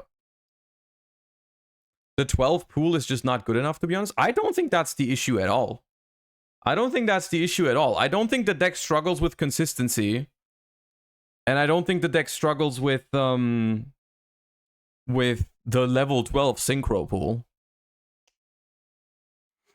Are you intentionally playing it vanilla to test the cards themselves? I am intentionally playing the pure version first, yes. That was the intention was to play the pure version first, yeah. But I do think after playing it that it might just be the better version. Like, you can maybe tried the Horrors build or Super Heavy Samurais. I've seen those, and I've heard of those versions. That's like, it's interesting. We're not going to be able to try that today though. Did you test against Fire King's pre-bonfire, so the Bologna version? I have not yet, but I will. I'm planning to do something like what we did with this deck today. I want to do that with Fire King at some point too. But let's get like a closing statement on Centurion, because we've played against most of the meta decks at least once now.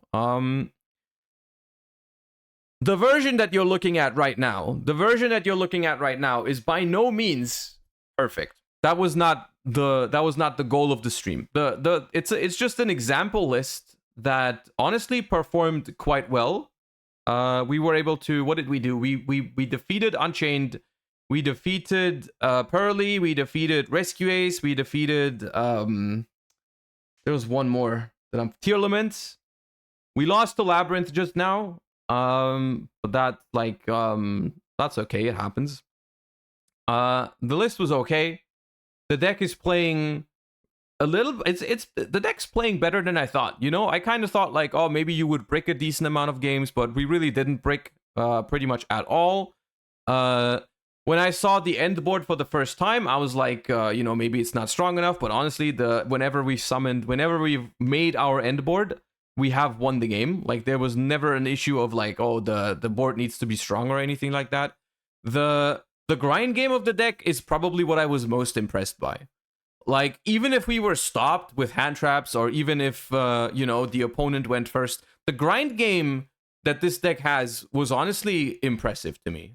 That was honestly impressive. I was very impressed by how this deck can recycle resources, put the monsters back into the spell and trap zone, and keep doing it over and over and over again, and really achieve a lot with very, very low resources. So the deck list, take it with a grain of salt, but the deck itself, I think, is quite good. You know, it's not tier 0 or anything. It's not going to be the best deck in the format by far or anything like that. It's a good deck though. Like, it's kind of like it enters in a format where there's already a lot of decks that are just like kind of viable, you know, like, or good, right? There's a lot of good decks right now, like Unchained, Lab, Rescue Ace, Pearly, Tier Lament, all, and even more than that, right? It's all of those decks are good decks, and I think Centurion puts itself into like in a relatively similar position than those other decks. You know, maybe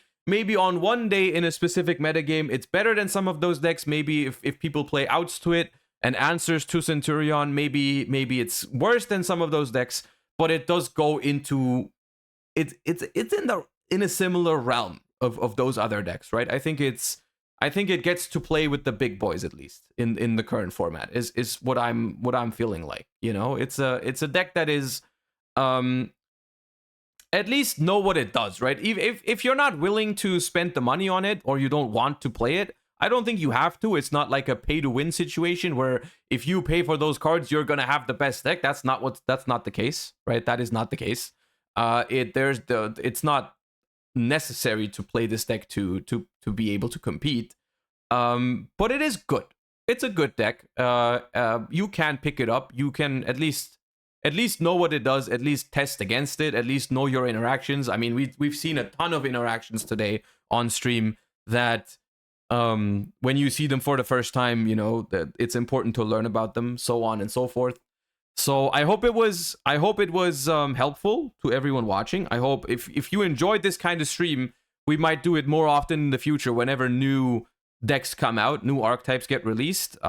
For me personally, it was a very helpful stream, which is kind of good. I feel like it's a win-win situation where I learned a lot today, and because I learned a lot, I think you also probably learned a lot, right? Because I think it was a very helpful stream in understanding the pure Centurion deck and how it works and some of the interactions and so on and so forth. Like, there's so many things that we learned today that were helpful.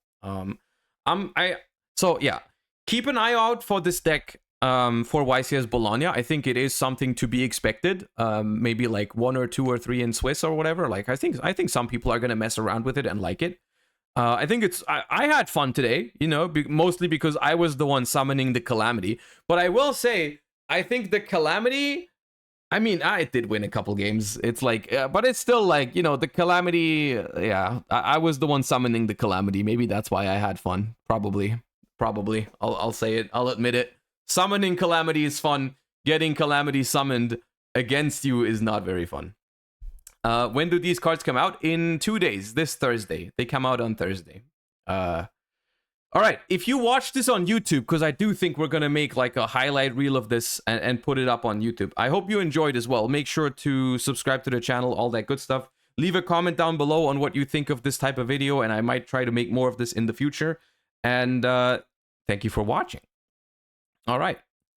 I think that was good. I actually think that was good, chat. I think that was a good stream. I feel like I should do this more often to stay up to date with current decks, you know? Because I was serious when I said it was super helpful, not only like to myself as well. Like it was actually super helpful. You know? Cringe deck? I don't think it's cringe actually.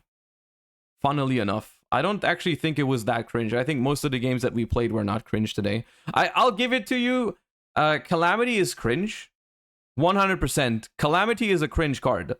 The problem that I have is... that Centurion is a really cool deck.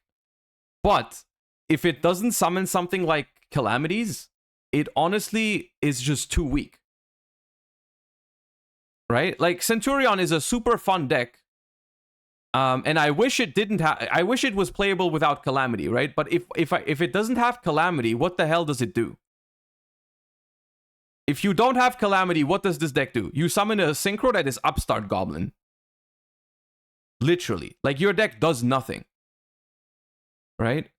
So yes, Calamity is cringe, but without Calamity, this deck is not playable at all. And this deck, I think, is quite cool.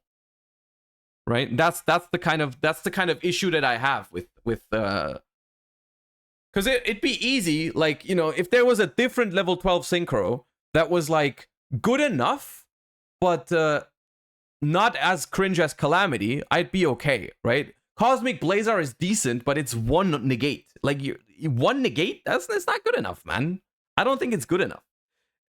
Someone in chat just compared it to Virtual World, which I think is a very good comparison. Virtual World was a very cool deck, right? But Calamity was giga cringe. And after they banned Calamity, Virtual World died. So it's like, you know, I mean, I guess that's fine, you know, but like, I wish Virtual World was playable without Calamities. It's funny that they're both called Calamities, by the way. That's funny. Coincidence? I think not. Okay. Anyways, chat. Anyways, I know it's a little bit early, but this is really all I was preparing for today. This is really all I was planning to do. So I hope you enjoyed the stream. We're going to call it a day like 30 minutes early. We're going to be back tomorrow. I don't know what we're going to do tomorrow, but I hope you enjoyed the stream. I'll send you guys over to Mr. MBT. And thank you for all the follows, all the subs. Thank you everyone for watching. As always, I hope you have a wonderful rest of your day. I hope you enjoyed the stream. Thank you for watching, and I will see you guys tomorrow, hopefully. And yeah, bye-bye. Peace.